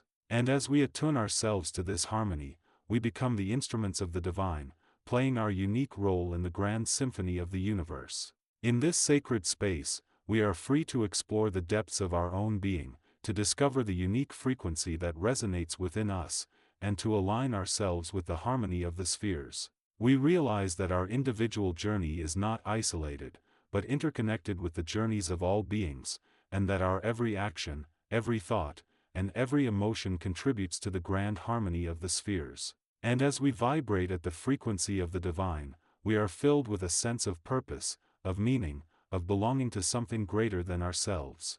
The harmony of the spheres is the celestial music that guides us toward unity, toward the realization of our true essence. It is the thread that weaves together the diverse frequencies and vibrations of the universe, creating a grand tapestry of energies that give rise to the world we experience. As we attune ourselves to this harmony, we become part of a grand orchestration, a living, breathing universe that is constantly unfolding, expanding, and deepening its understanding of itself. In this profound and sacred space, we find ourselves at the threshold of a new era, an era of awakening, of transformation, and of growth. We see that the harmony of the spheres is not just a distant reality, but a living, breathing presence that guides us toward unity, toward the realization of our true essence. And as we journey through the realms of the afterlife, we are reminded that the harmony of the spheres is our constant companion, guiding us toward the realization of our highest potential. Lesson 29: Navigating the Shadow Self. The Bridge Between Worlds. To walk the path of transformation is to confront the labyrinth of one's own shadow. In the esoteric tradition, the act of dying, whether metaphorical or literal, is not an end but a threshold. It is in this sacred space between the physical and the eternal that the shadow self emerges, not as an enemy, but as a mirror. This shadow, born of unacknowledged fears, illusions, and forgotten fragments of the soul, is the final gate one must traverse to step beyond the veil of the material. To navigate it is to surrender to the dissolution of ego, to let the fire of truth burn away the scaffolding of identity that has bound the seeker to the cycles of limitation. The shadow self is not a monster nor a demon. It is a symphony of unmet potentials, the echoes of choices left unmade, the residue of pain turned to stone. In the alchemical language of the spirit, it is the prima materia, the raw, unformed matter that must be stirred and transmuted if the soul is to ascend. But to meet this shadow is to meet the darkest hour of the soul's journey. For it is here that the traveler must face the stark truth: the universe does not yield its mysteries to the complacent. The threshold of death, whether approached in meditation, illness, or the final release of breath, demands a reckoning. One must step into the storm of their own becoming, where light and shadow are not opposites but twin rivers converging to create the sea. The mechanics of this transition are as intricate as the dance of galaxies. When the body begins to withdraw its vitality, the veil between realms thins, and the shadow self steps into the light, not as a specter of guilt, but as a teacher. It arrives not to accuse, but to remind the seeker of the unclaimed parts of themselves. For every fear, every habitual thought, every wound buried under the armor of routine, these become the gatekeepers of the gate. The shadow self is the guardian of the labyrinth, and to pass through its gates is to relinquish the need to dominate, to control, or to remain unchanged. The process is not one of domination, but of communion. Each fragment of the shadow must be met with compassion, named, not in the sense of assigning labels, but in recognizing its form, and integrated. To deny it is to delay the journey, to accept it is to dissolve the illusion of separation between self and the infinite. This confrontation unfolds in layers, like peeling back the petals of a lotus to reveal the nucleus of pure essence. The first layer is the shadow of the unmet self, the ambitions left unfulfilled, the desires suppressed in the name of duty or fear. This shadow manifests as a voice whispering, "What if I had," or "I am not enough." Here, the seeker must confront the weight of their own inertia and the stories they have told themselves to justify the status quo. To release this shadow is to let go of the need for external validation and to reclaim the courage to act in alignment with one's true will. The second layer is the shadow of the wounded self, the scars of past hurts, the shame of missteps, the pain of betrayal. This shadow is not a wall, but a wound that has been sutured over with layers of denial. To meet it is to sit with the rawness of one's own vulnerability and to see that these wounds are not to be healed in the sense of eradication, but transfigured into wisdom. The pain becomes not an anchor to the past, but a stone to step upon in the journey forward. The third layer is the shadow of the fragmented self, the parts abandoned in the name of societal expectation, the roles played for others, the energy spent trying to become who one thinks one should be. This shadow appears as the phantom of disconnection, the gnawing sense of being unwhole. To navigate it is to ask, "What have I left behind in the name of belonging?" And to answer honestly, to retrieve what was hidden in the forest of self-doubt and bring it into the circle of the soul's wholeness. The mechanics of this process are mirrored in the rhythms of the natural world. Just as the oak tree sheds its winter crust to reveal the tender green of spring, so too must the soul shed the armor it has worn in the physical plane. The transition is not a sudden act but a progression, a slow unraveling of the knots that bind the spirit. When the shadow self is met with sincerity, it begins to dissolve not out of the soul, but into it. The seeker does not conquer the shadow, they return to the shadow, embracing it as a necessary chapter in the story of their evolution. This is the esoteric truth of death. It is not a separation from the self, but a reunion with the totality of the self. The shadow self is the final key to the gate of transcendence. To walk through it is to surrender to the dissolution of the physical form, to the unraveling of the egoic structure, and to the emergence of the pure consciousness that has always been the truest essence of the seeker. In the alchemical imagery of the Western tradition, this is the moment of the nigredo, the blackening, where all certainty fades and the soul is reduced to its primal state. But from this dissolution comes the albedo, the whitening, the reawakening of the soul to its luminous nature. For the seeker who has navigated the shadow self, the path beyond the gate is illuminated. The barriers between the physical and the non-physical crumble, and the traveler finds themselves in a realm where time is but a ripple and space is an illusion. Here, the soul exists in its purest form, unbound by the constraints of the body or the illusions of the mind. The shadow self, once a fearsome specter, becomes a companion on the path of ascension, a reminder that every descent into darkness is but the prelude to a higher light. In the end, the process of navigating the shadow self is the ultimate act of faith. Faith that the dissolution of self is not a loss, but a metamorphosis. Faith that the journey through the gates of death is not an ending, but a continuation of the soul's eternal unfolding. And faith, above all, that the shadow is not to be feared, but to be held closely, for within it lies the secret of the infinite. Thus, the seeker steps through the gate of the shadow self, not as an exile from the physical world, but as a sovereign of the eternal. The body may fade, the name may be forgotten, the story may be scattered to the winds. But the soul, unshackled and unbroken, moves beyond the veil, carrying with it the wisdom of what it once was and the promise of what it will become. For in this journey, the seeker learns the greatest truth of all: to die is not to lose, but to return to the source from which all life springs.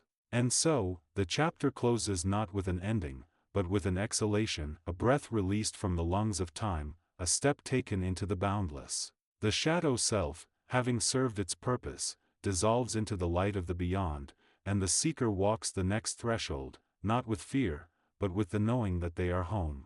Lesson 30: The Alchemy of Letting Go. In the hushed stillness between heartbeats, where time unravels its thread and the veil of the familiar thins into transparency, there exists a sacred alchemy. It is here, in the crucible of dissolution, that the soul's journey transcends the illusion of separateness.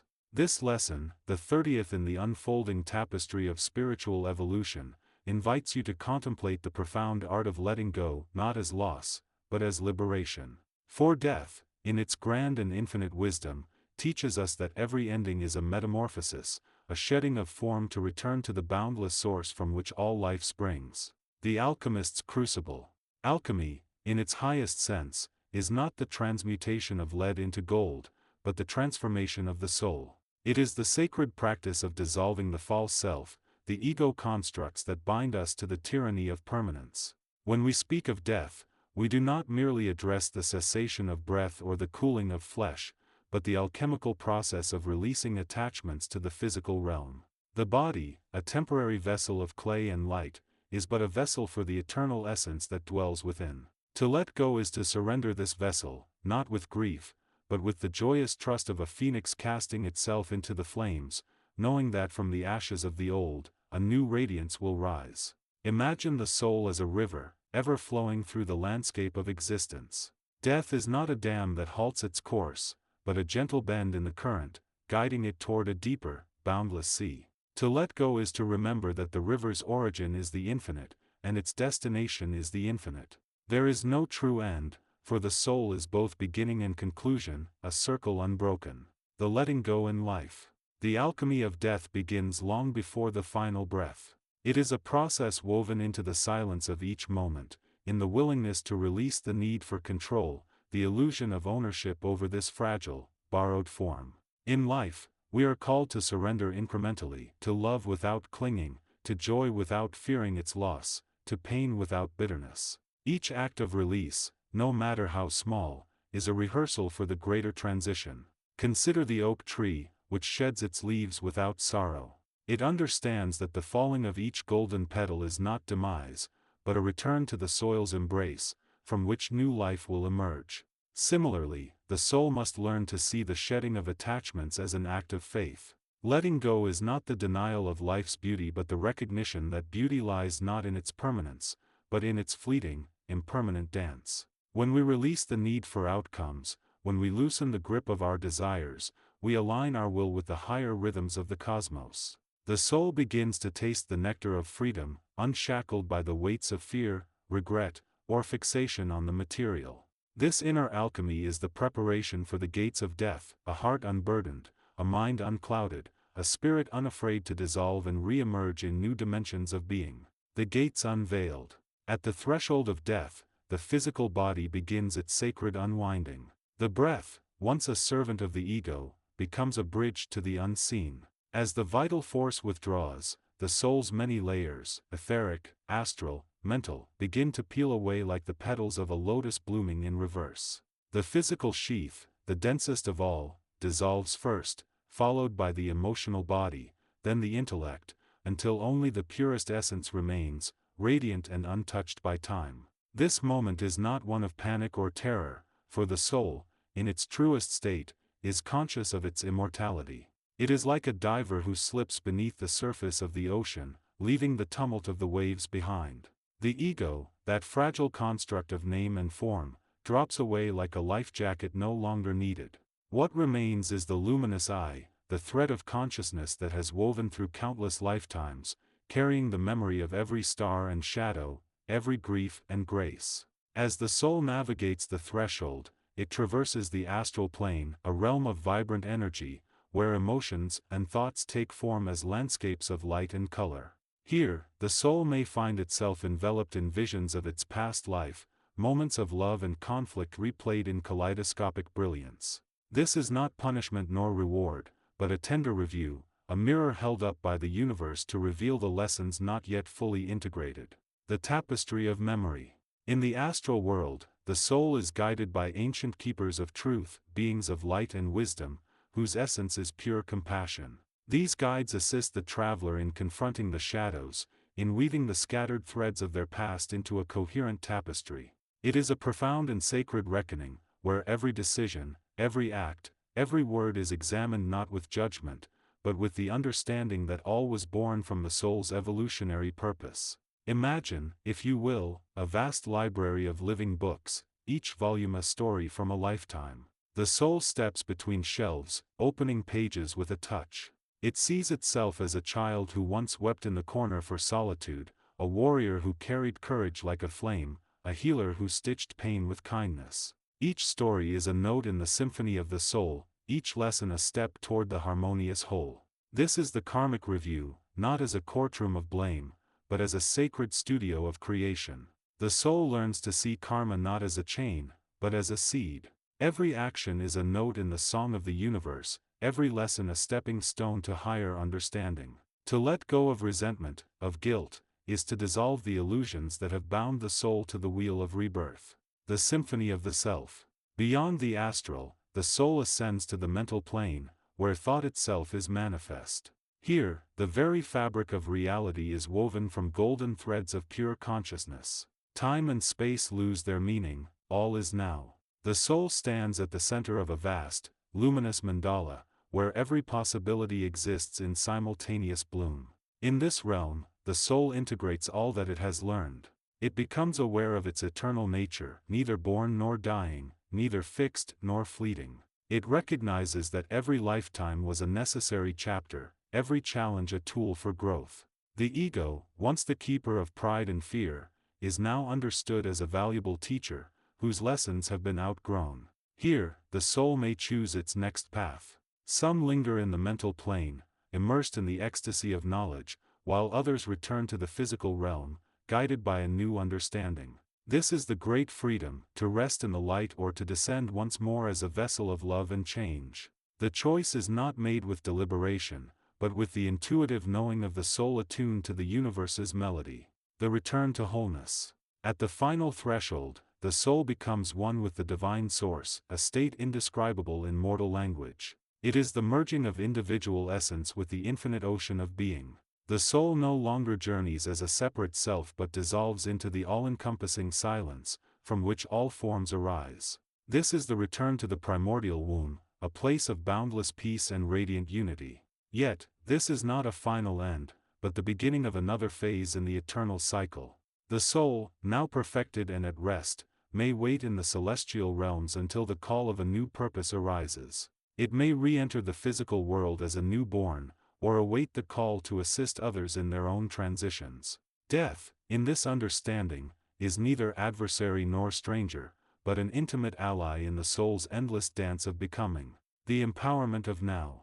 To understand the alchemy of letting go is to live with a profound lightness. It is to walk through the fires of life with the assurance that no form is permanent, no pain absolute, no joy fleeting beyond its purpose. When we internalize the truth of death as transition, we free ourselves from the tyranny of fear. We begin to live not in the shadow of the future, but in the luminous present, where every breath is a prayer of gratitude.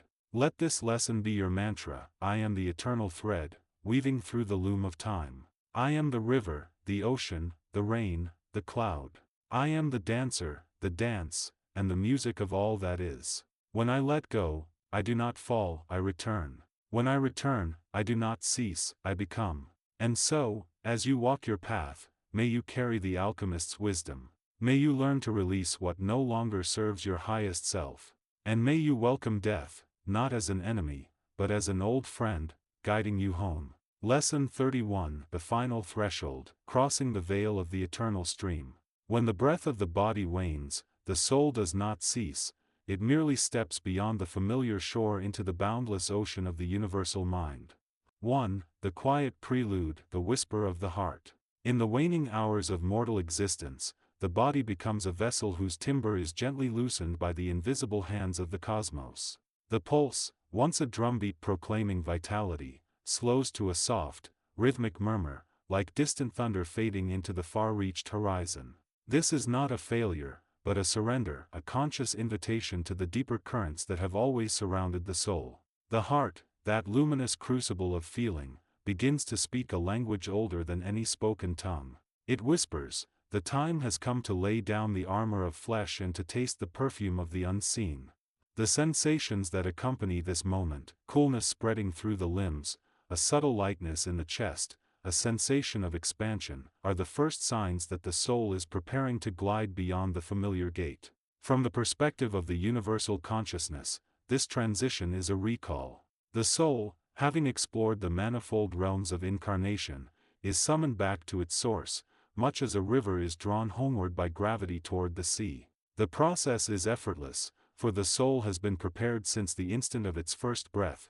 The body's decline is simply the final cue that the journey is nearing its completion. 2. The esoteric mechanism, the unfolding of the astral coil. Within the hidden architecture of being lies the astral coil, an intricate spiral of subtle energy that binds the personality to the material plane. Throughout life, this coil is constantly being wound and unwound by thoughts, emotions, and actions. Each experience adds a filament of light or shadow, strengthening the connection to the earthly realm, while simultaneously weaving threads that point outward to the greater cosmos. At the moment of death, the coil begins to unravel in a precise, orderly fashion. The process may be visualized as follows. Dissolution of the physical matrix, the body's cells, having completed their earthly task, release the accumulated life force back into the surrounding environment. This discharge is not a loss but a redistribution, as the energy rejoins the planetary field and subsequently the planetary field returns it to the greater planetary consciousness. Severance of the etheric links, the etheric body, that subtle double of flesh, starts to loosen its grip. The vibrational pattern that once resonated with the Earth's frequencies begins to shift, aligning itself with the higher frequencies of the astral and mental planes. This shift is felt as a deepening sense of detachment, often described as floating or rising. Release of the astral coil, the spiraling energy uncoils, each turn unwinding like a ribbon of light that ascends toward the luminous horizon. In this stage, the soul's individual identity, its name, its personal history, its egoic attachments, softens, becoming a radiant impression rather than a solid construct. Integration with the universal stream, finally, the liberated coil merges with the universal stream, the ever-flowing river of consciousness that carries all souls toward the source. The soul no longer moves as a discrete particle, it becomes a wave within the ocean, its unique pattern dissolving into the harmonious currents of the whole. The entire mechanism is governed by the law of return, a subtle principle that ensures every energy field, once it has completed its purpose on the material plane, returns to its origin. This law does not imply judgment or punishment, it simply reflects the inherent balance of the cosmos, where every emanation must ultimately be reabsorbed. 3. The gatekeepers, archetypal guardians of transition. Throughout myth and mystic tradition, the crossing of the threshold is accompanied by guardians, symbols of the mind that assure the soul of its readiness. In the present teaching, these are not external beings but inner archetypal forces that manifest as aspects of the soul's own wisdom. The witness, this inner eye, observes the process without fear, offering calm assurance that the transition is natural. The witness reminds the soul that it is merely a passenger, not a driver, of the vehicle that is the body. The scribe, as the coil unwinds, memories and insights that have been gathered are recorded in the subtle layers of the soul's akashic imprint. The scribe ensures that the knowledge gathered is not lost but woven into the larger tapestry of the universal mind. The light-bearer, a luminous presence that radiates unconditional love. This light-bearer envelopes the soul in a mantle of divine compassion, dissolving any lingering fear of the unknown. It is the echo of the source's own heart, beating in synchrony with the soul's passage. When these inner guardians align, the soul experiences a profound sense of peaceful surrender. The physical sensations may become faint, but the inner experience is one of radiant expansion, as if the soul were being lifted by gentle, invisible hands into a realm of boundless possibility. 4. The role of intention, the soul's final request. Even as the body releases its grip, the conscious intention of the soul remains a decisive factor. The final moments provide an opportunity to state a clear, heartfelt request, whether it be for a smooth passage, for the comfort of loved ones left behind, or for the completion of an unfinished purpose. This request is not a demand upon the universe, rather, it is a clarification of the soul's own desire, allowing the universal consciousness to respond with appropriate guidance. The act of setting intention functions on several levels. Energetic alignment, the intention focuses the remaining subtle energy, steering it toward the most harmonious pathway within the universal stream.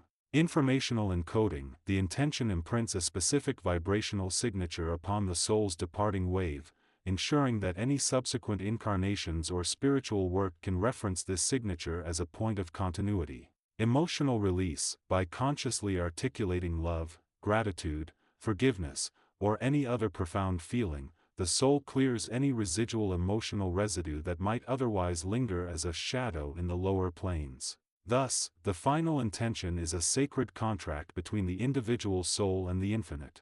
It affirms that, while death is a natural transition, the soul retains agency to shape the manner of its passage. 5. The landscape beyond, the first light of the new realm. As the coil uncoils and the soul merges with the universal stream, a first light appears, an illumination not of physical photons, but of pure awareness. This light is the primordial vision, the direct perception of the source's boundless intelligence. In this state, the dualities of self and other, inside and outside dissolve, revealing the underlying unity of all existence. The experience can be described through several metaphorical layers. The dawn of a new day, just as the first rays of sunrise reveal the contours of a familiar landscape in a new hue, the soul perceives its own form anew, bathed in the glow of cosmic love. The mirror of infinity, the soul sees itself reflected in the infinite mirrors of the universal mind, each reflection containing a fragment of all that has ever been and all that ever will be. The song of the spheres, a harmonic vibration resonates through the soul, the music of creation that ties together all realms. Listening to this music aligns the soul with the rhythm of the cosmos, allowing it to flow effortlessly within the currents of destiny. In this luminous realm, the soul is no longer bound by linear time. Past, present, and future coalesce into a single, ever-present now. The memories of the earthly life become colors in a grand tapestry, each thread contributing to the pattern of the whole. The soul recognizes its participation in a vast, cooperative dance, a dance of consciousness that perpetually expands and evolves. 6. The return journey, from the universal stream to future manifestation.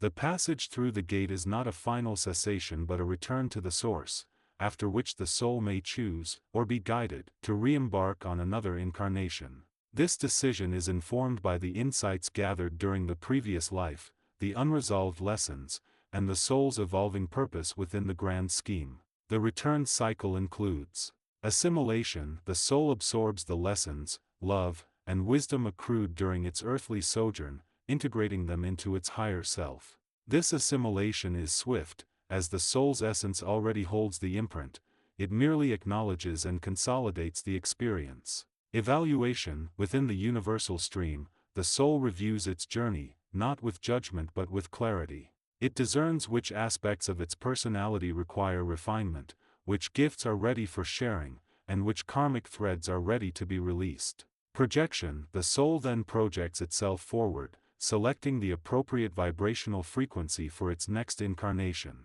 This frequency determines the circumstances, relationships, and challenges that will best support its continued evolution.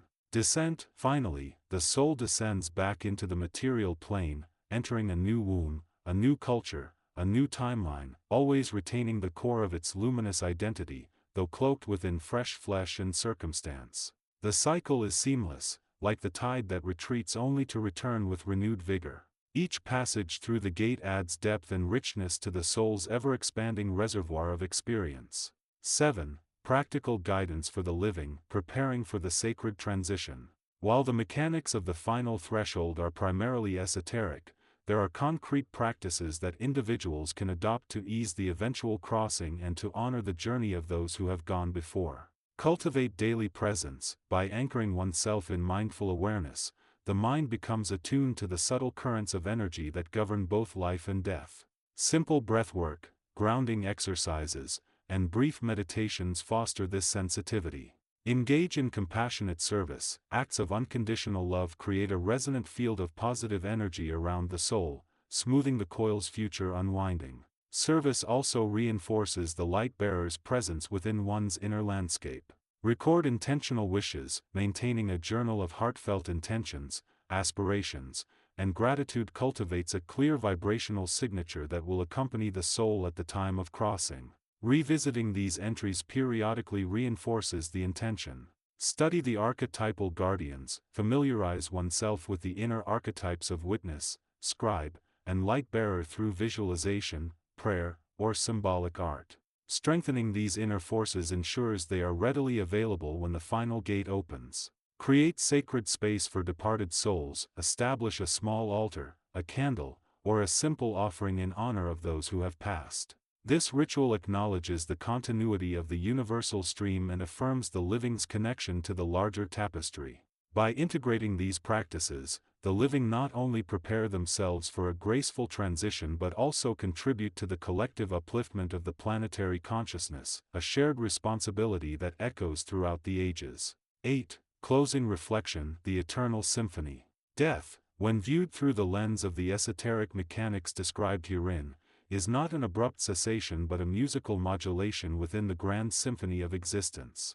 The soul, ever present and ever evolving, simply changes its key, its tempo, its timbre, while remaining an integral note in the overarching composition.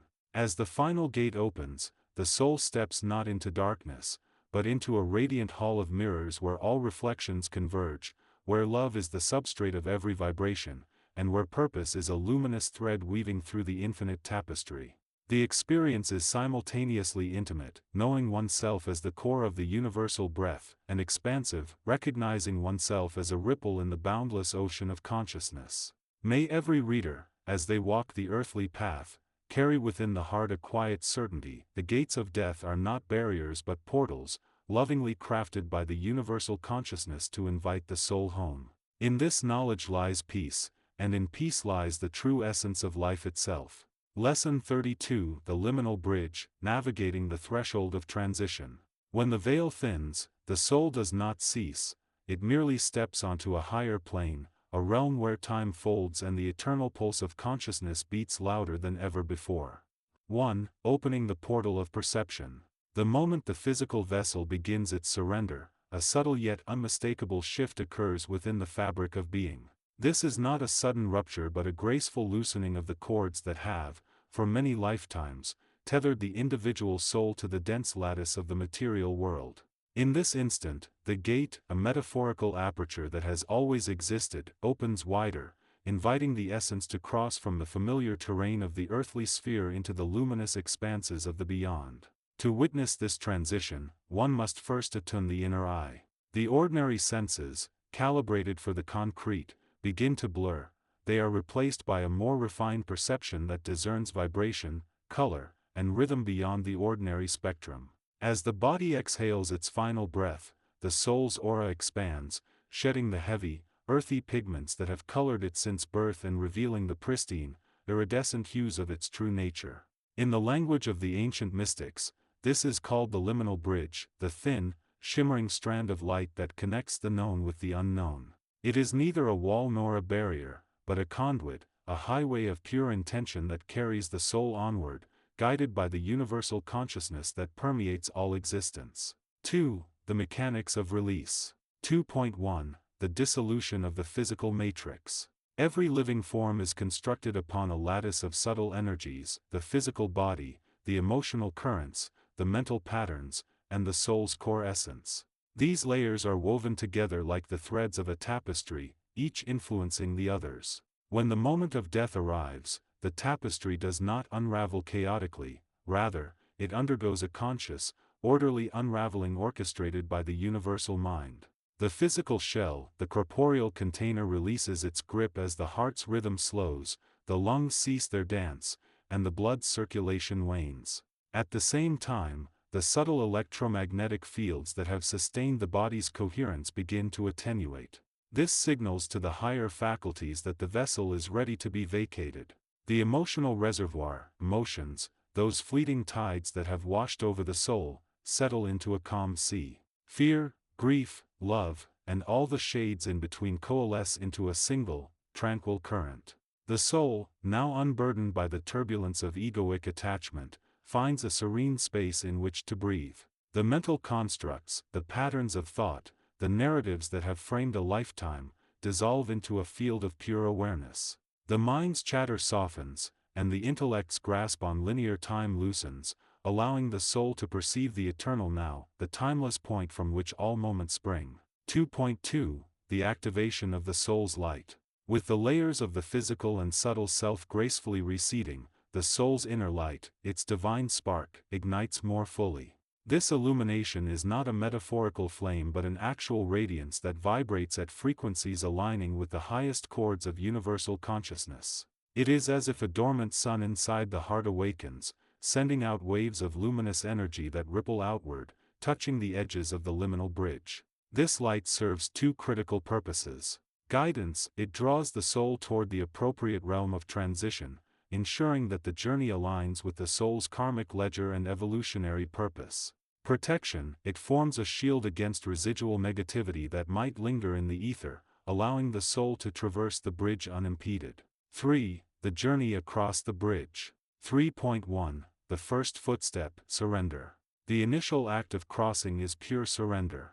It is the relinquishment of the illusion that the self is separate from the universal whole.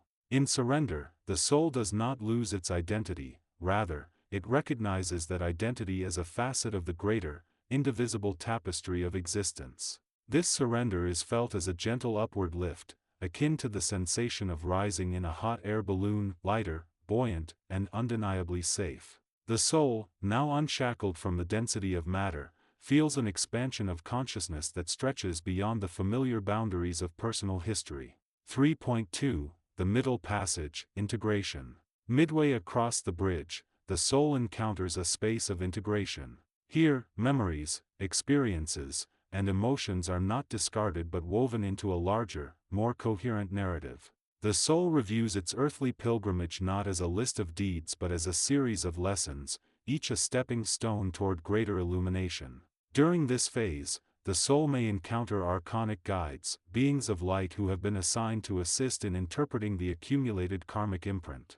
These guides operate not as judges but as compassionate companions, offering clarity and perspective, helping the soul to release any residual attachments that have not yet been transmuted.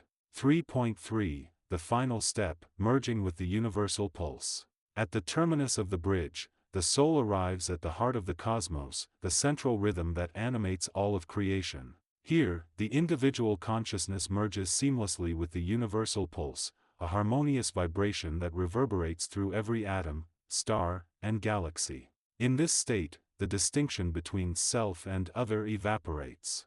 The soul experiences a unity that is both intimate and infinite, a knowing that it is simultaneously a drop of water and the vast ocean. The final step is not an ending, it is a rebirth into a mode of existence where the constraints of linear time dissolve, and all possibilities blossom simultaneously. 4. The role of the living, resonance from the other side. Even though the physical body has been vacated, the soul's presence continues to echo within the quantum field that interlinks all beings. Those who remain in the material realm can sense this resonance in subtle ways. Dreams and visions, images or feelings that carry an otherworldly quality, often bearing messages of love, reassurance, or guidance.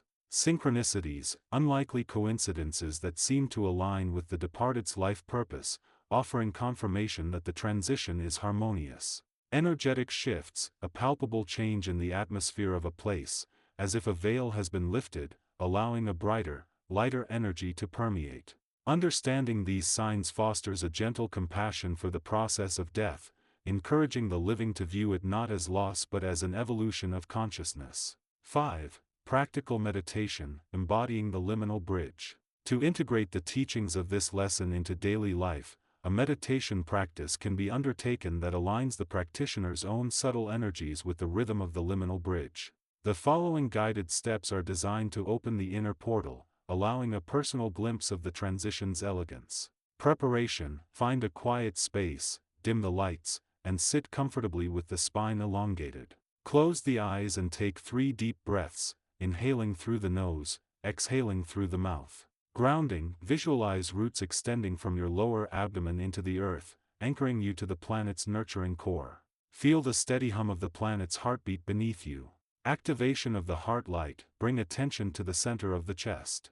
Imagine a small, pulsating ember of golden light awakening. With each breath, see this ember expand into a radiant sphere, filling your entire being with warm, luminous energy. Invocation of the bridge: visualize a slender, silver ribbon of light extending from the crown of your head upward, arching into a luminous arch that seems to reach into the infinite.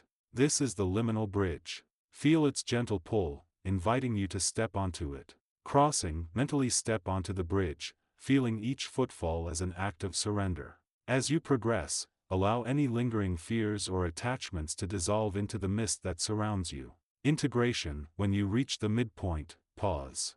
Observe the vast panorama of your life's memories as a flowing river of colors, each hue representing a lesson learned. Acknowledge them with gratitude, allowing them to merge into the river of universal wisdom.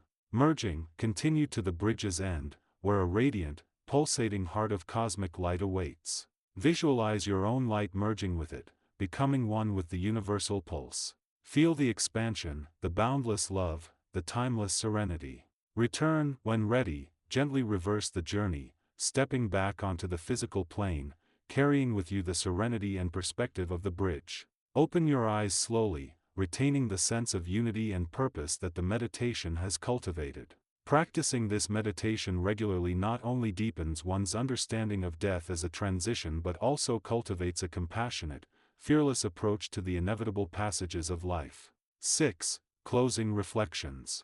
The liminal bridge is not a distant, mystical construct reserved for the few, it is an integral part of every soul's architecture. Recognizing death as a passage rather than an end transforms how we live, love, and relate to the world. It invites us to release the fear that shackles our hearts and to embrace the certainty that beyond the physical horizon lies a realm of infinite possibility, where the soul continues its eternal dance with the universal consciousness. When we internalize the mechanics of this transition, the graceful dissolution of the physical matrix, the activation of the soul's luminous core, the serene crossing of the bridge, and the ultimate merging with the cosmic pulse, we awaken to a profound truth, that life and death are but 2 verses of the same eternal song, each resonating with the same divine melody. May this lesson illuminate your path, guide your heart, and inspire you to walk each day with the quiet confidence that every ending is, in truth, a new beginning on the ever-expanding horizon of the soul.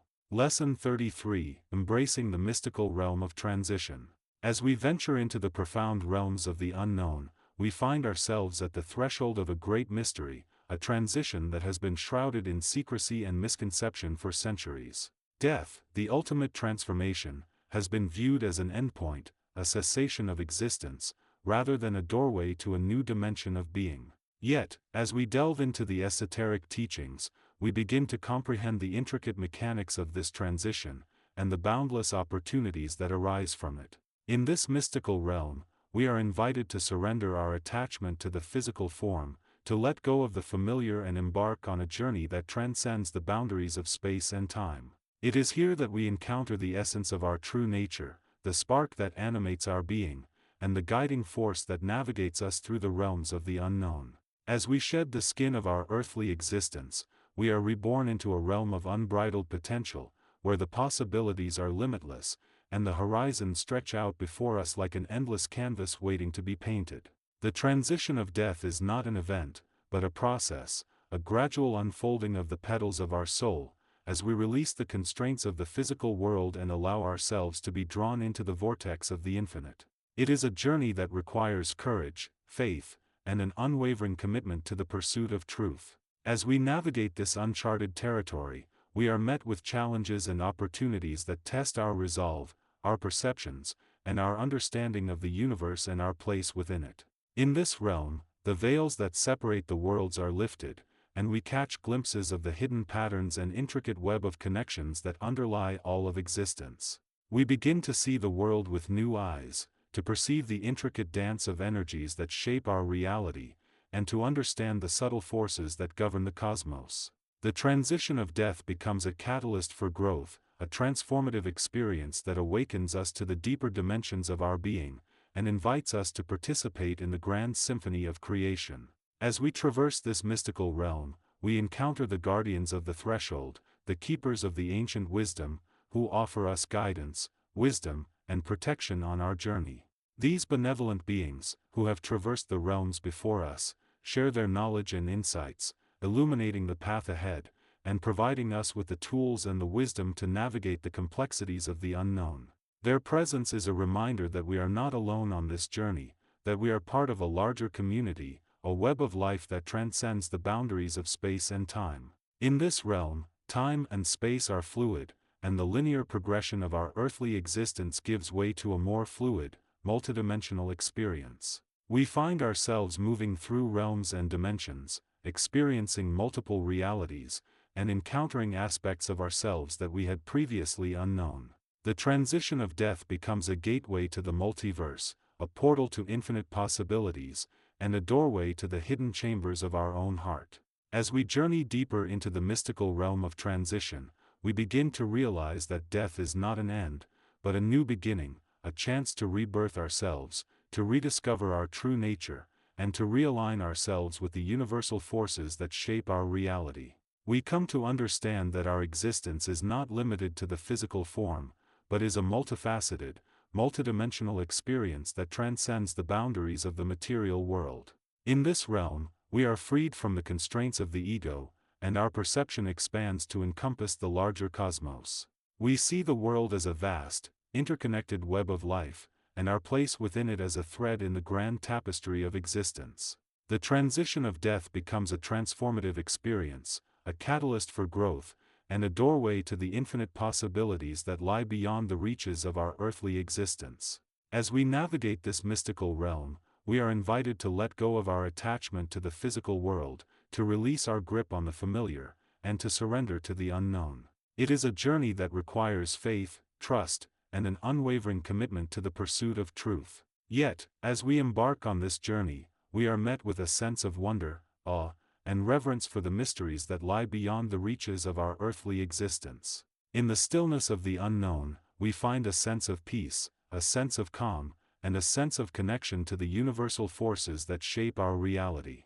We come to realize that death is not an endpoint, but a transition, a doorway to a new dimension of being, and a chance to rebirth ourselves, to rediscover our true nature, and to realign ourselves with the infinite possibilities that lie beyond the reaches of our earthly existence. As we journey through the mystical realm of transition, we are reminded that our existence is a multifaceted, multidimensional experience, and that the transition of death is not an end, but a new beginning. We are invited to embrace the unknown, to surrender to the infinite possibilities that lie beyond the reaches of our earthly existence, and to trust in the universal forces that guide us on our journey. In this realm, we find the freedom to explore, to discover, and to create, unencumbered by the constraints of the physical world, and unbound by the limitations of our earthly existence.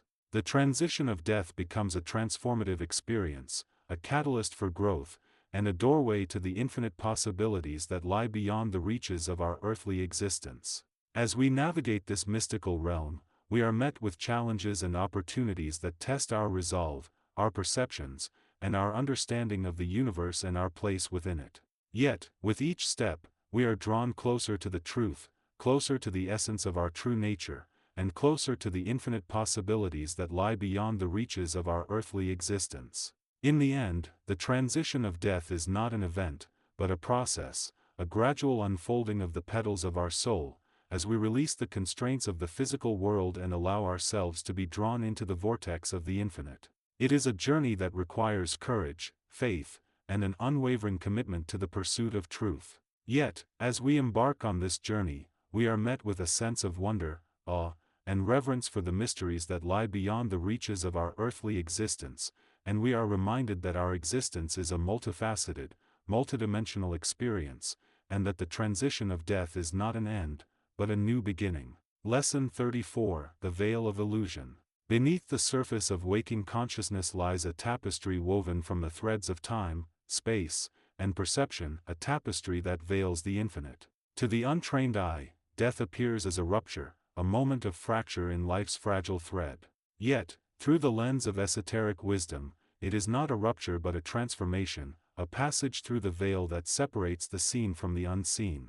This veil, delicate yet impenetrable to those bound by earthly senses, is the boundary between the ephemeral and the eternal. To traverse it is to shed the constraints of form and return to the boundless. But how does this transition unfold? What silent forces guide the soul through the gates of death? To understand is to begin the alchemical work of unbinding oneself from fear and embracing the divine dance of becoming. The first truth to grasp is that death, in its purest essence, is not the cessation of being but the release of limitation. Imagine the physical body as a vessel, a temporary shell that shelters the luminous essence of the soul.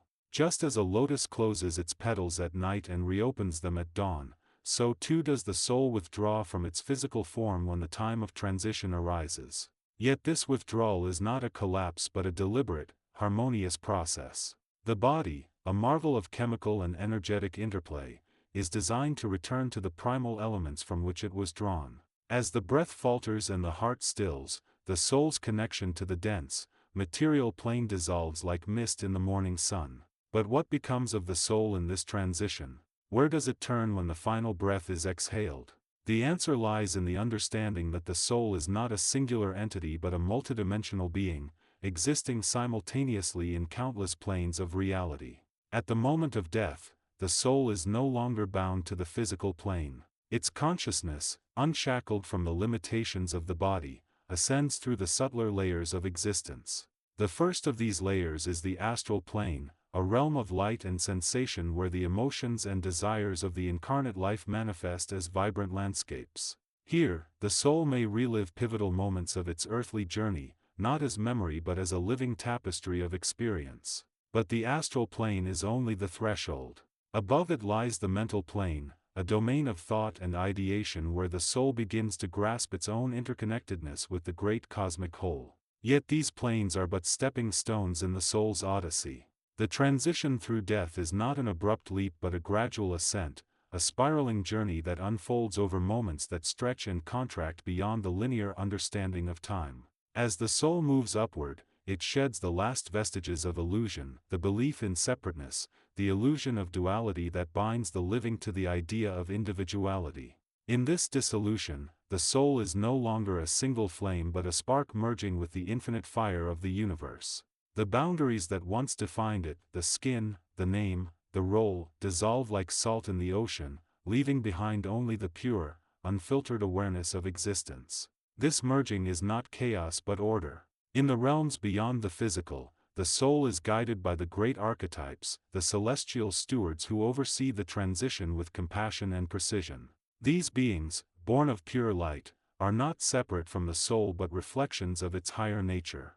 They assist in the final release of the ego's illusions, helping the soul to remember its true origin in the source of all creation. To the uninitiated, this may seem abstract, a metaphor for something intangible.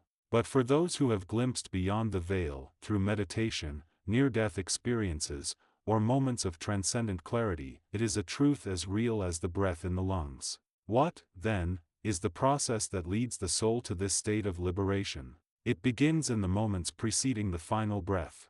The physical body, no longer sustained by the soul's active will to incarnate, begins to surrender. The senses, one by one, retreat inward. The ears no longer hear the voices of the living, the eyes no longer perceive the solidity of walls and objects. In this silence and stillness, the soul enters a liminal space, a state of being that is neither fully asleep nor awake but suspended between worlds. It is here that the soul begins its communion with the higher planes. The transition is facilitated by the dissolution of the causal body, the part of the soul that carries the blueprint of the person's incarnational purpose.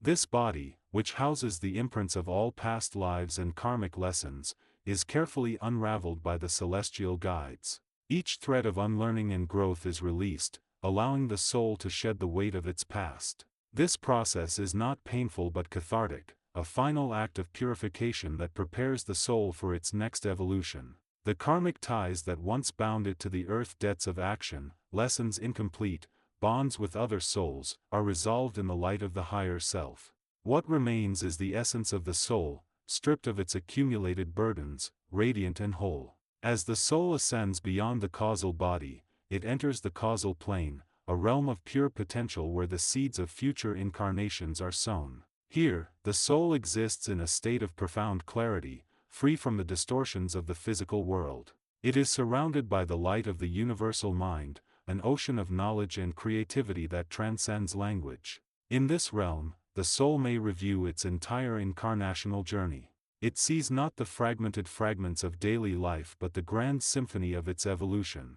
It understands the purpose of every hardship, every triumph, and every moment of quiet grace. And with this understanding comes a profound sense of peace, a recognition that all has been part of the divine plan. But the journey does not end here. The causal plane is but a resting place, a sanctuary for the soul to integrate its experiences before choosing its next path. This choice, subtle yet monumental, occurs in the presence of the Celestial Council, a gathering of luminous beings who act as guardians of the soul's journey. Before the soul may proceed to the next stage of existence, it must affirm its readiness to re-enter the cycle of becoming or to ascend to higher, formless realms of pure consciousness. For those who have completed their earthly work, the soul may linger in the causal plane, radiating light and joy, until it is called to a new incarnation or to a higher dimension of being. To the reader who now holds these words in their mind, the journey of the dying soul may seem distant, a phenomenon that occurs in the abstract recesses of the cosmos. Yet it is intimately connected to your own existence. For the transition through death is not merely a process for the soul in its final moments, it is a reflection of the soul's ongoing evolution. Every moment of your life is a practice for this transition. Every meditation, every act of compassion, every moment of alignment with the divine is a preparation for the dissolution of illusion. When you release your attachment to the physical world, even if only for a breath, you begin to touch the truth beyond the veil. Thus, to study the mechanics of death is to study the mechanics of life. It is to recognize that the same forces that guide the soul through the gates of death are at work within you, every heartbeat, every breath. The gates are not a barrier but a threshold, and the key to passing through them is the cultivation of awareness. When you understand that death is not an end but a continuation, you begin to live with a deeper sense of purpose and wonder. You become a steward of your own soul, a builder of the path that will lead you home when the time comes to leave the body behind. This lesson, like all lessons, is a mirror. In it, you may see the reflection of your own fears, your own longing for certainty in the face of the unknown. But do not fear what you do not yet understand. The veil of illusion is but a veil, a curtain that will lift when the soul is ready. And when it does, you will find that what lay beyond was always there, waiting. It is the same light that shines in your heart, the same truth that whispers in your silence, a truth that transcends words and yet is the very essence of being. Lesson 35: The Threshold of Transition. As we approach the gates of death, a profound transformation begins to unfold within us. The very fabric of our being starts to vibrate at a higher frequency, and our consciousness expands to encompass the vast expanse of the unknown. It is a moment of great significance, for it marks the threshold of transition from one realm of existence to another. In this sacred moment, we are called upon to release the attachments of the material world and surrender to the great mystery that lies beyond. The ego, that persistent and oftentimes stubborn aspect of our personality, must be transcended, allowing the higher self to emerge and take its rightful place as the guiding force in our journey. As we stand at the threshold, we are met with a sense of trepidation, a natural response to the unknown that lies before us. The fear of death, that great and ancient foe, rises up to confront us, seeking to hold us back from the great adventure that awaits. But we must not be swayed by its insidious whispers, for we are not merely physical beings, subject to the limitations of the material world. We are, in truth, spiritual entities, imbued with the essence of the divine, and our true nature is that of eternal, unbounded consciousness. The death of the physical body is but a transition, a passing from one state of being to another, and it is through this gateway that we are reborn into a realm of greater light and understanding. The process of dying is, in itself, a sacred ritual, a ceremony of transformation that requires our full participation and surrender. As the physical body begins to release its hold on our consciousness, we are called upon to let go of all attachment, to surrender our fears, our doubts, and our earthly desires. It is a moment of great vulnerability, and yet, it is also a moment of profound opportunity, for it is in this state of surrender that we are able to transcend the limitations of the material world and access the higher states of consciousness that lie beyond. We are also reminded that the process of dying is a natural part of life, a necessary step in the evolution of the soul, and that it is through this process that we are able to grow, to learn, and to evolve. The fear of death, that great and ancient foe, is but an illusion, a shadow that is cast by our limited perception, and it is through the transcendence of this fear that we are able to access the higher states of consciousness that lie beyond. The threshold of transition is a place of great opportunity, a place where the worlds converge, and where the veil between the dimensions is at its thinnest. It is a place where the collective unconscious is accessible, and where the ancient wisdom of the ages can be tapped into. It is a place of great power, a nexus point where the very fabric of reality is transformed and transcended. In this moment of great transition, we are called upon to remember our true nature, to recall the wisdom of the ages, and to access the higher states of consciousness that lie beyond. We are reminded that we are not merely physical beings, subject to the limitations of the material world, but spiritual entities, imbued with the essence of the divine, and that our true nature is that of eternal, unbounded consciousness. As we prepare to cross the threshold, we are guided by the wisdom of the ages, by the ancient teachings of the mystics and the sages. We are reminded that the journey ahead will be a journey of transformation, a journey of growth, and a journey of evolution, and that we must be prepared to face whatever lies ahead with courage, wisdom, and an open heart. And so, with hearts full of joy, minds full of wonder, and spirits full of awe, we embark upon the great adventure that lies before us. We are ready to face whatever lies ahead with courage, wisdom, and an open heart. We are ready to surrender to the unknown, to let go of all attachment, and to access the higher states of consciousness that lie beyond. We are ready to remember our true nature, to recall the wisdom of the ages, and to access the ancient wisdom that lies within us. As we journey deeper into the realms of the unknown, we are met with a great sense of wonder, a sense of awe, and a sense of reverence for the mystery that lies before us. We are reminded that the journey ahead will be a journey of discovery, a journey of exploration, and a journey of transformation, and that we must be prepared to surrender to the unknown, to let go of all attachment, and to embark upon the great adventure that lies before us. And so, with hearts full of wonder, minds full of awe, and spirits full of reverence, we continue on our journey, ready to face whatever lies ahead, and to embark upon the great adventure that lies before us. We are ready to surrender to the mystery, to let go of all attachment, and to access the higher states of consciousness that lie beyond. We are ready to remember our true nature, to recall the wisdom of the ages, and to access the ancient wisdom that lies within us. Lesson 36: The Alchemy of Transition. The veil between. Between the breath of the living and the silent resonance of the eternal lies a threshold, a shimmering, almost imperceptible boundary where matter dissolves into light and memory. This veil is not a wall but a doorway, woven from the threads of perception itself. Here, the physical body, once a vessel of limitation, begins its unbinding. The senses that once tethered the soul to the material world, sight, sound, touch, fade like echoes into the vast silence. What remains is the essence, the luminous core of being, unshackled from the weight of form. This transition is not an end but an unfolding, a metamorphosis as natural as the caterpillar shedding its skin to become a winged creature of the air. The journey through this veil is as intricate as the branching of a river delta, each current carrying fragments of identity, emotion, and memory into the luminous unknown.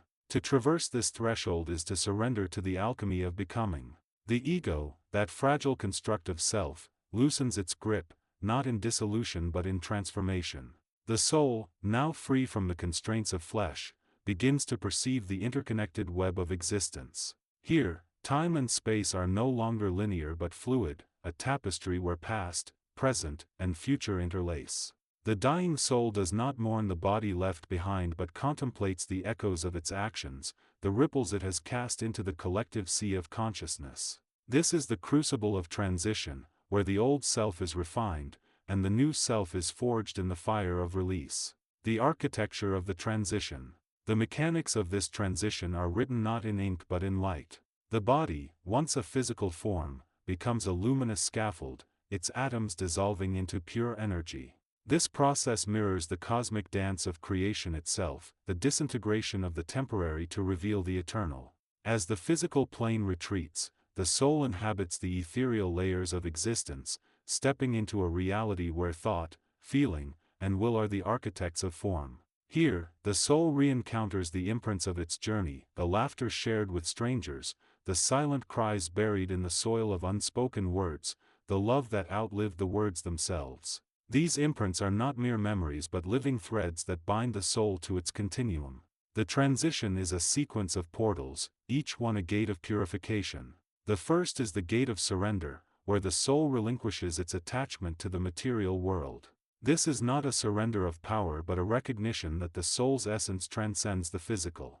The second gate is the gate of remembrance, a reflection on the soul's purpose across lifetimes. Here, the ego's illusions, its sense of separateness, its fear of annihilation, begin to dissolve, replaced by the radiant truth of unity. The final gate is the gate of reintegration, where the soul returns to its origin, not as a fragmented being but as a completed circle, carrying the wisdom of its experiences into the boundless ocean of the divine. This architecture is not fixed but fluid, shaped by the soul's intentions and the karmic threads it has woven. A soul prepared through inner work, meditation, and devotion may traverse these gates with ease. A soul unprepared may become ensnared in the labyrinths of unresolved emotions, seeking comfort in the familiar before embracing the unknown. The transition, then, is both a journey and a mirror, revealing the soul's readiness for transformation. The scaffolding of the soul. As the soul ascends beyond the physical plane, it encounters the scaffolding of itself, the layered structures of consciousness that have supported its journey through time. These layers, often invisible in life, now burn with clarity. The first is the emotional body, a luminous lattice of feelings that reflects the soul's lessons. Joy and sorrow, love and hatred, all are expressed as radiant patterns, each carrying its own hue and vibration. The second layer is the mental body, a vast library of thoughts and beliefs that shape the soul's perception of itself and the world. Here, the soul revisits the stories it once told itself, the limiting narratives of inadequacy, the illusions of limitation, the triumphs of resilience. The final layer is the causal body, the seat of the soul's true nature, untouched by time and space. This layer is the soul's blueprint, the purest expression of its divine purpose. To navigate the scaffolding of the soul is to confront the unseen forces that have shaped its journey. The emotional body may crumble under the weight of unprocessed grief, demanding that the soul return to the lessons it avoided in life. The mental body may cling to delusions, refusing to let go of identities that no longer serve. The causal body, however, is immutable, a beacon of light guiding the soul toward its true essence. The transition is complete only when the soul integrates these layers, releasing what is transient and embracing the eternal. The mirror of the ego. The ego, that ever-present companion in life, undergoes its final reckoning in the transition. No longer bound by the physical senses, the ego's illusions collapse like a house of cards. The beliefs that once defined the soul, its need for control, its fear of annihilation, its attachment to success or failure, are stripped away. The soul now perceives the ego not as an adversary but as a necessary tool, a temporary instrument for navigating the material realm. In the stillness beyond the veil, the ego becomes a mirror, reflecting the soul's unbroken connection to the divine. This moment of reflection is both terrifying and liberating. The soul confronts the masks it has worn, the roles it has played, the stories it has believed. Yet in the mirror of the ego, the soul also glimpses the truth, that it is not defined by its limitations but by its infinite potential. The ego's dissolution is not a loss but a revelation, revealing the soul's boundless nature. The alchemy of transition. The final stage of the transition is an act of alchemy, an eternal transmutation of the soul's essence. The residues of the soul's journey, the pain, the love, the wisdom, are distilled into pure light. This alchemy is not a passive process but a sacred collaboration between the soul and the divine. The soul offers its experiences as an offering, and in return, it receives the gifts of higher consciousness, clarity, peace, and the unshakable knowledge of its immortality. The soul now steps beyond the threshold, carrying with it the lessons of its journey. It is no longer a passenger but a traveler, a being of light moving through the infinite. The gates of death are not a destination but a doorway to the next chapter of the eternal story. Here, the soul is not reborn but reawakened, not lost but found in the eternal embrace of the universal. In this way, the transition is a testament to the soul's resilience and the universe's boundless grace. It is a journey not of endings but of endless unfolding, a reminder that the gates of death are merely another threshold in the infinite tapestry of existence. Lesson 37: The Final Passage, Crossing the Threshold of Transformation. In the hush that follows the last breath, a subtle veil lifts, not as a curtain that conceals, but as a membrane that thins, permitting the current of the soul to glide from the familiar shore of earthly form into the boundless ocean of the greater self. This movement, often mistaken for an ending, is, in truth, a profound transition, a graceful unfolding of consciousness from the limited lattice of the physical vessel into the expansive latticework of the universal mind. The purpose of this lesson is to illuminate, in meticulous detail, the mechanics of this final passage, to guide the seeker in understanding how the soul negotiates the gates of what mortals label death, and to reveal the inner alchemy that transfigures the individual into a radiant thread of the cosmic tapestry. 1. The moment of release, dissolution of the ego form. At the precise instant when the body ceases its rhythmic dance of breath and blood, the ego form, a construct of self-identification bound to name, memory, and circumstance, begins to dissolve. This dissolution is not a violent disruption but a gentle unbinding, akin to a knot slowly loosening under the patient hand of a master weaver. The ego is composed of a series of layered identifications: the personal history, the social role, the emotional patterns, and the intellectual convictions. Each layer is held by a subtle energetic filament that, when the life force wanes, begins to slacken. The universal consciousness, ever present and impartial, recognizes this slackening as an invitation to release. It initiates a cascade of vibrational harmonics that resonate with the individual's deepest essence, the true self, which has always existed beyond the mutable mask of personality. As the ego form loosens, the soul's vibrational signature rises, aligning itself with higher frequencies that are in constant dialogue with the universal mind. During this alignment, the psyche experiences a series of luminous flashes, fragments of memory, emotion, and thought that are no longer tethered to linear time. They appear as radiant symbols, each conveying a final lesson or affirmation, confirming the soul's readiness to move onward. The key here is surrender. The conscious mind, recognizing that its structural scaffolding is dissolving, yields gracefully to the unfolding current. This surrender is the gateway that permits the soul to glide unhindered through the next stage. 2. The Gate of Light, the First Portal. The first portal, often described in ancient symbolism as a gate of white light, serves as the threshold between the material realm and the realm of pure energy. It is not a physical door but a field of resonant frequency that vibrates at an octave above the highest earthly tone. When the ego form has released its grip, the soul, now a luminous filament of pure intention, encounters this field. The mechanics of this encounter can be visualized as follows. Frequency matching: the soul's vibrational frequency, now unburdened, automatically tunes itself to the gate's resonant frequency. This is a natural process, analogous to a tuning fork vibrating in harmony with a nearby tone. Energetic resonance: as the frequencies align, a subtle energetic bridge is formed. The bridge is composed of pranic currents that act as conduits, allowing the soul to pass without resistance. Transformation of form: the soul, previously cloaked in a faint aura of the physical body, now sheds this thin veil. The remaining luminous essence adopts a new configuration, a crystalline lattice that is more attuned to the higher dimensional matrix. Passing through this gate does not involve any sense of travel across distance, rather, it is an instantaneous transmutation, a shift in the plane of existence. The soul's perception expands instantaneously, as if a blindfold has been lifted from the eyes of a newborn, revealing a vista of interwoven light. 3. The Hall of Mirrors, the reflective chamber of the self. Beyond the gate of light lies a hall of mirrors, an expansive chamber wherein the soul encounters the totality of its own being in its most pristine form. These mirrors are not reflective surfaces that simply duplicate an image, they are receptive fields that amplify the soul's intrinsic qualities, allowing the essence to view itself without the distortions of egoic filters. In this hall, 3 pivotal processes occur.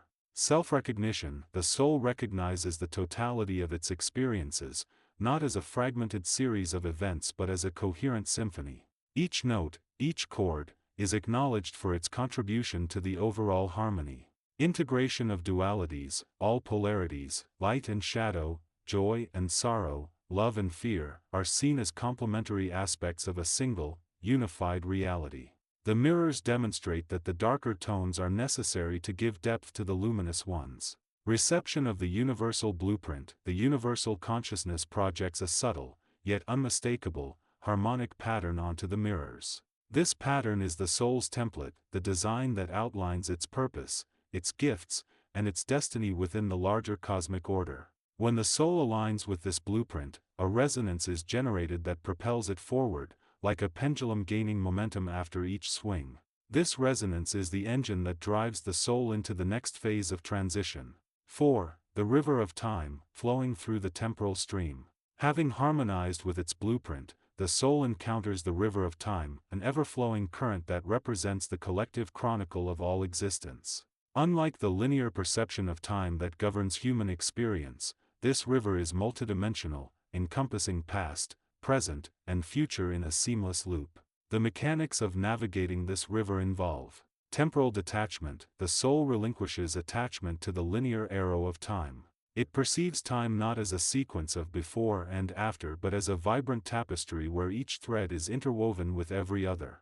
Absorption of collective memory: as the soul drifts upon the river's surface, it absorbs the latent energy of collective memory. This is not a passive process, rather, it is an active assimilation that enriches the soul's own reservoir of wisdom. Synchronization with the cosmic pulse: the universal consciousness emits a subtle, rhythmic pulse throughout the river. By attuning to this pulse, the soul synchronizes its own vibrational rhythm, ensuring that its subsequent steps are in perfect accord with the larger flow of creation. At the moment the soul reaches the terminus of this river, it experiences a profound sensation of completion, a feeling that all that has ever been, is, and will be, is already present within the soul's core. This sense of wholeness is the final key that unlocks the last gate. 5. The door of unity, the final convergence. The final gate, often envisioned as a luminous doorway of pure white fire, represents the ultimate convergence of the individual soul with the universal mind. It is not a barrier but a point of convergence where all divergent paths coalesce into a single, radiant stream. The passage through this door follows a precise sequence. Surrender of individuality: the soul consciously releases the final vestiges of personal identity. This is not a loss, but a liberation, for the soul recognizes that its true nature has always been a facet of the infinite. Merging of frequencies: the soul's unique vibrational signature begins to merge with the vast frequency field of the universal consciousness. This merger generates a luminous crucible of energy, in which the soul is both distinct and inseparable from the whole. Emergence as light: upon completion of the merger, the soul emerges as a beam of pure light, an expression of love, wisdom, and creative potential. This light is no longer confined to a singular perspective, it radiates outward, touching all planes of existence. The experience of this emergence is described in many traditions as awakening, enlightenment, or the Great Return. In the language of the New Age, it is the ascension of the soul, the ultimate affirmation that death is not an end, but a glorious transmutation into a higher state of being. 6. Practical guidance for the living, preparing for the passage. While the mechanics described above pertain to the soul's journey after the physical vessel ceases, the living can actively prepare for this transition, ensuring that the passage is smooth, graceful, and resonant. Cultivate inner stillness. Daily meditation quiets the mind, allowing the ego form to loosen naturally. As the mind becomes a still lake, the soul's luminous essence gains space to rise. Align with universal principles, embody qualities such as compassion, gratitude, forgiveness, and humility. These are the vibrational frequencies that harmonize with the gates of transition. Study symbolic mirrors, engage with reflective practices, journaling, artistic expression, dream work that serve as personal mirrors, helping integrate the dualities within.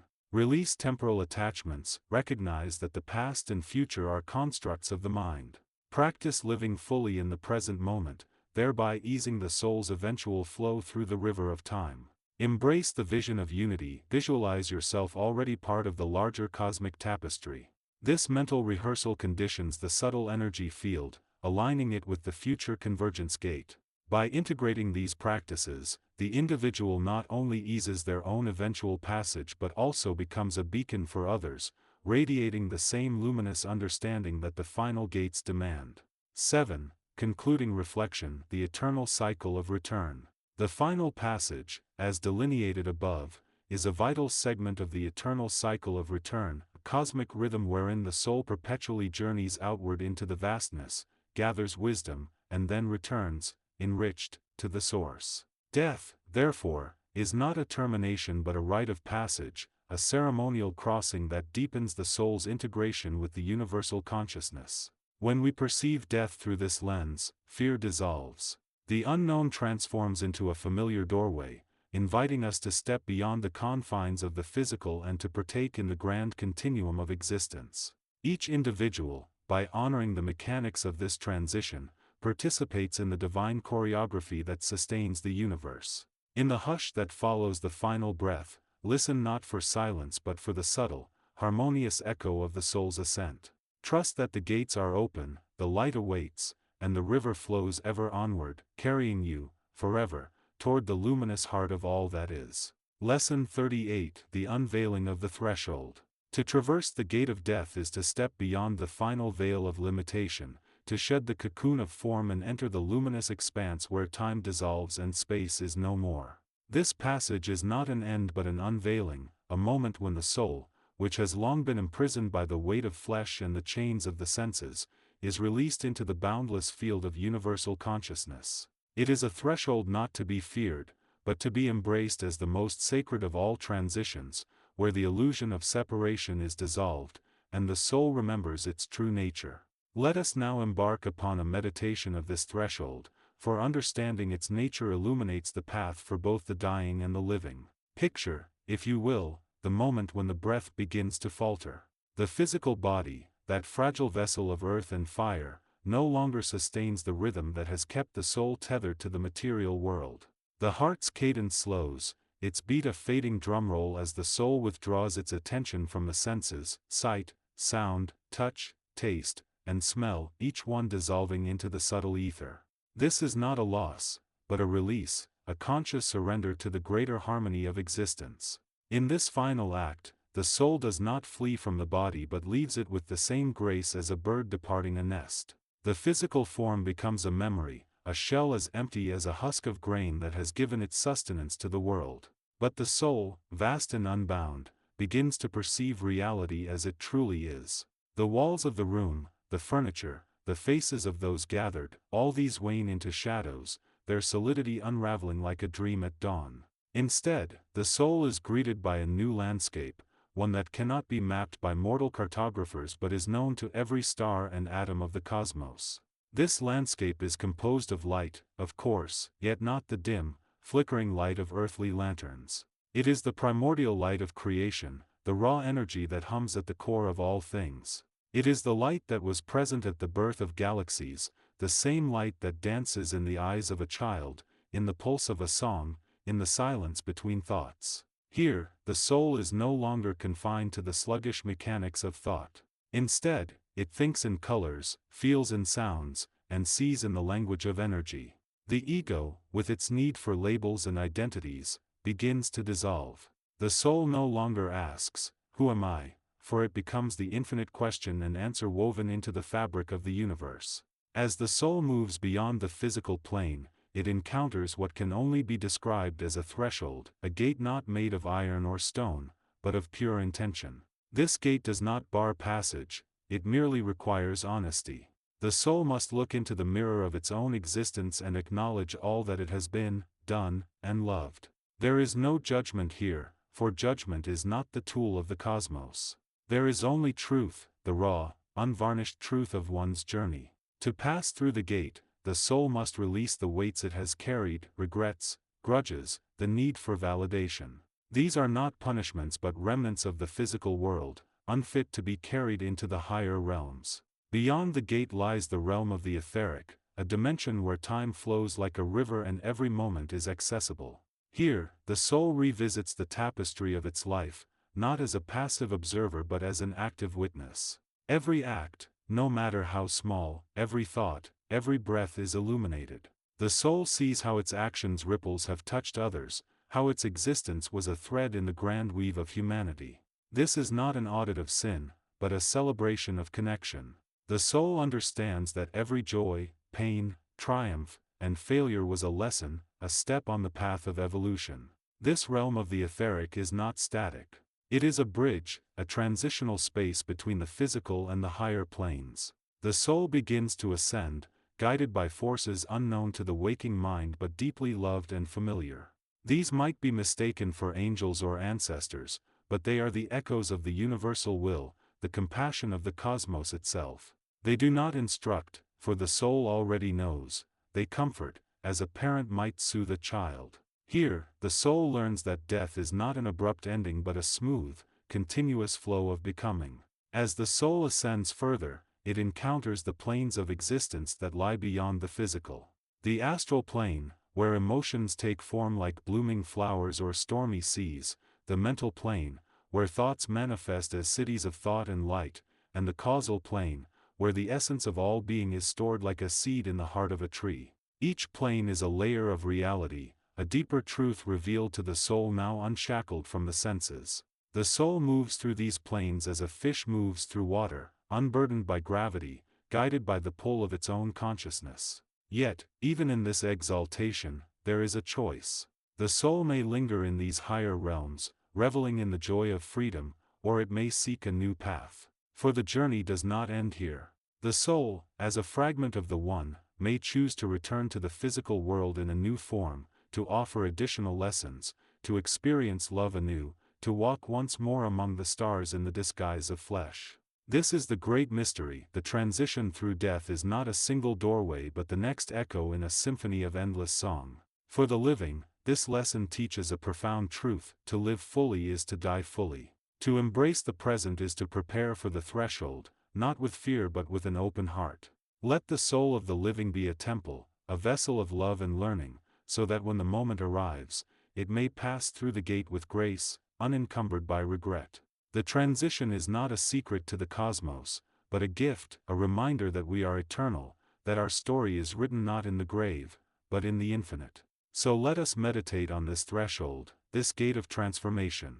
Let us imagine the moment of release, the shedding of the physical, the journey through the luminous planes, and the soul's return to the One. In doing so, we do not merely contemplate death, we honor the soul's journey, and in honoring it, we find the courage to live with purpose, knowing that the gates of death are but the next step in our eternal unfolding. Lesson 39: The Threshold of Light and the Unraveling of the Veil. Beneath the weight of mortal existence, where the breath falters and the hands still in the final embrace of the physical, lies the sacred moment, a doorway carved by the silent hands of time. Here, the body, that fragile vessel woven from stardust and story, surrenders its charge, and the soul, long cloaked in flesh and shadow, begins its great unbinding. This is not an end, not a dark abyss, but a passage into the luminous unknown, where the self, stripped of its earthly identity, dances with the infinite. To perceive this transition is to understand death not as a cessation, but as a metamorphosis, a symphony of consciousness unfolding beyond the constraints of space and time. In the breath before the final exhalation, the soul loosens its grip on the material world. The astral sheath, the delicate lattice of sensation and will that binds the spirit to form, shreds like mist at dawn. The ego, that fragile mask of personality, dissolves into the vast ocean of pure awareness. It is a release both terrifying and transcendent, for in that unbinding, the soul confronts the raw pulse of its own being.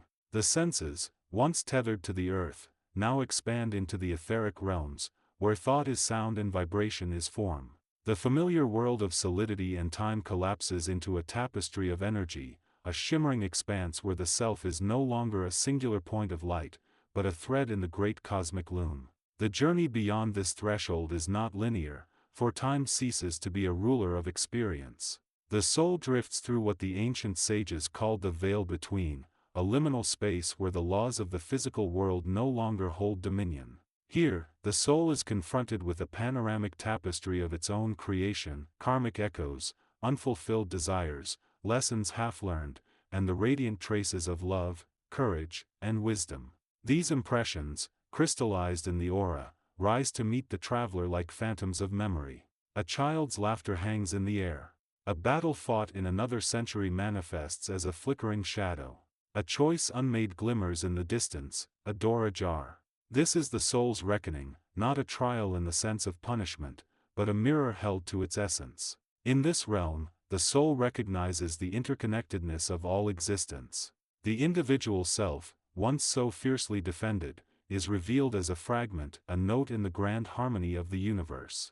The universal consciousness, vast and formless, flows through and around the newly freed soul like a river embracing a fallen leaf. Here, the concept of separation dissolves. The soul understands, in a flash of intuition, that every act of kindness, every moment of compassion, every tear shed and laugh shared was a ripple in the ocean of being. To see this is to transcend the illusion of duality. The soul does not ascend as one ascends a ladder, but merges, like a drop of water dissolving into the sea. Yet, this merging is not a loss of self. Rather, it is the realization that the self is never truly confined. The soul, now untethered, moves through the astral planes with a clarity beyond human comprehension. Here, emotions are landscapes, and thoughts are cities. A forest of green fire blooms with the joy of all living things. A river of silver light flows with the accumulated wisdom of millennia. The soul may wander these realms, revisiting lifetimes, learning the lessons it left unfinished, or preparing to return in another form. But even in this realm, the path of least resistance is toward the divine source. The final gate, the true gates of death as the sages described, lies not in the heart of the unknown, but within the soul's own stillness. To cross it, the soul must surrender all hunger for form, all desire to become something other than what it already is. This is the great paradox. The death of the ego is the birth of the divine self.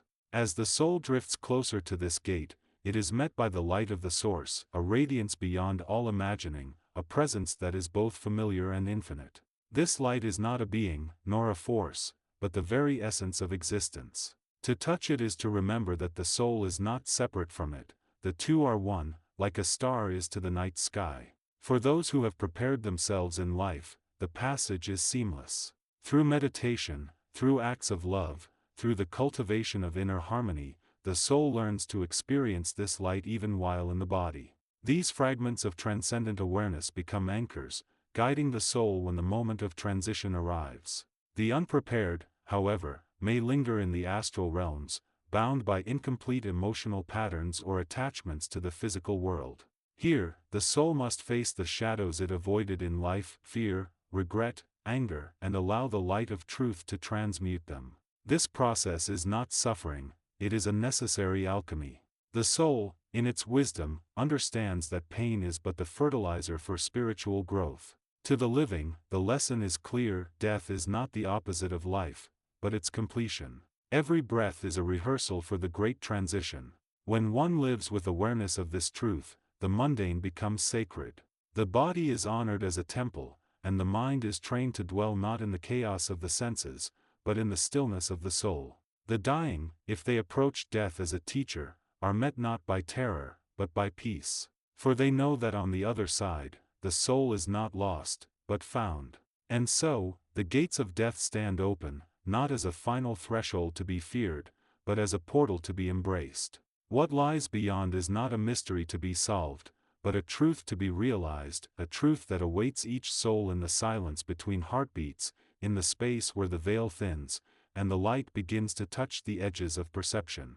To walk through these gates is to know, beyond all shadow of doubt, that life and death are but two sides of the same eternal coin. Lesson 40: The Veil of the Threshold. When the soul prepares to cross the luminous arch, the world of shape and shadow recedes, and the traveler stands upon a mist-woven bridge, poised between the known and the ineffable. 1. The moment of unfolding. In the final hush of corporeal breath, an inner doorway swings open, not with the clang of a lock, but with the soft sigh of a breath that has already been taken. This is the veil of the threshold, a subtle membrane that separates the realm of matter from the sphere of pure intention. It is not a wall that must be forced apart, but a veil that gently lifts when the inner light, that which has been nurtured through years of thought, feeling, and deed, aligns itself with the frequency of the higher world. The veil is composed of three interlacing strands. The thread of identity, the accumulated sense of I am woven from memories, roles, and the ego's narrative. The ribbon of resonance, the vibrational imprint left by emotions, desires, and the subtle currents of love or fear that have colored one's life. The filament of purpose, the deeper, often unspoken, intention that has guided the soul's incarnational journey. When the physical vessel begins to relinquish its hold, these strands begin to vibrate in harmony, producing a resonant chord that resonates with the larger symphony of the cosmos. The veil, sensing this concord, becomes permeable, allowing the soul to step beyond the familiar shore. 2. The mechanics of passage. A. Dissolution of the form. The body, a crystal lattice of water, protein, and mineral, is sustained by an intricate lattice of electrical and chemical currents. As the life force wanes, the currents diminish, and the crystallized pattern begins to dissolve back into the primordial soup from which it arose. This is not a violent disintegration but a graceful deconstruction, akin to a snowflake melting into a river of light. The soul, bound to this pattern only by the threads of intention, feels the loosening of its tether. B. Realignment of the subtle bodies. Humanity is comprised of several subtle layers, often described as the physical, emotional, mental, and spiritual bodies. At the threshold, these layers undergo a rapid realignment. Physical body, the dense matrix relinquishes its charge, returning its elemental constituents to the earth. Emotional body, feelings that have been stored as energetic imprints are released, transmuted into pure love energy that ascends. Mental body, thoughts, once bound to the brain's circuitry, dissolve into the field of universal cognition, where each thought becomes a ripple in the boundless sea of awareness. Spiritual body, the core essence, the spark of the divine, expands outward, ready to reunite with the source. These shifts are felt as a cascade of sensations, cooling, warming, a gentle tug, or a serene lift, each corresponding to the particular layer shedding its earthly garment. C. The bridge of light. As the veil thins, a luminous bridge, often described in the ancients' visions as a bridge of light, materializes. This bridge is not a physical construct but a conduit of pure consciousness, formed by the convergence of all the resonant frequencies released from the dissolving bodies. It stretches across the divide, anchored at 2 points. The end of the mortal shore, the point where the last breath is drawn, the final heartbeat felt, the last pulse of the earthly heart. The threshold of the infinite, the gateway where the soul's essence merges with the universal field, the domain of timelessness. Crossing this bridge is akin to stepping from a dimly lit hallway into a cathedral bathed in radiant sunlight. The traveler's perception expands, and the sense of self dissolves into a broader, more inclusive identity. 3. The role of inner preparation. The experience of the veil's opening is dramatically shaped by the inner life cultivated during the earthly sojourn. Two polar tendencies dominate this preparation. A. The path of surrender. When a soul has spent its days cultivating humility, compassion, and trust, the veil welcomes it like a familiar friend.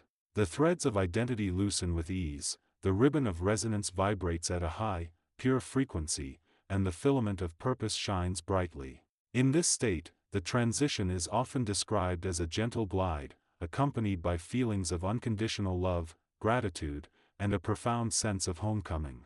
B. The path of resistance. Conversely, a life lived in constant fear, attachment, or denial creates tangled threads. The veil becomes stubborn, the resonance is muddied, and the purpose filament flickers. The passage may feel like wading through dense fog, with sensations of heaviness, anxiety, or even a sensation of being pulled backward. Yet even in this turbulence, the veil does not close, it merely demands the traveler to confront and release those lingering attachments, allowing the threads to unwind. Key insight: the veil is impartial. It does not judge the traveler's past, it merely reflects the quality of the inner frequencies presented to it. The more refined the inner vibration, the smoother the unfolding. 4. Universal consciousness as the guiding light. Beyond the veil lies the universal consciousness, a boundless ocean of awareness that contains all possibilities, all memories, and all potentials. When the soul steps onto the bridge, it no longer drifts alone, it is bathed in an energy that is simultaneously personal and collective. The universal field offers three gifts to the transitioning soul. Clarity of vision: the veil lifts the veil of illusion, allowing the soul to perceive the interconnected web of all life. Past, present, and future merge into a single, luminous tableau. Integration of lessons: all the teachings, trials, and triumphs that the soul has gathered condense into a luminous crystal, easily assimilated by the higher self. Realignment with the source: the soul's unique purpose, once a faint filament, now expands into a radiant beam, aligning perfectly with the pulsation of the universal source. In this space, there is no separation between self and other.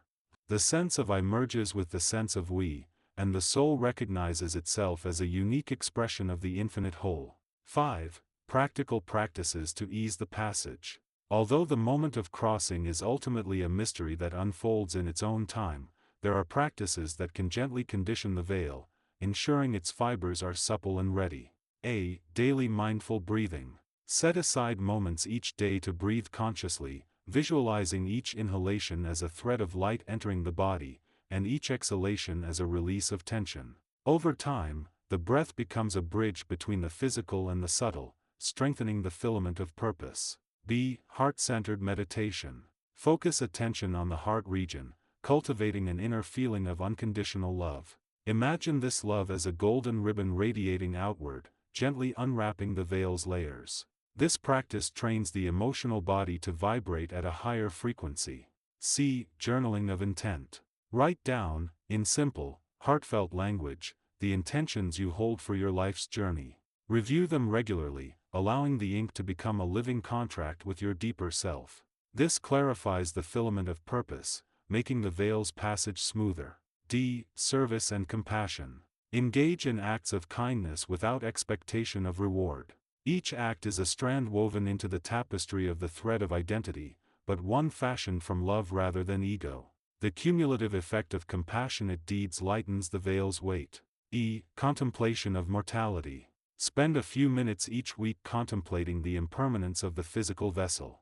Visualize the body as a beautiful, temporary shell that will one day be returned to the earth, and the soul as a luminous spark ready to rejoin the stars. This gentle rehearsal reduces fear and prepares the mind for the eventual crossing. 6. Signs of the veil's softening. For those attuned to subtle shifts, the veil's readiness can be sensed in everyday life.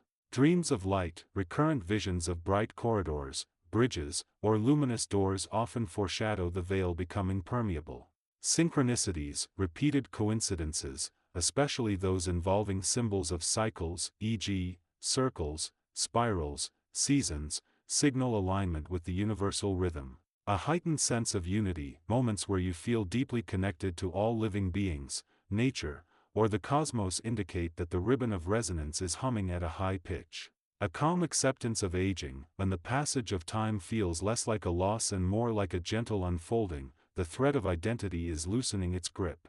7. The after-crossing landscape. Beyond the bridge lies a realm often described in timeless poetry as the Hall of Mirrors, where every soul encounters a reflection of its own essence, magnified and clarified. In this space, self-recognition occurs not through the familiar physical features, but through the pure qualities of love, wisdom, and creative potential. Communion with other souls takes on a vibrational quality. Conversations are felt as resonant frequencies rather than spoken words. Purpose realization becomes immediate. The filament of purpose, now fully illuminated, guides the soul toward its next expression, whether that be a new incarnation, a service to the collective, or a restful integration into the source. The veil, once crossed, remains a gentle memory, a reminder that all forms are temporary, and that transformation is the natural law governing existence.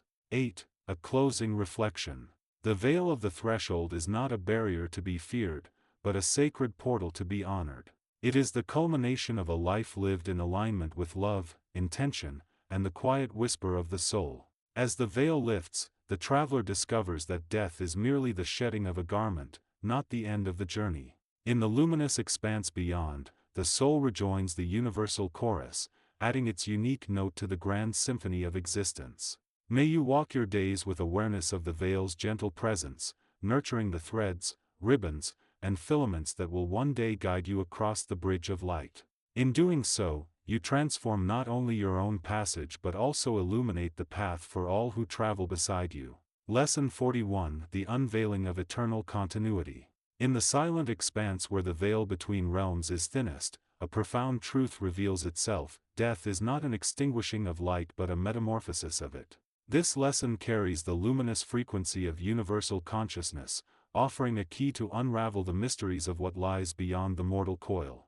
The soul, that radiant essence unbound to flesh and form, embarks upon a voyage when the physical vessel can no longer sustain its luminous presence. It is a journey not of despair, but of ascension, not of separation, but of reunion with the boundless. To comprehend this transition is to transcend fear and step into the fullness of your eternal nature. Let us unfold this sacred path together, threading the needle between the ephemeral and the everlasting. The process begins when the breath, once the lifeblood of the material world, slips into its final crescendo. In this moment, the astral body, your energy field, woven of emotions, memories, and desires, detaches from the dense cocoon of the physical. Imagine the body as a boat that has weathered countless shores, now gliding into the harbor of stillness. The soul does not flee from the body, nor does it abandon it. Rather, it gently releases its grip, like a lotus petal unfurling at dawn, no longer anchored to the mud of earthly existence. This release is not abrupt but a gradual unraveling of the threads of the ego, the veils of separation that once clouded your awareness of unity. As the astral sheath ascends, the soul is cradled by waves of gentle illumination. These are not the harsh rays of the sun but the soft, iridescent glow of the celestial currents, streams of pure thought and energy that pulse through the astral plane. Here, the air is thick with the essence of emotions, and every color sings a story. The soul drifts through this domain, encountering reflections of past lives, karmic imprints, and the echoes of unspoken love. These are not burdens, but lessons shimmering in the light, awaiting acknowledgement. The soul does not judge, for it has transcended the need for duality. It observes with the clarity of a sapphire sky, understanding that every experience, joy or sorrow, has been a step upon the ladder of evolution. In this realm, the soul is reunited with its tender companions, guides, mentors, and beloved spirits who have walked this path before. These beings are not otherworldly entities but fellow travelers in the cosmic symphony, each a note in the endless melody of existence. Their presence is a balm, a reminder that the soul was never truly alone. They appear as radiant forms, their bodies composed of cascading light and sound, their eyes mirrors of infinite compassion.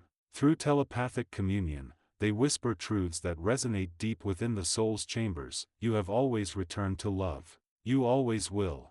The astral plane, while vast and wondrous, is but the first threshold of the transition. As the soul absorbs its lessons and integrates the wisdom of its recent departure, it begins its ascent to higher planes, the mental, causal, and finally, the transcendent realms. Each layer is a step closer to the source, a shedding of each subsequent veil of limitation. The mental plane is a library of consciousness, where the soul peruses the architecture of thought that shaped its earthly journey. Here, it sees the seeds of intention sown and the blossoms they have nurtured.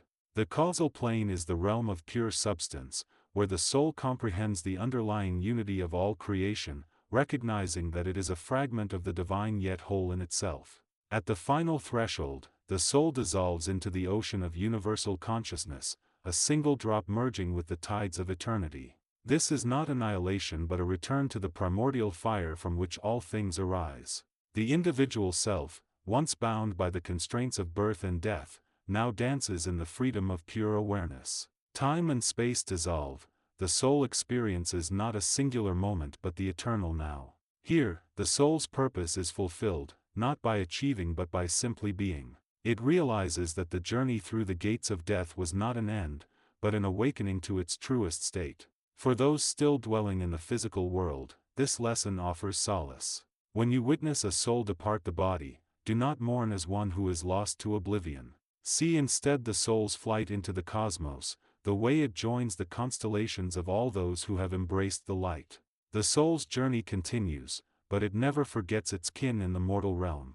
It sends back waves of energy, love, and wisdom, a silent song that vibrates through the air, through the trees, through every heart open to its frequency. Those who remain are invited to walk more closely with the understanding that life is a cycle, a river with many tributaries, each feeding into the great, boundless sea. In the depths of this understanding lies a profound invitation to live with the awareness that death is not the final chapter, but a pivot into another dimension of living. The soul is not merely preparing for a future transition, it is already in communion with the eternal. Every breath you take, every step you walk, is a bridge between worlds. By aligning your consciousness with this truth, you begin to dissolve the fear that clings to the concept of separation. You learn to see the physical as a temporary form, a vessel for experiences that shape the soul's harmony. Meditate upon this. The gates of death are not locked to you.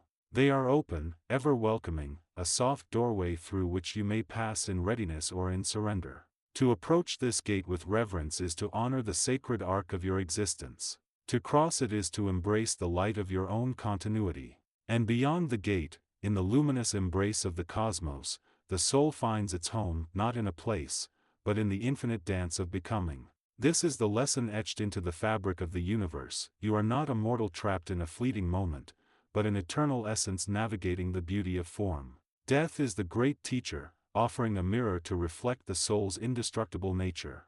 Through this understanding, the soul is freed from the chains of fear, from the illusion of endings, and from the need to cling to the transient.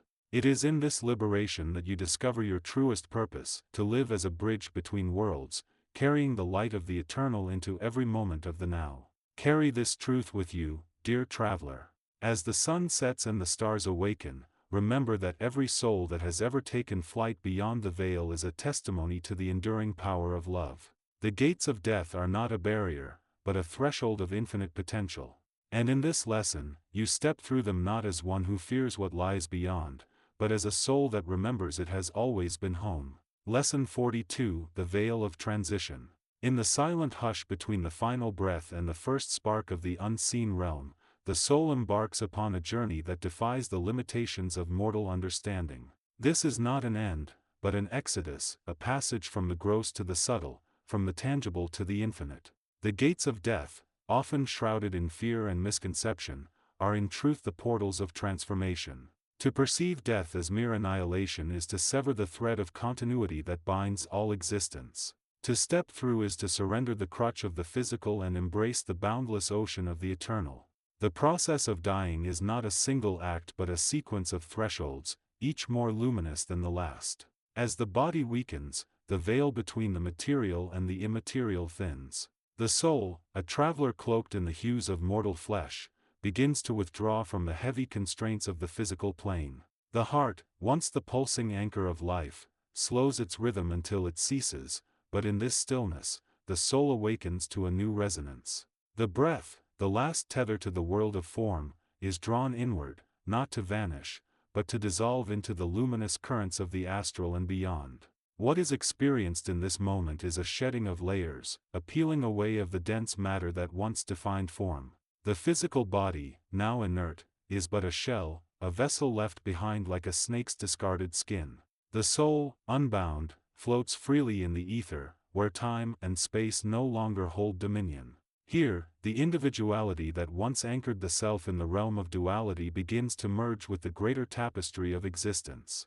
The self is not lost, but expanded, not destroyed, but reframed in a context far grander than the narrow corridors of life to life. The soul's ascent is not upward, for direction cannot be mapped in the infinite. Rather, it glides through the veils of consciousness, each stratum denser or subtler than the last. The first threshold is the astral plane, where emotions and desires take form as radiant landscapes. Here, the soul revisits the echoes of its most profound experiences, not as memory, but as living color. Joy and sorrow, triumph and regret, each is reflected in the shifting hues of this realm. Yet these are not burdens to carry, but lessons to integrate. The soul does not mourn, it understands. It is not bound by regret, for it sees the interconnectedness of all choices. Beyond the astral lies the mental plane, a realm of pure thought where concepts crystallize into luminous structures. The soul here engages with the great mysteries of existence, the nature of consciousness, the interplay of cause and effect, the unity of all creation. These are not abstract theories but visceral truths, experienced directly through the soul's own radiance. In this plane, the soul begins to perceive itself as part of the divine dance of creation, a note in the universal symphony. The illusion of separation dissolves, the soul recognizes its own divine essence, eternal and unchanging. Yet the journey does not end here. The mental plane is but a stepping stone to the causal plane, where the soul's blueprint is laid bare. Here, the soul reviews the patterns of its existence, not as a series of events, but as an intricate design of purpose and intention. The soul observes how each thought, each action, has woven its current incarnation into the grand design. The causal plane is a realm of reflection, but not in the sense of judgment. It is a mirror, showing the soul its unbroken thread of consciousness across lifetimes. It is here that the soul understands why it was born into this body, this life, these challenges. The lesson is not in the suffering, but in the transcendence of suffering. The final threshold, the gate of death proper, is the moment of unity. The soul, having traversed the lower planes, now merges with the divine source. This is not a vanishing, but a return. The soul dissolves into the infinite light, not to be consumed, but to become one with the boundless. In this oneness, the soul experiences the totality of existence, the stars in their silent blaze, the seeds in their secret growth, the oceans in their ceaseless ebb and flow. Time itself ceases, the soul is now the eternal now. To step through the gates of death is to awaken from the dream of separateness. It is to realize that all transitions, from breath to silence, from form to form, are part of the same eternal current. The fear of death is but the fear of the unknown, the misconception that the self is finite. Yet the soul is not finite. It is a spark of the infinite, forever dancing between the planes as light, as thought, as love. For those who dwell in the physical realm, this understanding is a balm. To witness death not as an end, but as a continuation, is to release the grip of fear. To love not in the shadow of loss, but in the light of eternal reunion. The soul's journey through death is not a solitary one, it is a reunion with the divine, a homecoming that echoes through all realms. In the end, the gates of death are not a closing, but an opening. They are the threshold of freedom, the doorway to the fullness of being. The soul, unbound, moves beyond the horizon of the known and into the embrace of the unknown, a space not of emptiness, but of infinite possibility. And in this infinite possibility, the soul finds not an end, but the beginning of its truest self. Thus, to traverse the gates of death is to awaken to the profound simplicity of existence, to live is to die, and to die is to live. The circle is unbroken, the current unceasing. And in this truth, all is harmony. Lesson 43: The Threshold of the Final Breath. A passage through the gates of eternity. There is a moment, silent and vast as the turning of the stars, when the body stirs in its final act of separation. The pulse of life, once a vibrant pulse of sensation and will, now begins to thrum in the spaces between breaths, as though the rhythm itself were dissolving into the infinite. The senses, so long tethered to the tangible, falter in their grasp. The warmth of the world grows cool, and the colors that once painted existence begin to blur into a spectrum unseen by human perception. It is not the end of being, but the beginning of a deeper becoming. In this sacred interstice, the soul stands at the precipice of the unknown, a threshold where the veil of the material frays and the unseen becomes visible. The heartbeat, that ancient drum of vitality, slows as if retreating from its earthly duty. Each beat becomes a whisper, echoing the soul's release from the bonds of form. The breath, once a bridge between the self and the world, now rises and falls in a rhythm untethered from the need for oxygen. This is the dance of transmutation, where the physical is no longer the vessel of the soul but the soil from which it ascends. The body, in its final act, becomes a lantern, casting light upon the path beyond. It is not the body that ends, for the body is but a chapter in the story of the self. What completes is the chapter itself, and the story continues in new dimensions of existence. The mind, stripped of its illusions, turns inward. The clamor of thought, the noise of desire, the weight of memory, these dissolve into a stillness that is not emptiness but the presence of all that is. The soul, now freed from the need to interpret, begins to perceive the world as it is, a tapestry of light and vibration, of essence and intention. The room, the air, the light, these are no longer seen as objects but as expressions of the unseen. The walls melt, the floor vanishes, and the self is no longer contained by the limits of flesh.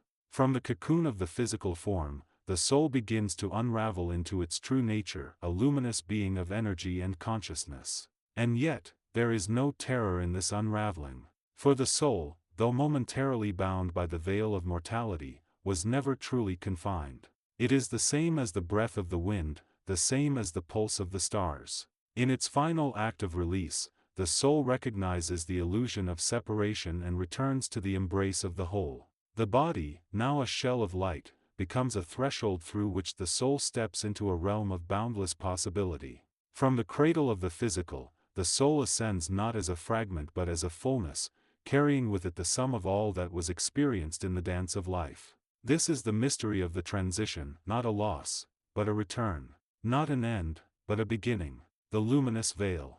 As the soul steps beyond the confines of the body, it encounters a barrier not made of matter but of light.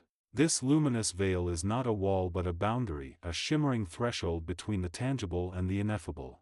It is neither solid nor void, but a field of vibration, a tapestry woven from the threads of intention and memory. Here, the soul hovers in a state of suspended becoming, its consciousness expanding beyond the limitations of the senses.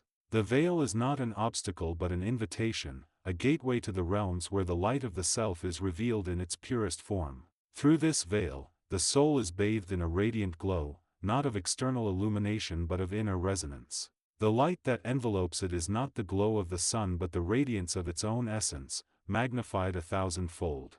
In this moment, the soul is unshackled from the weight of illusion and begins to perceive its true nature. The memories that once bound it to the past dissolve into streams of color and sound, flowing through time like rivers unmoored from their banks. The soul no longer sees itself as a singular thread in the fabric of existence but as a shimmer within the great weave of being. The veil, once a barrier, now becomes a mirror, reflecting not the soul's surface but the infinite depths of its origin. The transition across the veil is not a movement through space but a shift in perception. The soul, now unanchored from the density of the physical, begins to perceive the world as a symphony of energy, each note a vibration of consciousness. The unseen becomes visible in the form of patterns, colors, and shapes that were once imperceptible to the waking mind. The soul, untethered from the constraints of logic and linear thought, now dances in the rhythm of the cosmos. It is as though the veil itself is a curtain drawn from the eyes of the soul, revealing a vision that transcends the boundaries of the mundane. In this luminous domain, the soul is no longer bound by the illusions of mortality. Time, space, and identity dissolve into a pure field of awareness, where the self is not defined by its separateness but by its unity with all that is. The veil, once the final boundary, becomes a sacred passage, guiding the soul toward the realms where the mysteries of existence unfold in their full splendor. Here, the soul is not a traveler but a participant in the great unfolding of the cosmos, a note in the eternal harmony of being. The river of memory.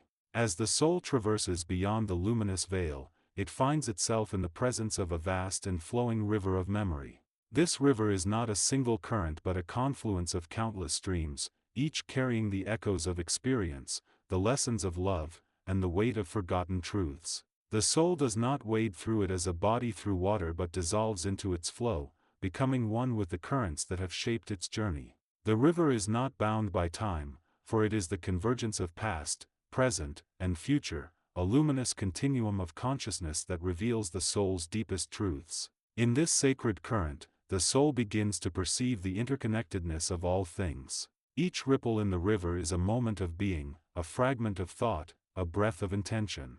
As the soul moves through these ripples, it is not merely an observer but a participant, re-experiencing the fullness of its incarnations in the physical realm.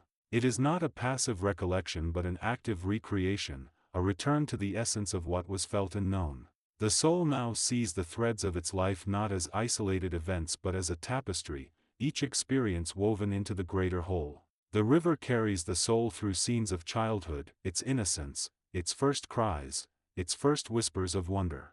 These memories, once filtered through the lens of time and ego, are now revealed in their unfiltered purity. The soul does not weep for what was lost but for what was once felt with such unbridled truth. The child is not a distant memory but a presence, a version of the self that still exists in the eternal now.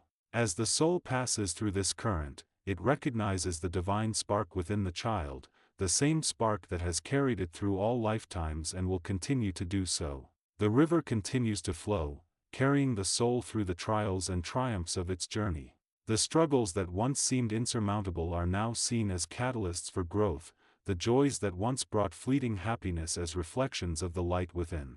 The soul begins to perceive the karmic patterns that have shaped its existence, not as burdens but as lessons. The karmic river is not one of punishment but of refinement, a process by which the soul learns to shed the illusions of separation and embrace the unity of all being. In the deepest currents of the river, the soul encounters the moments of its greatest transformations. The crucibles of pain, the peaks of love, the stillness of surrender, these are no longer mere recollections but living currents of energy and light.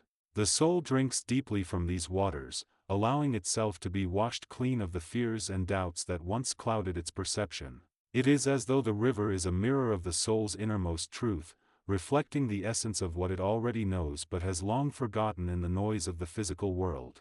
The river of memory does not end, it is a cycle, a wheel of time and recurrence. As the soul moves through its currents, it begins to see itself not as a single thread in the tapestry of existence but as a weaving of infinite possibilities. The soul is no longer bound by the illusion of linear time but begins to perceive the vast expanse of its being across multiple lifetimes and dimensions.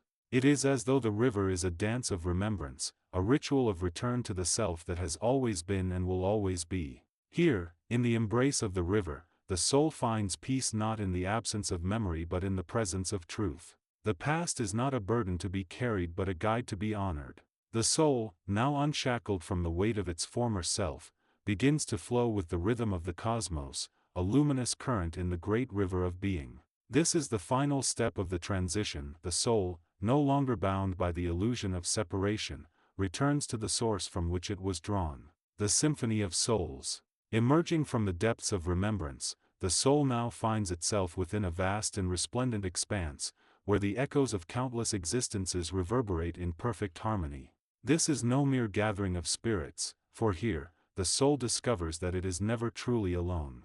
The symphony of souls is not bound by time, nor confined to the limitations of the physical world. It is an eternal choir of consciousness, each soul a note contributing to the grandeur of the cosmic melody. In this boundless realm, the soul is not a solitary thread in the weave of existence but an essential note in the eternal song of being. The air is alive with the resonance of vibration, a luminous field where thought manifests as sound and emotion pulses as light. Here, the soul does not speak in words but communicates in the language of intention, in the silent harmony of understanding that transcends language and ego. Each soul that passes by is not an unfamiliar stranger but a familiar presence, a reflection of the self that has walked the same path through different veils of reality. Some are joyous, their auras radiating in hues of gold and silver, while others are burdened with the remnants of their earthly struggles, their colors muted by the weight of unhealed wounds. Yet, even in their sorrow, their presence is a testament to the unity that binds all souls. The soul begins to perceive the intricate patterns of connection that weave through this vast symphony. Some souls are drawn together by the bonds of love, their energies entwined in the dance of mutual devotion.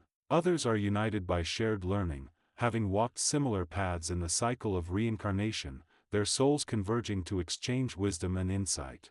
There are those who wander as seekers, their journeys still in progress, while others have attained a level of mastery, their forms radiant with the clarity of enlightened understanding. In this sacred space, there is no judgment, no hierarchy of worthiness, only the recognition that every soul, in its own time and way, is part of the greater whole. As the soul moves through this ethereal assembly, it begins to recognize familiar faces, not in the sense of memory, but in the resonance of shared experience. There is the presence of its kindred spirits, those who have walked alongside it in times of darkness and light, offering guidance when the path was obscured and celebration when the light was found.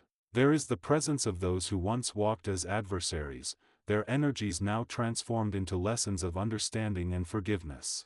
There is the presence of those who have long since transcended the need for form, their consciousness now expanded beyond the boundaries of individuality, flowing as one within the infinite ocean of being. The symphony of souls is not static but ever-evolving, a living tapestry of existence that shifts and reshapes with the passing of moments. Some souls are in the process of choosing new paths, preparing to return to the physical plane in new forms, while others have chosen to remain in this realm, their energies now infused with the resonance of higher dimensions. The soul begins to understand that this symphony is not an ending but a continuation, each note, each presence, a reflection of the journey that is always evolving. It is here, in the embrace of the collective consciousness, that the soul finds its truest harmony, a place where the self is not defined by separation but by the infinite dance of unity. The eternal horizon. As the soul moves beyond the symphony of like-minded presences, it begins to perceive the horizon of the infinite, a vast and boundless expanse where the essence of all existence converges. This is not a physical place but a state of being, a realm where time and space dissolve into a single, radiant stillness. The soul, no longer bound by the linear confines of ego or the limitations of form, begins to merge with the great current that flows beyond the veil of the seen world. In this final stage of transition, the soul is not an individual traveler but a wave in the great ocean of consciousness, a note in the eternal symphony of the cosmos. The horizon is not a boundary but a dissolution of all that once separated the soul from the whole. Here, the soul is no longer a fragment of being but an expression of the infinite, a shimmer of light in the boundless tapestry of existence. The distinctions that once defined the self, the past, the future, the need for identity, dissolve into the pure awareness of what is. The soul, now unshackled from the constraints of form and time, begins to perceive itself not as a singular entity but as the embodiment of all that is. It is as though the soul has always been here, and the journey through the veil was not a departure but a return to its true nature. In this realm of the eternal, the soul is bathed in a light that is not external but intrinsic, a radiance that flows from the core of its being. This light is not a physical phenomenon but a manifestation of consciousness, a resonance of the soul's own essence reflected in the infinite. The soul no longer needs to search for meaning or purpose, for in this place, all questions of existence are answered in the knowing of what is. The need to seek, to grasp, to define the illusions of the physical world fade into the stillness of pure being. The soul, now aligned with the great current of the cosmos, begins to flow in harmony with the eternal rhythm of creation. Here, the soul is not merely observing but participating in the unfolding of all things. The boundaries that once separated it from others, from the world, from the divine, dissolve into the radiant unity that is the essence of existence. The soul is no longer a traveler but a co-creator, a note in the eternal song of the universe. The need to return to the physical realm is no longer a necessity but a choice, a dance of consciousness that may ebb and flow across the vast sea of existence. The soul, now fully attuned to the infinite, begins to understand that the journey of the self is not one of separation but of unity, a return to the source from which it was drawn. In the final movement of its passage, the soul stands at the eternal horizon, not as an ending but as a beginning. It is as though the soul has always been here, and the journey through the veil was not a loss but a return. The body, the world, the illusions of time and identity, these are no longer the prison of the soul but the means by which it learned to remember its true nature. Now, in the embrace of the infinite, the soul becomes what it always was, a luminous being of pure awareness, an expression of the eternal song that resonates through the fabric of all creation. Lesson 44: The Dissolution of the Ego Complex. As we navigate the realms of the unknown, we find ourselves standing at the threshold of a great mystery. The transition from life to death, often shrouded in fear and uncertainty, holds within it the seeds of transformation and rebirth. It is through the gates of death that we pass, leaving behind the familiar terrain of the physical world and entering the uncharted territories of the spiritual realm. In this lesson, we will delve into the esoteric mechanics of dying, exploring the dissolution of the ego complex and the liberation of the soul. As we approach the moment of death, the ego complex, that intricate web of thoughts, emotions, and experiences that define our individuality, begins to unravel. The threads that bind us to the physical world start to loosen, and the ego, that dominant force that has shaped our lives, begins to dissipate. This is not a destruction, but a release, a liberation from the confines of the material plane. The ego, having fulfilled its purpose, must now surrender to the greater wisdom of the soul. In this process, the various components of the ego complex, the thoughts, emotions, and memories that have accumulated over a lifetime, begin to separate and disperse. The mental body, that repository of thoughts and ideas, begins to release its hold on the physical world, and the emotional body, with its deep-seated desires and fears, starts to calm its turbulent waters. The astral body, that vehicle of the soul, begins to stir, preparing for its journey into the realms beyond. As the ego complex dissolves, the individuality of the soul begins to emerge, like a lotus flower blooming in the sun. The soul, now freed from the limitations of the ego, begins to expand, embracing its true nature and purpose.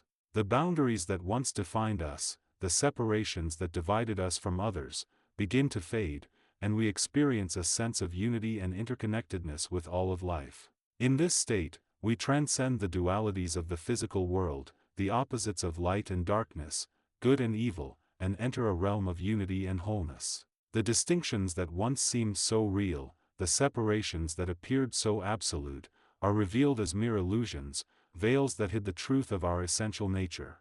We see that we are not separate, independent entities, but interconnected threads in the grand tapestry of life.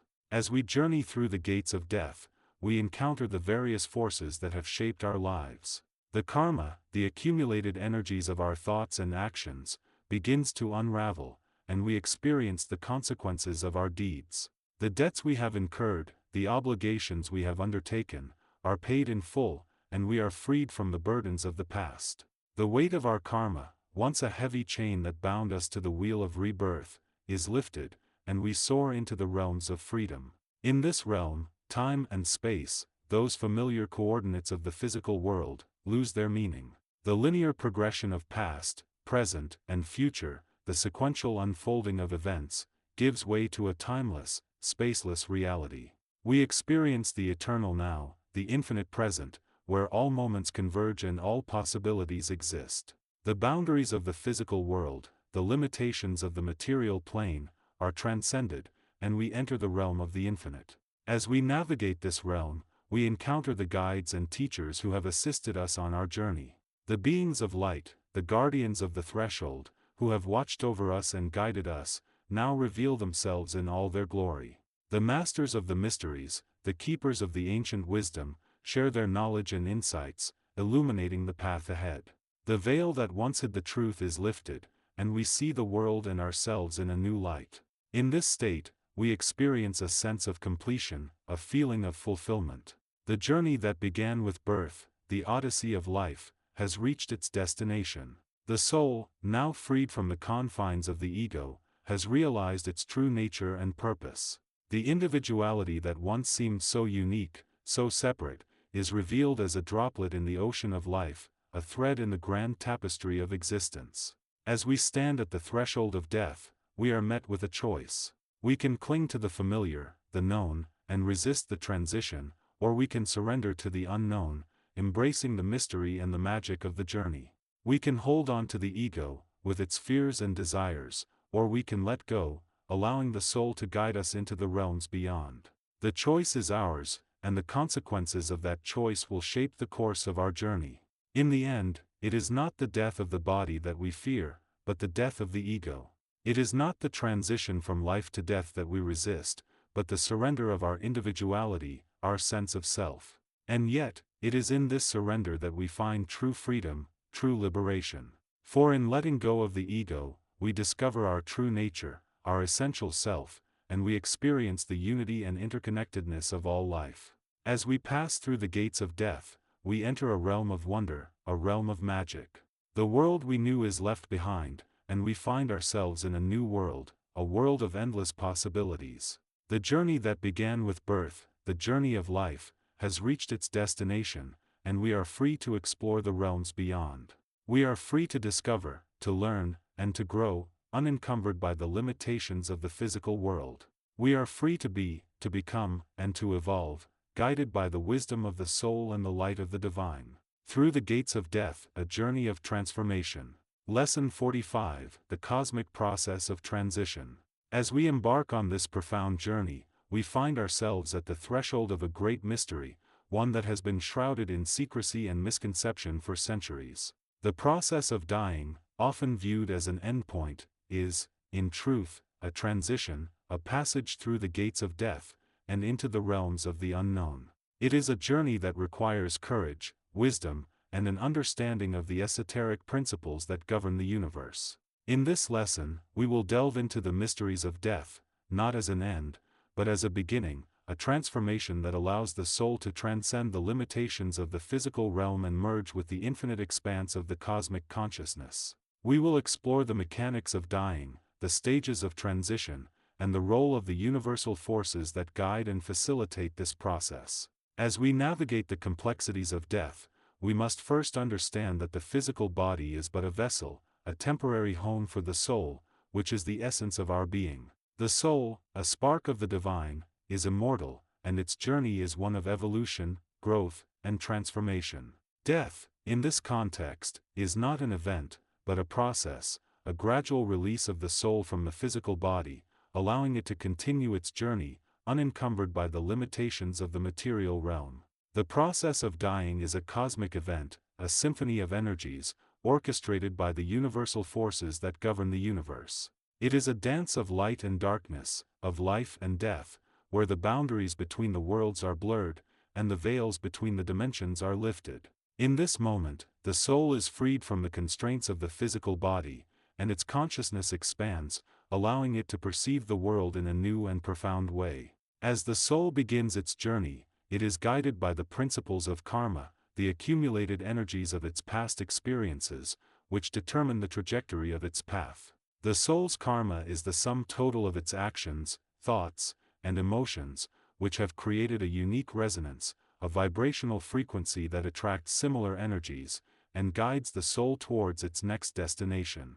The journey of the soul is not a solitary one, but a collective experience, where the individual soul is connected to the universal consciousness, and is part of a larger web of life. The soul's transition is facilitated by the presence of guides, beings of light, who have traversed the realms of death, and have gained the wisdom and understanding necessary to assist the soul in its journey. These guides, often referred to as the guardians of the threshold, are the keepers of the secrets of the universe, and are responsible for ensuring that the soul's transition is smooth, and that its journey is guided by the principles of love, wisdom, and compassion. They are the embodiment of the universal forces, and their presence is felt throughout the journey, offering guidance, support, and protection to the soul as it navigates the realms of the unknown.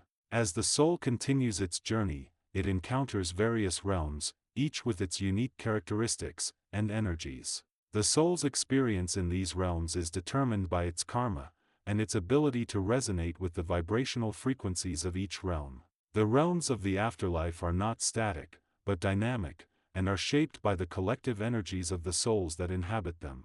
The soul's journey is not without challenges, and it must confront the shadows of its own psyche, the unresolved issues, and the unconscious patterns that have shaped its life. The process of dying is a moment of reckoning, where the soul is forced to confront the truth of its own existence, and to acknowledge the areas where it has fallen short of its full potential. And yet, even in the midst of challenges, the soul is not alone, for it is supported by the universal forces, which are always guiding it towards its highest good.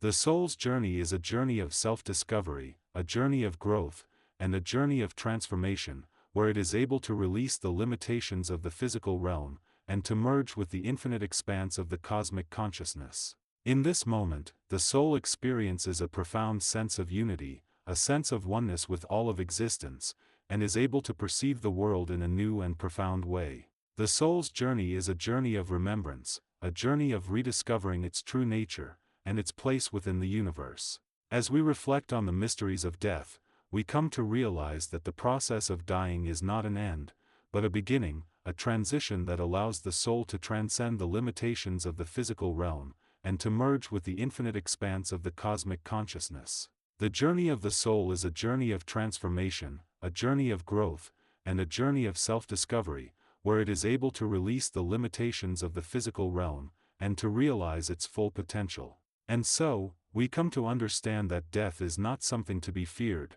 but something to be embraced, for it is a moment of transition, a moment of transformation, and a moment of rebirth. The soul's journey is a journey of wonder, a journey of awe, and a journey of discovery, where it is able to experience the world in a new and profound way, and to realize its true nature as a spark of the divine. Lesson 46: The Luminous Thread of Continuity. The veil that separates the world of the living from the world of the dead is about to be lifted, and we are invited to gaze upon the secrets that lie beyond. The esoteric teachings that have been passed down through the ages remind us that death is not an ending, but rather a transition, a transformation that marks the beginning of a new cycle of growth and evolution. As we delve deeper into the mysteries of the afterlife, we begin to realize that the process of dying is not a singular event, but rather a complex and multifaceted phenomenon that involves the dissolution of the physical body, the release of the vital energies, and the transference of the consciousness to other realms. This process is often shrouded in mystery, and yet, it holds the key to understanding the very nature of existence itself. The esoteric perspective on death reveals that the transition from one state of being to another is facilitated by a luminous thread of continuity, a gossamer strand that weaves together the various strands of our existence. This thread is the golden cord that connects us to the divine, the silver string that guides us through the labyrinth of the afterlife. It is the axis around which our existence revolves, the central pillar that supports the edifice of our being. As we approach the gates of death, this luminous thread begins to glow with an otherworldly light, illuminating the path that lies ahead. It is a beacon that guides us through the darkness, a shining star that lights the way to the realms of the unknown. The thread of continuity is the umbilical cord that connects us to the universe, the lifeline that sustains us as we navigate the vast expanse of the afterlife. The mechanics of dying, as viewed through the lens of the esoteric tradition, reveal that the process of transition is not a random or chaotic event, but rather a highly organized and orchestrated process. The various components of our being, the physical, emotional, mental, and spiritual bodies, each play a vital role in the drama of death, and each must be released and transformed in order for the transition to be complete. The physical body, that most tangible and concrete aspect of our existence, must be surrendered to the forces of decay and dissolution.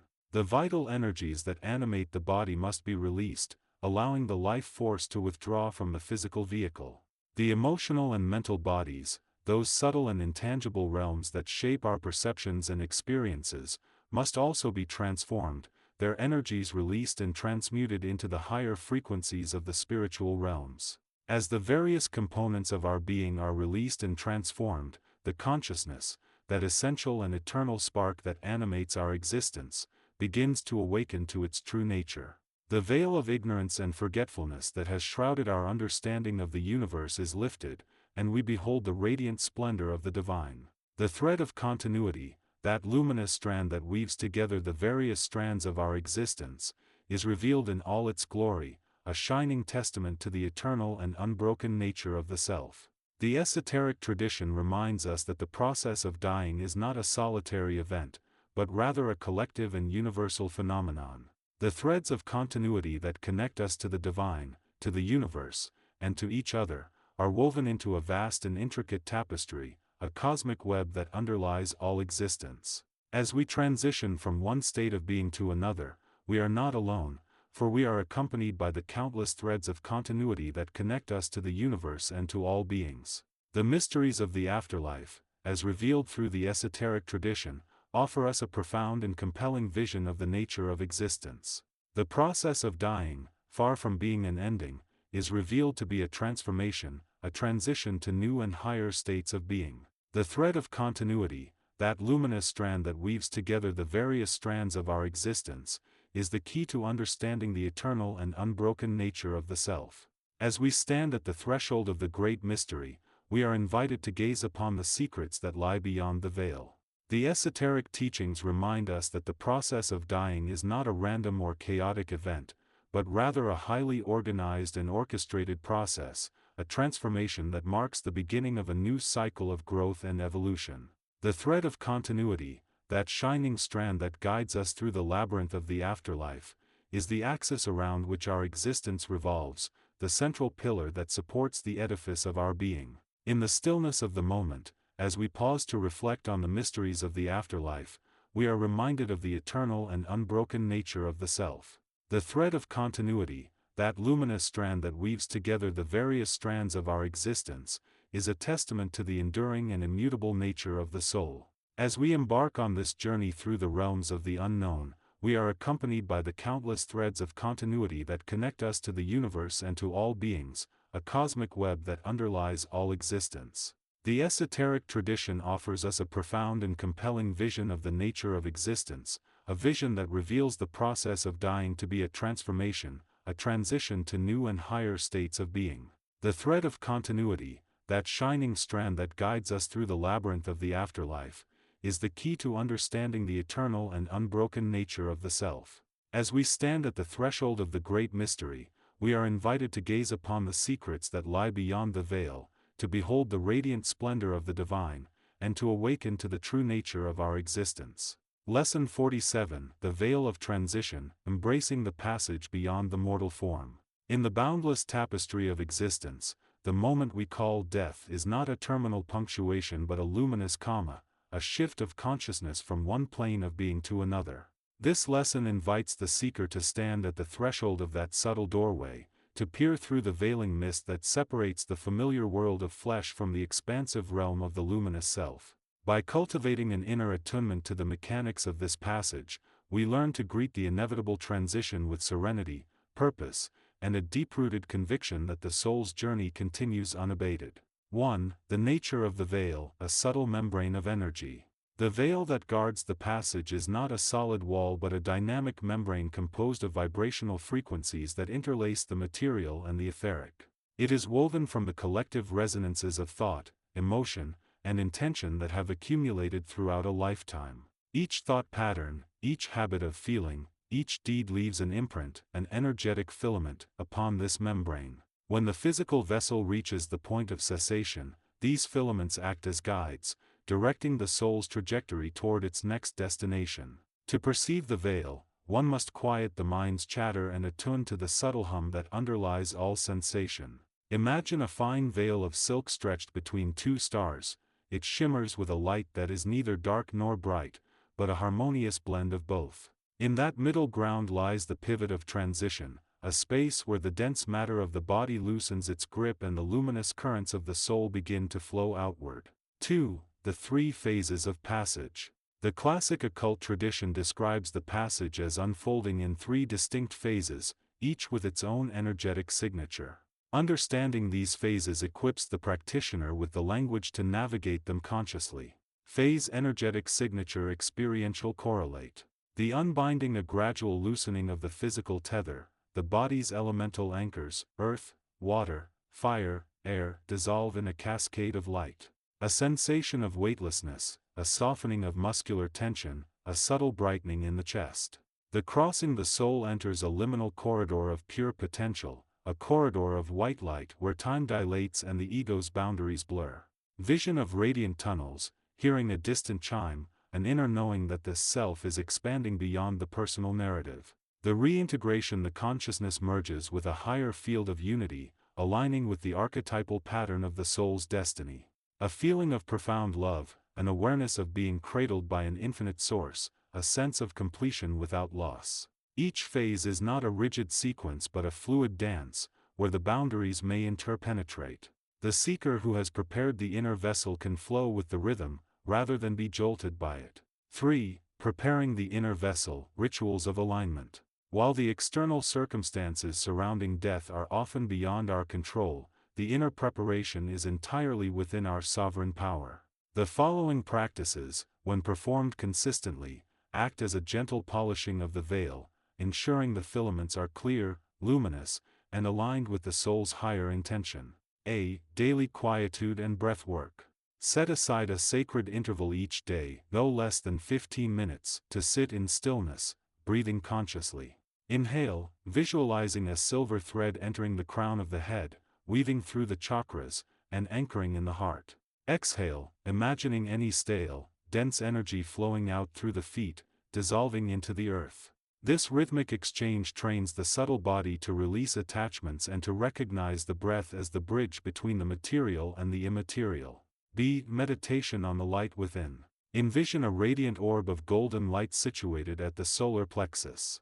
See it expand, encompassing the entire body, then extending beyond the physical boundaries, touching the veil itself. As this light swells, silently affirm, I am a luminous expression of the universal source, my essence transcends form. Repetition of this affirmation gradually rewires the subconscious to accept transition as an expression of continuity rather than termination. C. Ancestral and soul family communion.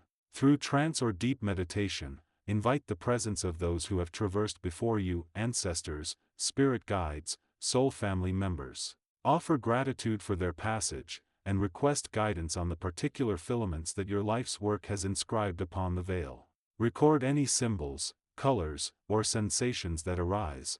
They become signposts for the journey ahead. D. Creative expression of release. Engage in a fluid creative act, painting, poetry, movement, dedicated to letting go. Allow the medium to become a conduit for the unbinding energies. When the creative flow reaches its crescendo, feel the release as a tangible loosening of inner knots. This practice both honors the act of letting go and reinforces the bodily experience of unbinding. 4. Recognizing the signs of the unbinding. Even for those who have not consciously prepared, the universe offers subtle cues that the unbinding is commencing. Cultivating a receptive awareness allows one to meet these signs with grace. Temperature shifts, a sudden, gentle warmth or coolness that spreads through the limbs, often beginning at the extremities and moving inward.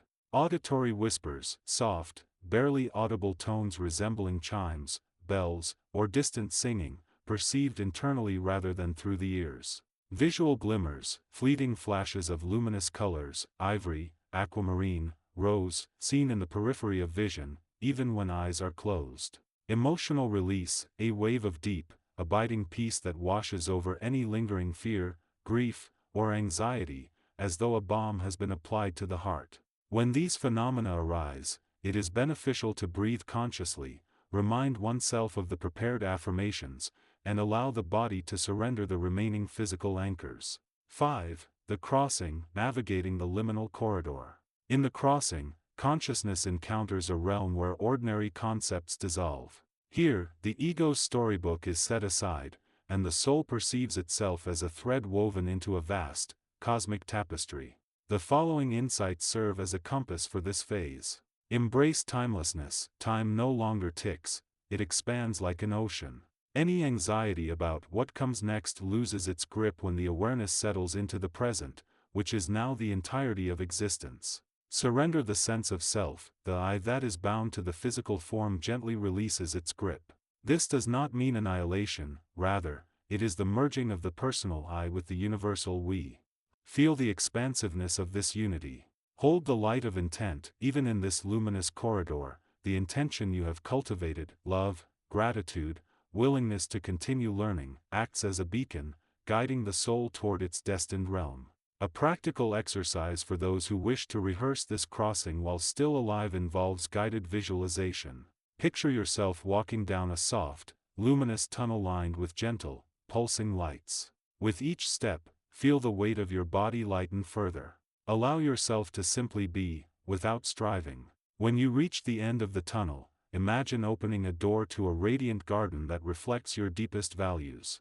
This mental rehearsal strengthens the neural pathways that will be called upon during the actual transition. 6. Reintegration. The soul's return to the source. At the culmination of the passage, the soul aligns with the higher field of unity, often described as the source, the all, or the cosmic heart. In this state, the boundaries between individuality and universality blur into a seamless, harmonious vibration. The feeling is one of unconditional love, profound belonging, and timeless wisdom. Key aspects of reintegration. Recognition of continuity. The soul perceives its journey as an ever-flowing river, never truly ceasing but changing its form, water to vapor, vapor to rain, rain back to river. Radiant healing. Any karmic residues or unresolved emotions are gently transmuted into luminous light, dissolving into the greater fabric of existence. Renewed purpose. Even within the expanded field, a subtle sense of mission persists, perhaps to return in another incarnation, to assist other souls, or to simply revel in the bliss of being. For the living, a practice that mirrors this reintegration involves heart-centering meditation. Sit with the spine erect, place the palms over the heart, and inhale the feeling of infinite love. Exhale, visualizing this love expanding outward, eventually merging with the universal field. Regular engagement with this meditation nurtures the ability to experience, even briefly, the same unity felt in the final phase. 7. Ethical implications. Living with the knowledge of transition. Understanding death as a transition reshapes our daily conduct in profound ways. When the veil is no longer a mystery but a known passage, life itself becomes a preparation for a graceful crossing. The following ethical orientations naturally emerge. Compassion as a lifeline. Recognizing that every being is on a similar journey cultivates deep empathy. Acts of kindness become not just social niceties but essential threads that reinforce the veil's luminous quality for all. Detachment with presence. True detachment does not mean indifference, it means holding life's experiences lightly, savoring each moment without clinging, thereby easing the unbinding process. Honoring the sacredness of all forms, all entities, human, animal, plant, are carriers of consciousness traversing their own veils. Respect for their passage honors the universal rhythm of transition. By aligning our actions with these principles, we actively contribute to the refinement of the collective veil, making the journey smoother not only for ourselves but for the whole tapestry of existence. 8. Closing reflection. The gift of knowing. The revelation that death is a transition, not an ending, is a gift of profound magnitude. It offers liberation from the fear that has shackled humanity for eons, and it opens a portal to a life lived with intentional reverence. As you integrate the teachings of the lessons in this book, allow your heart to swell with the quiet confidence that you are a radiant thread in the ever-unfolding fabric of the cosmos. When the moment arrives, you will step through the veil not as a forgotten vessel drifting into the dark, but as a luminous traveler crossing a bridge of light, guided by the quiet hands of love, purpose, and the greater consciousness that holds all things. As we enter these closing passages of this book, may your journey stand as a testament to the endless continuity of the soul. As this book comes to its final breath, the path does not end here. Another whisper awaits, a call from just beyond the horizon, inviting you into the next chapter of awakening, where deeper mysteries unfold and the seeker steps forward once more.